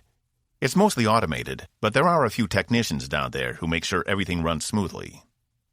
Then perhaps your commission will be needed once again, she smirked. He almost laughed in response. It was so rare to see her smile. He tapped his comm again. Box? Here. Status? I'm on my way back to the bridge. Zax just sent one of her biological samples down to weapon control. They're about to load it into a missile to fire. Cass turned to Zenfor. We need to hurry. If we can get them to replace that missile with this one, Green and everyone else on the bridge won't know it's not the biological weapon. They won't try to shoot it down before it reaches the creature. You better hurry, boss. I think Commander Diazol might be getting suspicious, Box said. Cass opened the door back into the corridor, checking both directions. It was empty. Why do you say that? Call it aluminum intuition, he replied. Whatever you're doing, hurry. Thanks. Cass switched off the comm again. Can you run with that thing? Zenfor nodded. He could only hope they wouldn't cross paths with anyone, at least not anyone of consequence on the way there. But the crew should be at their battle stations. No one should be aimlessly wandering the corridors. Regardless, they didn't have a choice. Let's get this done, he said, breaking into a trot down the hall, with Zenfor right behind him. 36. Evie surveyed the bridge. Everyone was worried. It was evident on their faces. But no one had cracked, and they'd all remained professional, even in the face of what was almost guaranteed to be certain death. The biological weapon idea had come from Lieutenant Uma, though Evie didn't expect it to have much of a chance of working. If the creature was smart enough to lure them in like this, It was smart enough to defend itself against anything that might infect it. She still couldn't believe such a creature existed. And for nothing other than bad timing, they were going to die here, trying to keep it from taking any other ships. Such was the life of a Coalition officer. But it wasn't the life she wanted. She'd wanted to complete the mission, to find out what Andromeda really was. And she wanted to see her father one more time. Even if he didn't know who she was, he was the only family she had left. But it seemed like the universe had dealt her hand, and closing up old wounds wasn't in the cards. She also hated going out like this, guns blazing, and for no reason. She'd wanted her death to have meaning, to make a difference somewhere. She supposed if the Coalition ever found their data probe, they'd know, and Tempest's sacrifice wouldn't be for nothing. But no one would remember Commander Evie Diazol. She'd be another name in a list of 171 souls who were lost on this day. And then she'd fade into obscurity. No one to mourn her, no one to remember her. Evie glanced over as Box re-entered the bridge. "Report, Mr. Box," Green said, not taking his eyes off the screen ahead of them. They'd ceased all weapons fire for the moment, but the engines were still being strained to their capacity. Their last hope was this missile, though by seeing the resignation on Green's face, Evie could tell he didn't think it would work either. "Dr. Zaks is transferring the materials now, sir. It should be ready in a few minutes. They told me they'd send you a comm when it was ready to fire." "Very good. All hands, maintain your positions. We're not going down without a fight." Evie watched Green from the corner of her eye. He was capable, dedicated, and above all else, a man of high integrity. Zenfor had suggested a way out of this, the way they could all survive, and Evie couldn't say it in the conference room, but on some level, she agreed with her. Even though it was against one of the most basic Coalition tenets, shouldn't they use a way out if they had it? Coalition ships didn't carry transdimensional weapons. The only ones the Coalition had any access to were in a stronghold orbiting Osiris, and there weren't that many. But Zenfor had made it sound as if she could make one herself. Didn't they have a responsibility to try, despite the consequences?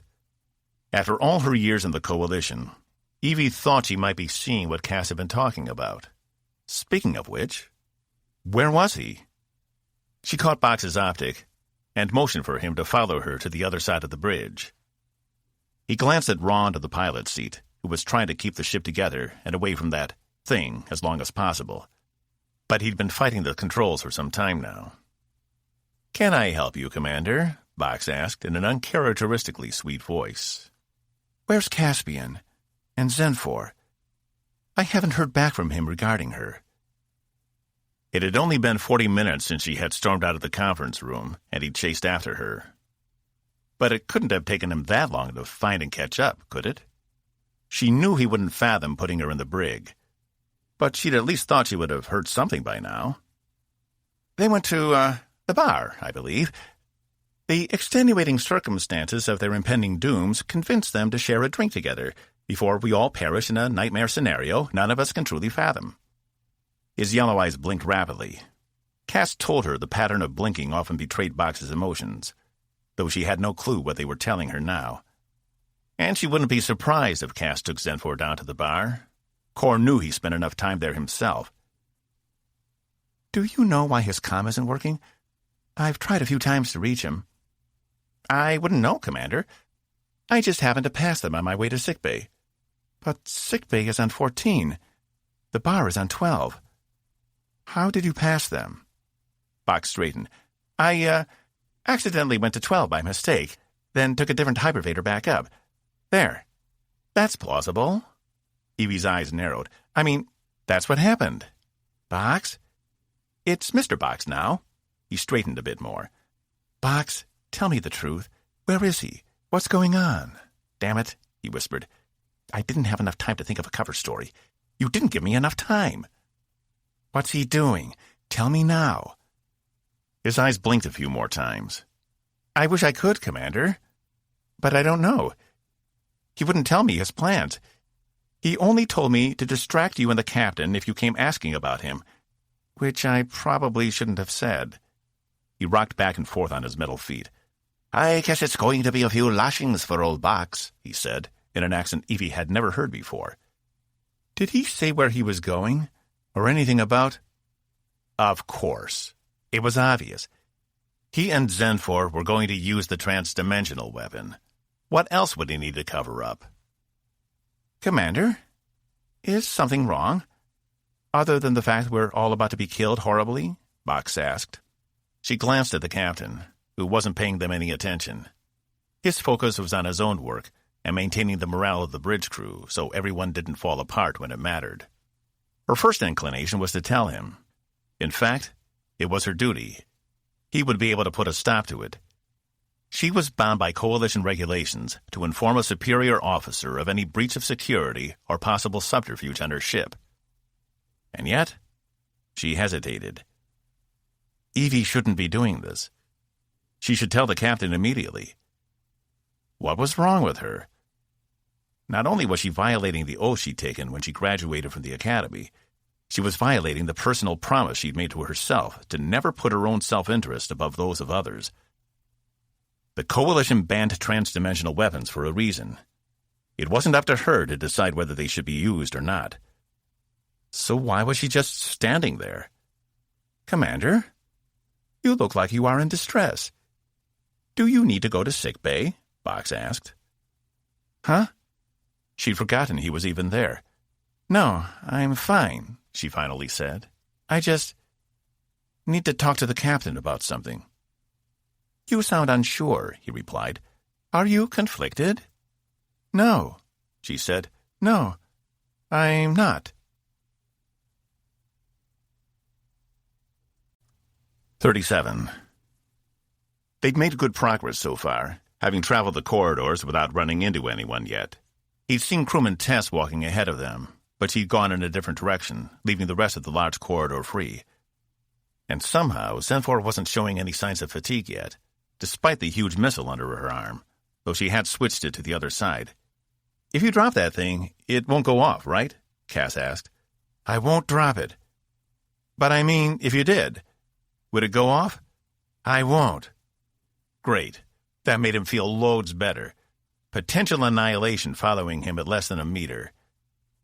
It was strange being so close to death. Not that it was something he feared.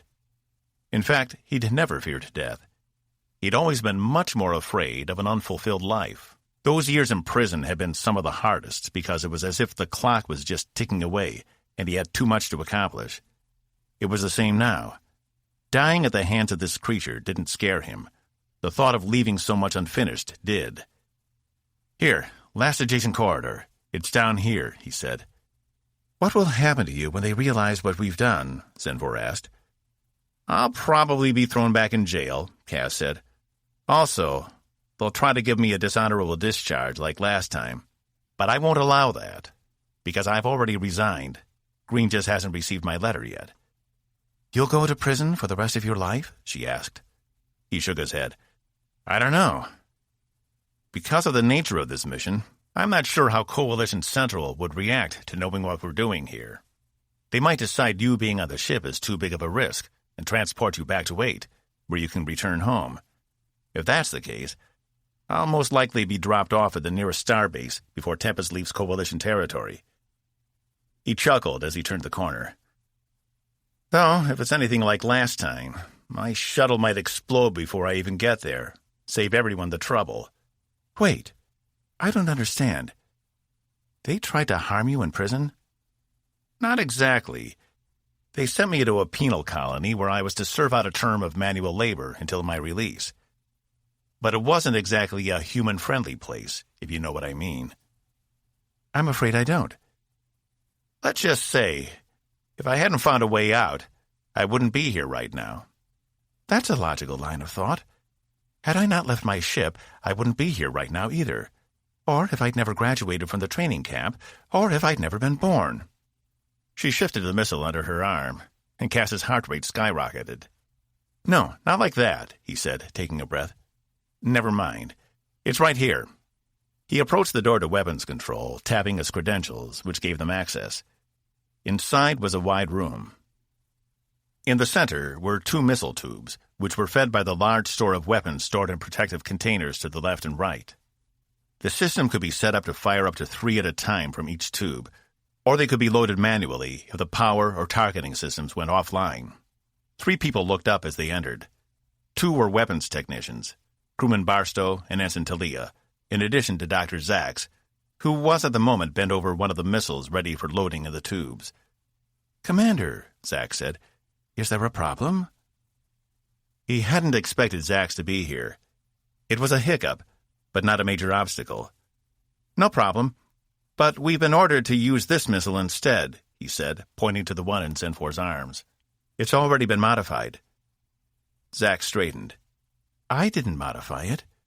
Who else has access to the ship's biological cultures and diseases?"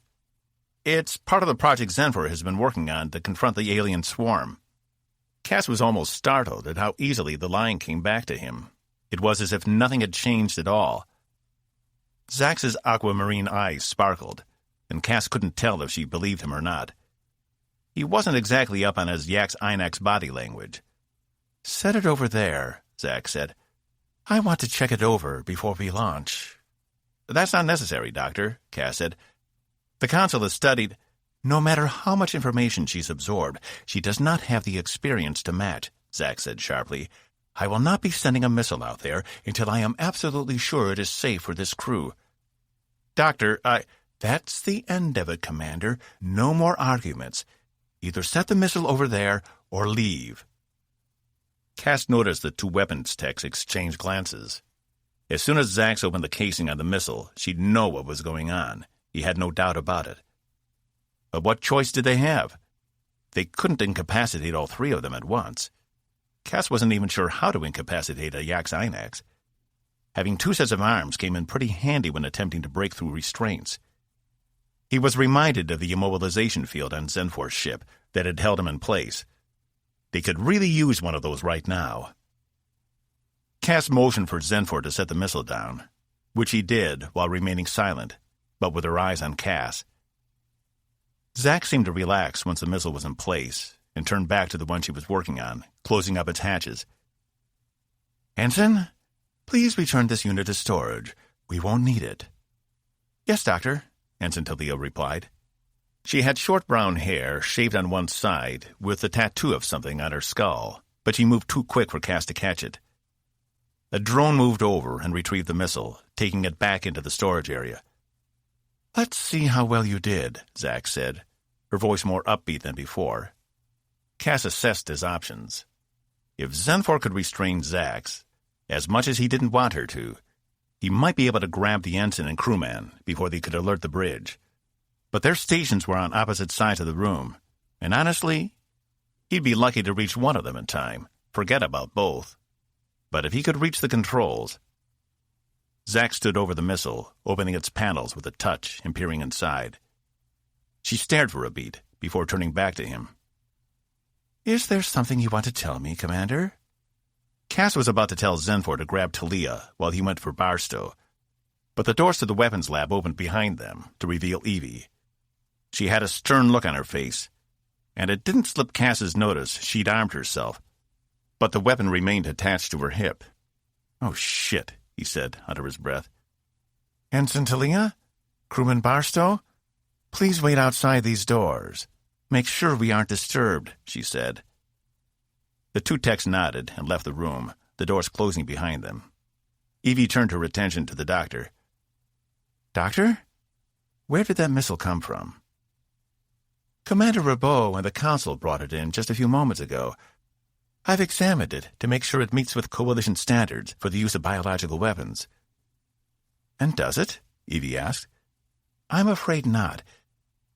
It appears to be a trans-dimensional weapon." Cass swore under his breath.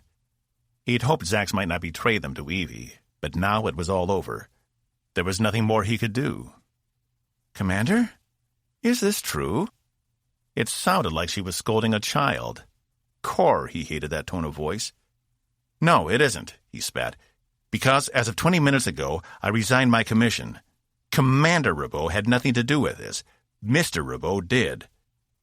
"Semantics," Evie replied, her face unreadable. He couldn't believe it. Had she already reported this to Green and was just humoring him? Or was she hoping to further humiliate him in some way? and he'd thought they were getting better. If you use that, you'd be court-martialed before we left Coalition space, Evie said. Don't you see? I was trying to do this so you and the captain wouldn't have to make the call, so nothing would happen to you. We could have survived, Evie. We could have made it. I know, her eyes flashed. But you'd rather do things by the book, right? Maintaining the integrity of the Coalition is more important than all our lives, or all the lives we might save learning more about Andromeda. Does none of that matter? Caspian, Zenford said, causing him to turn. You are missing the point. Commander Diazol agrees with you. Look at her.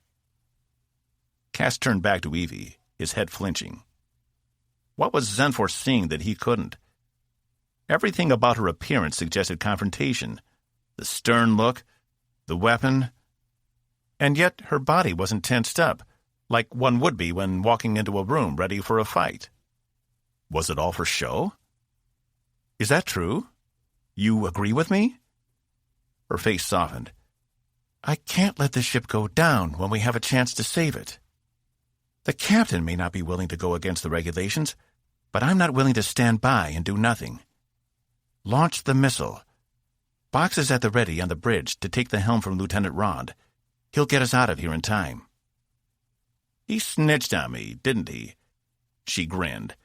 For a pathological liar, he's not very good. I'm afraid that's my fault, Zack said. I've been encouraging him to speak the truth more often. It's imperative when in medical situations. I'm afraid he's out of practice. Doctor, Evie said, I know I can't ask you to be a party to this, but... A party to what? I certified that missile ready for launch. She pointed toward the storage area. What was done after I left, I have no knowledge of. Her small mouth formed a grin, and she walked out of the room, the doors closing back behind her again. Are you sure about this? Cass asked. He thought Evie might turn on him again. Everything before being nothing but a ruse to get Zax out of the room. But instead, Evie nodded. Just hurry. 38. I can't believe it, Cass said. He would have gone to his grave betting Evie would never have broken Coalition regulations like this. But here she was, aiding and abetting in what the Coalition considered a punishable crime.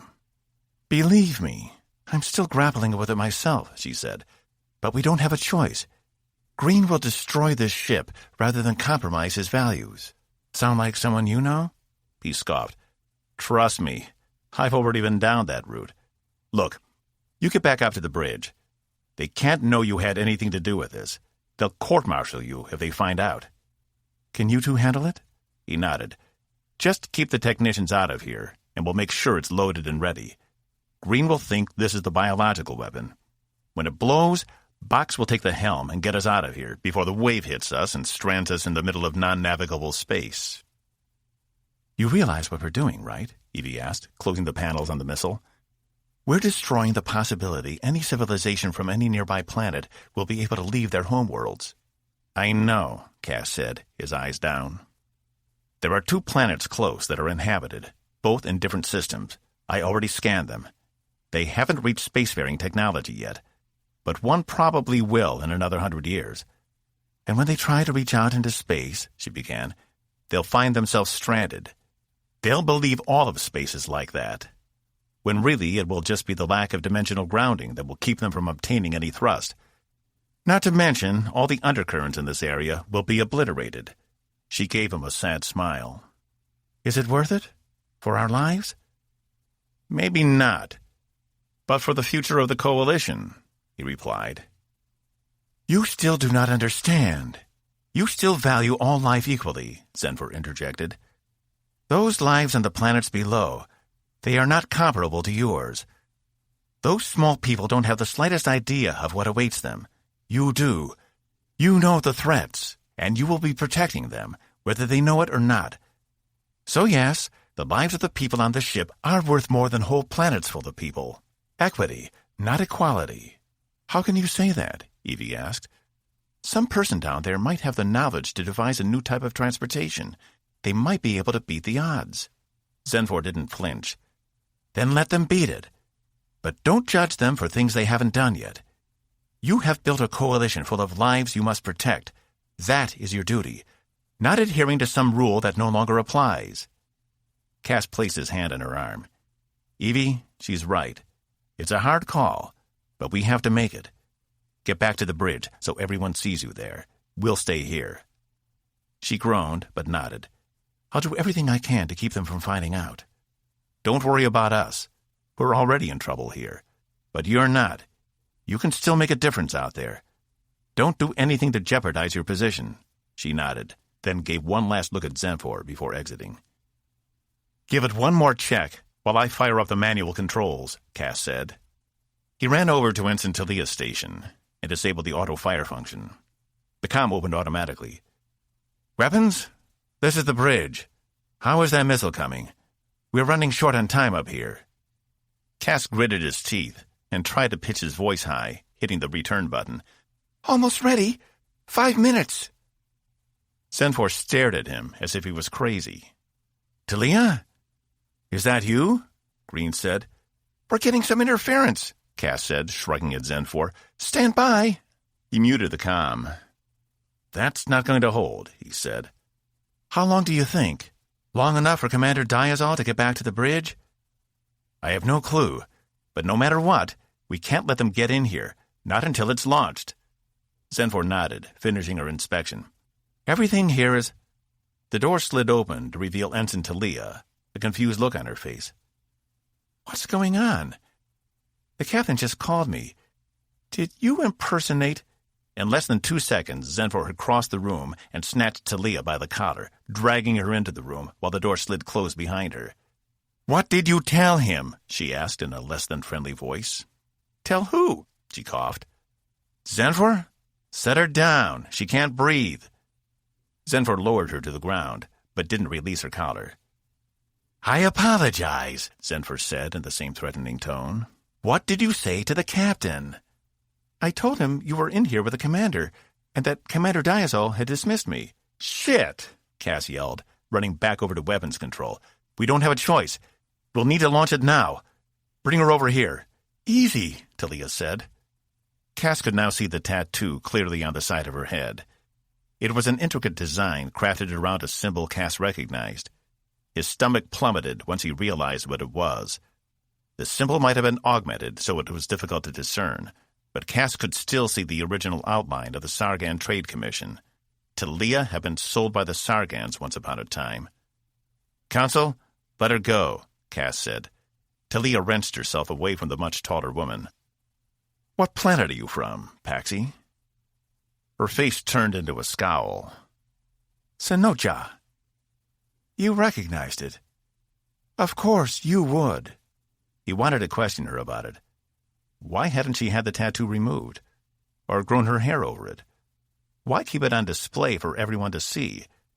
Not that many of the Coalition would probably recognize it. But at the moment, they didn't have the time. Evie was possibly in danger of being discovered. I need you to call up to the bridge. Tell them we'll be ready in 5 minutes. And you have to tell them Commander Diazol wasn't here. The scowl was replaced by confusion. Why would I do that? Because it's the right thing to do. And you know all about people being hurt for no reason other than being in the wrong place at the wrong time. She stared at the missile. This isn't a biological weapon, is it? The less you know, the better. Better than dying, I guess. She sighed and tapped the comlink. Bridge, this is weapons control. Commander Rabeau reports ready to fire in 5 minutes. And I apologize. I meant to say Commander Rabeau dismissed me earlier. Acknowledged, weapons control, Lieutenant Uma said. Happy? Talia crossed her arms. It'll do. Now what do we need to make sure this missile fires? Cass asked. It will need new command codes, Talia said. Each time a firing pattern is changed, new codes are required. Since you removed the old missile, I'll need new authorization. Cass glanced back at Zenfor. Guess you were right. These will be good for one more time. He entered his personal code into the console, authorizing the change. That's all we need, Talia said. Should I evacuate the room or something? Cass shook his head, pointed to Zenfor. Stay here. Make sure the missile doesn't malfunction. Where are you going? She asked. The bridge. I need to make sure this happens the way we want it to happen. Evie walked back onto the bridge just as Uma ended a comm with someone, but she hadn't heard who. The lieutenant briefly glanced her way, then returned to her duties. She couldn't help but wonder if her cover was already blown. Maybe it would be better if she didn't try to hide what she knew, but that would mean she was party to a coup. She glanced at Boggs, who stood off to the side of the bridge, watching the action on the screen before them. In the center of the darkness, a pinpoint of light had appeared, though Evie couldn't tell where it was coming from, but it looked like a nearby star. "Would someone like to tell me what the hell it's doing?" Green asked. "Unknown, sir," Zoll said. "None of our readings have changed." "Is it coming from the creature?" Evie took her seat, hoping her absence wasn't noticed by anyone other than Uma. "Again, unknown." "Engine status," Green said. "Down to 14%, Ensign Tyler reported over the comm. Evie glanced at the bridge engineering station. Without Blum there, they had to communicate directly with engineering, which is only one more thing on Ensign Tyler's plate. "We can't hold much longer, sir, and our distance is still slipping. It's slowly pulling us in." "Don't worry, Ensign," Green said. "We have one more run to try." He turned to Zoll. "Is the data probe ready?" Zoll nodded, his hood bobbing back and forth. "I want it launched as soon as we confirm the weapon didn't work. We can only pray someone out there will find it and avoid this area in the future." If there's anyone left in the future, Evie thought. She caught the sound of the hypervator doors opening and glanced over her shoulder to see Cass walk out. "Sir? Permission to take Commander Blum's station," Cass said. "Please, we need all the help we can get." He still hadn't taken his eyes off the screen in front of them. Without missing a beat, he continued. "Were you able to find the console?" "Yes, sir. She's fine. Nothing to worry about." Cass shot looks to Evie and to Boggs. Could they really do this? And what would be the repercussions? She didn't think she could sit back and play innocent when she knew exactly what was going to happen. That was cowardly. And if there was one thing Evie Diazol was not, it was afraid.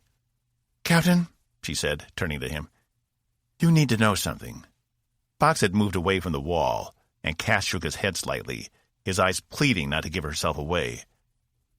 But if they were going to do this, the captain deserved to know, rather than have the rug pulled out from under him. He needed to be aware she was a willing participant, because her actions would have consequences. "Yes, Commander?" His gaze still hadn't left the screen. "Against your orders, sir, we have replaced the biological weapon with a transdimensional one."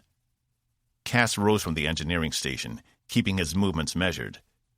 If the captain did something rash, Cass might have to take over tactical, which would mean going toe-to-toe against Uma, who was rumored to be a superb fighter. Green's eyes softened. "Yes, Commander, I know." Evie took stock of the rest of the bridge. Everyone had turned to watch the confrontation, and Boggs had inched closer to Lieutenant Rond, dead set on taking his position to move the ship. Cass's eyes were as wide as Evie's felt, as her heart thrummed in her chest. "Lieutenant Uma, prepare to fire," Green said, his brows forming a deep V. He knew, and he was doing it anyway. Evie glanced at Cass, whose face was a mixture of concern and confusion. "Mr. Boggs, would you be so kind as to take the helm from the ensign? No offense, Mr. Rond, but as I understand it, this might get rough." Rond glanced at Boggs, then at the captain, and stood, making room for the robot to take his place. "Thanks," Boggs said, as he exchanged a glance. "Sir? You knew?" Evie asked. He leaned over to her. "I suspected when I spoke with Ensign Talia. The real Ensign Talia." He shot Cass a glance. "Commander, please take your post. This will strain our engines, and I need to make sure they don't blow out on us." Cass looked as though he was about to say something, but instead did as he was told and manned the bridge engineering station. Green turned back to her. "As wrong as it is, in this case, it's the right call. and I didn't realize that until it was almost too late. I was prepared to send the lieutenant down there to arrest him until I realized the absurdity of it all. I was following a set of rules laid out by the Coalition that weren't designed to take into account extreme situations such as this. We have to be willing to adapt with the times. Tempest must be allowed to complete her mission. At first she thought she'd gone mad. Cordell Green, respected captain of the Coalition, using a trans-dimensional weapon in an area of space where it would cut off not one, but two entire civilizations from the rest of the galaxy? It made sense for a renegade like Cass, and someone with a different moral code like Zenfor, but the captain? Wasn't his reasoning the same as hers? Hadn't they all come to the same eventual conclusion? The Coalition wasn't always right. It wasn't doctrine. Cass knew that better than any of them. And so, it seemed, did the captain. What about the consequences? He turned back to the screen. We'll deal with those when we reach them. I don't make this decision lightly, Commander, but it's the right call. May the universe forgive us. He turned his attention to Lieutenant Uma. Fire. 39. A bright red comet streaked across the screen in front of them, locked on the pinpoint of light. Cass watched it grow closer and closer, still unable to believe what had just happened. Green had come through for them after all. He'd been wrong. The man wasn't Rutledge at all. He only wished this endeavor hadn't cost them 3 good crew members. Silently, he said his goodbye to Susanna as he watched. Mr. Box, can you rotate us around? We need to be in optimal position, Green said. Working on it. The controls are not up to my standards, he replied. Ensign? Is our course out of this area of space plotted? He asked River. Aye. We'll have to skirt the edge of the nebula. Based on projections, the affected area will be approximately 8 light-years in circumference. We'll need to fly at full speed for 15 hours to escape it. Ribot? Cass glanced at his screens. They still had full engine power, and everything looked good from engineering, as long as it all held. The engines had been under strain for a couple days now. He hoped when the creature released them, everything didn't snap back with additional force. It could damage or even destroy the undercurrent drive. We're as good as we'll ever be, he replied. They all watched the red comet shrink into the distance until it was no longer visible. Lieutenant? Green asked. Still on course, sir, but it's passed out of our visual range. Whatever that... There was a bright red flash on the screen, and the ship shook, nearly throwing Cass from his seat. The field has dropped, Bach said. Engaging undercurrent drive. Everything on Cass's screen jumped to the red. He hit his comm. Zenfor? Are you still in weapons? Yes, with Talia, she said. Get to engineering. They're going to need your help.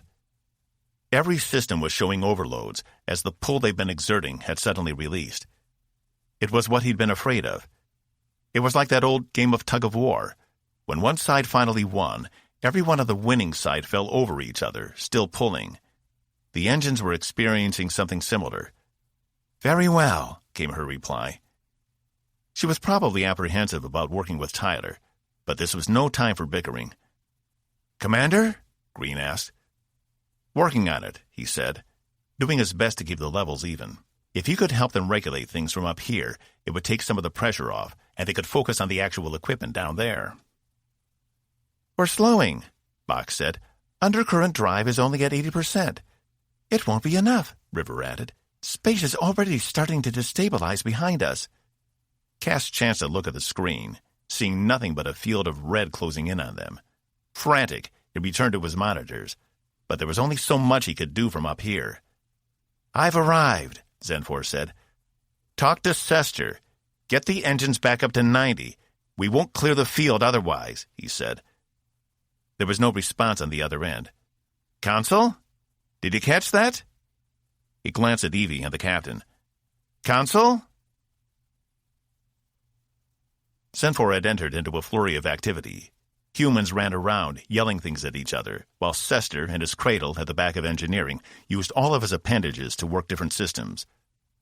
A cursory evaluation of the situation determined the undercurrent emitters were losing power, and the ship would either be thrown from the tunnel or crushed by it before it could escape the shockwave generated by the missile. They needed to reset the emitters while they were still moving. Your grasp of our technology is impressive. The voice in her head startled her for a moment before she remembered the Claxians were telepaths. She stared at the commander, the only person on the ship she feared disappointing. He was one of the reasons she'd agreed to come on this journey. The Sill knew little to nothing about Claxians due to their reclusive nature and the fact many didn't leave their homeworld. Thank you, she replied. Do you wish for me to assist? I fear what will happen if you do not. Zenfor broke into a trot over to the master display system in the middle of the room. Ensign Tyler was already there, his face covered with perspiration and his features pulled tight. He didn't think they would make it. Ensign, she said, commanding his attention. He stared at her as if he didn't recognize her. We need to reset your undercurrent emitters while we are still moving. You will reset them one at a time while I rotate your containment field at a fast enough rate of speed that the undercurrent won't collapse. What? He asked, a dazed look in his eyes. Oh, Sester says the field isn't strong enough to... He rubbed his head. To handle that kind of force. I will make it stronger, she replied, accessing the field geometry. Hey, how do you know how to do that? He crossed over to her. I've been studying you for weeks.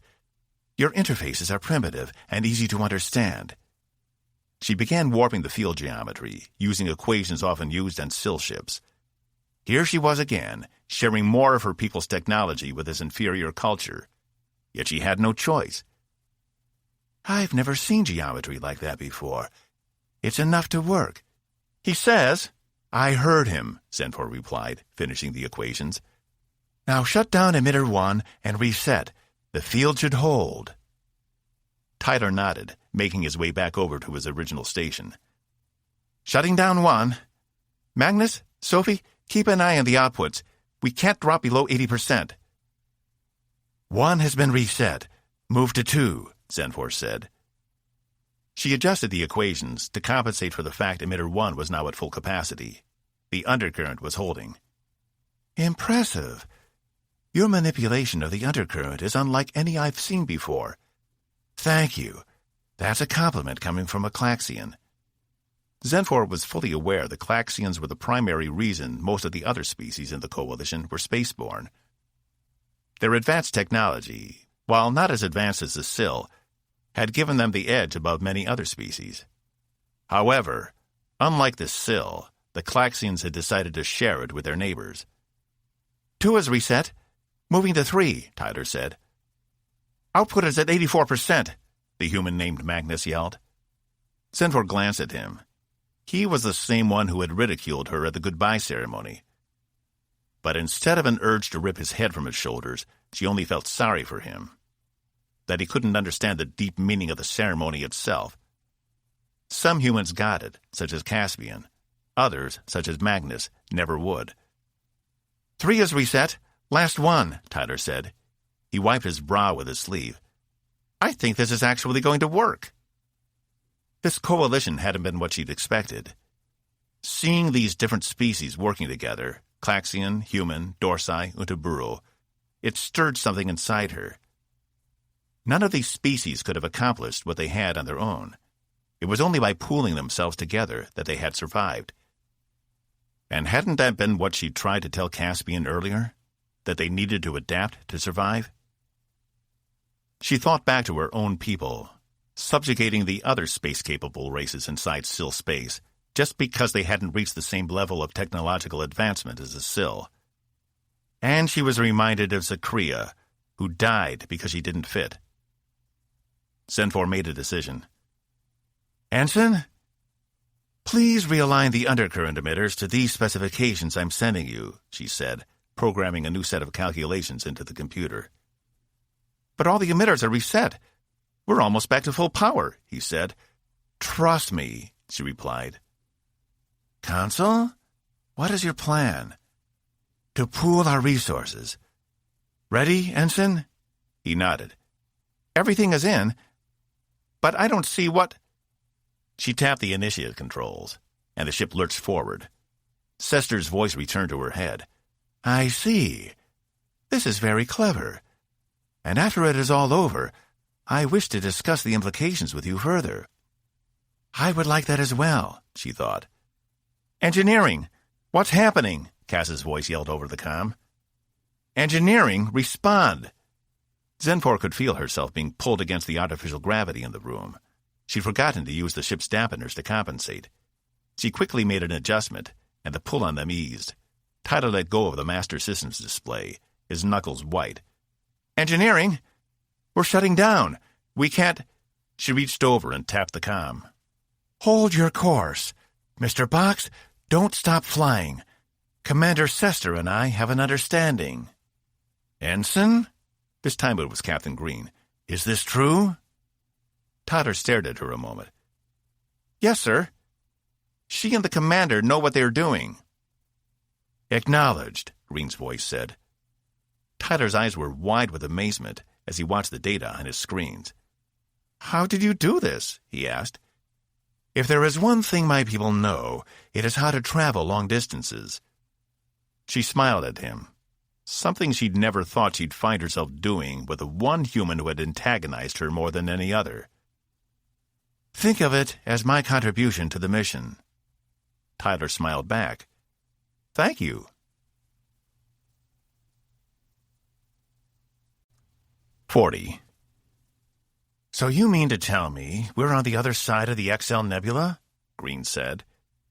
He sat at the head of the conference table, surrounded by Cass, Evie, Ensign Tyler, Lieutenant Zoll, and Zenfor, who was the only one who hadn't taken a seat. "Yes, sir. We've traveled over 10 light-years in less than an hour, far beyond the distance we needed to avoid the effects of the transdimensional weapon," Tyler reported. "And exactly how was this possible?" he asked, leaning in. "By opening micro-wormholes in rapid succession along our flight path using Tempest undercurrent emitters. We stayed within the undercurrent. I just made it a lot faster," Zenfor replied. To say Cass was astounded would be putting it mildly. Zenfor had found a way not only to get them far beyond the blast radius, but on the other side of the nebula. It normally would have taken them days to get through it, and they'd managed it in a fraction of the time. Not only that, but she'd finally managed to work with some of the rest of the crew. When he'd questioned her about it after they'd come to the bridge, all she had said was she saw a problem needing solving, and so she solved it. "Does this mean we can use the technology again?" Green asked. "Can we make more jumps?" Zenfor nodded. "We'll be able to reach your destination much quicker, but it will have to be in bursts. Your emitters can't handle sustained accelerations." "Why didn't you do this before now?" he asked. "I was following my own codex. I was only to help you improve your own technology, not impose my own on yours. But the situation required adaptation. There could be far-reaching consequences for my actions." "I believe we're all in that boat," Green replied. "How much time does that cut off our trip?" "Practically all of it. We can be at Omicron Terminus in 9 days, Tyler said, his eyes alight with excitement. "Which includes breaks to cool the emitters," Zenfor added. "Yes, sorry. By using this, we'll have to shut down periodically to allow the emitters to reset." Tyler nodded to Zenfor appreciatively. Cass couldn't believe what he was seeing. Green sat back in his chair. "And Sester, what does he think of all this?" "He wants to examine the technology further," Tyler said. "Spend a few days understanding the basic science behind it before we fully implement it." "A sensible precaution." Green glanced at Evie.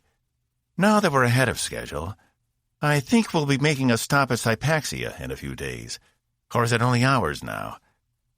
Let's take some time to regroup when we get there." Cass noticed Evie's shoulders relax. What was on Hypaxia? Sure, it was on their route, but it wasn't a particularly important coalition world, though they would have orbital facilities for the ship if necessary. "And status of the creature?" "No further signals, and no sign of the creature itself or the tear in space," Zenfor reported. "My scans were clear after the missile did its job." "Then let's hope that's the end of it. and the loss of our crew will be the last that have to suffer at its hands. Commander, he said, turning to Evie, please prepare funeral services. I want to honor each of our friends in turn. Yes, sir. She snuck a quick glance at Cass. Their eyes met, and hers fell away before he had a chance to register her facial expression. Green addressed Tyler. Ensign, you're dismissed. He nodded, rising and giving another appreciative look to Zenfor before exiting. Now, it seems I have to make an uncomfortable call to the Admiral. Coalition sensors will no doubt have picked up the use of the weapon by now. There might be an escort waiting for us when we get to Hypaxia. Cass turned to him. Sir? You need to blame me. Green arched an eyebrow. I appreciate your sacrifice, Commander, but no, sir. You don't understand. I resigned my commission before I helped Zenfor prepare and launch the missile. I was acting as a Coalition citizen and nothing more. Green exchanged glances with Evie. Look, the only way this works, and the two of you aren't court-martialed, is if you blame it on me. It makes sense. I betrayed you again. You had no knowledge of the missile. No one did, except for me and Zenfor. I think Ensign Talia down in weapons will work with us. Commander, you do realize, as captain, I am responsible for all those under my command, no matter the choices they make? With all due respect, sir, I wasn't under your command, and I'm not right now. The Coalition and I, we just don't fit anymore. My mistake was in thinking we did. Saul spoke up. His sacrifice would exonerate you and the commander from any wrongdoing. But what happens to Cass? And the Council? Evie asked. We can't just turn them over to the authorities. I doubt Coalition Central will do anything to the Council. The bonds there are too fragile. They won't want to risk what little progress we've made so far. As for the Mr. Rabot, I don't know. A second offense, and one of this magnitude, will not be easy. I expect they'll pull him off at Hypaxia or Starbase 5 and hold a trial, despite the fact he may have been resigned at the time. Even as a citizen, there would be extreme consequences. Cass took a deep breath. Back to jail.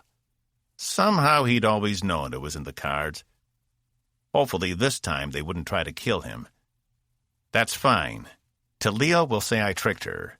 Zax can back it up, and neither of you have any knowledge of what I did until afterward. Green worked his jaw. I want to impress upon you how serious this is. By admitting to this, you'll be admitting you didn't just break a law, you broke a regulation. The punishment may be more severe. At least, if you were acting under my command, Cass shook his head. The entire reason I was willing to use the missile in the first place was because this mission needs to succeed. And it can't do that if its captain and first officer are arrested for environmental terrorism. I'm more than familiar with the punishments. Green sighed. Very well. If that's... No, Evie yelled. This is not acceptable. There has to be another option. It's a trans-dimensional weapon. I don't think they make exceptions, Cass said, leaning back in the chair. One thing was for sure. He was going to get drop-dead drunk before they came for him. It might be the last time he ever could. They can't arrest him, Zenfor said from her corner. Cass turned to her. Didn't you read the Coalition's organizing principles and their amendments? Yes, but it doesn't matter. If they arrest you, I will declare any and all possibility of an alliance null and void. Cass stood. I can't ask you to do that. What if they call your bluff? Who says it's a bluff? You are the liaison to the Sill. Removing you from the equation would be a betrayal to us, telling us the Coalition is not serious about forming a long-term relationship. Not to mention, I was the one who modified the missile. It was Sill technology, not Coalition. For a moment, Cass didn't know how to express his gratitude toward her. She was putting a lot of faith in him. Why? She had never been much more than neutral toward him, and all members of the coalition for that matter. But for some reason, she was willing to risk herself for him, to risk the still future for him. Cass turned to Green. "There's no way they'll let this go. It's too big." "I guess there's only one way to find out," the captain said, standing. "I'll make my report to Admiral Sangvi and let you know what he says. Honestly, it could go either way. It depends on what the coalition decides is the bigger threat, Andromeda or you." He made to exit, with Zal following close behind. But before he was beyond the doors, he turned back. "Regardless of what happens, thank you for your willingness to fall on your sword for us, for this mission, and for the coalition." The doors closed behind him and Zal. Evie stared across the table at him, her eyes sad. "Could you give us a few minutes?" Cass asked Zenfor. She nodded and left the room. So, she replied. "What's on Sypaxia?" She flinched. "My dying father." She glanced down at his open uniform. One sleeve had torn, somewhere between the weapons lab and the conference room. "Did you really resign?" "Yep. You were right. The uniform was too tight after all," he said, staring at the tear in the arm. "Turns out I can be more help when I'm not an officer." "How? By throwing yourself to the wolves?" Her face was unreadable. "If that's what it takes." "I don't think I'll ever understand you." "That's because you've missed the last 30 lunches. Don't you know? I'm incorrigible." He smirked, and she fought to smile back. "Plus, if I'm going to jail, I want to make my last few meals enjoyable, and that's only possible with good company. Join me?" She stood, the smile reaching her eyes. "I'd be glad to." This has been Darkest Reach, Infinity's End, Book 3, by Eric Warren. Narrated by Larry Gorman. Copyright 2019 by Eric Warren. Production copyright 2020 by Eric Warren.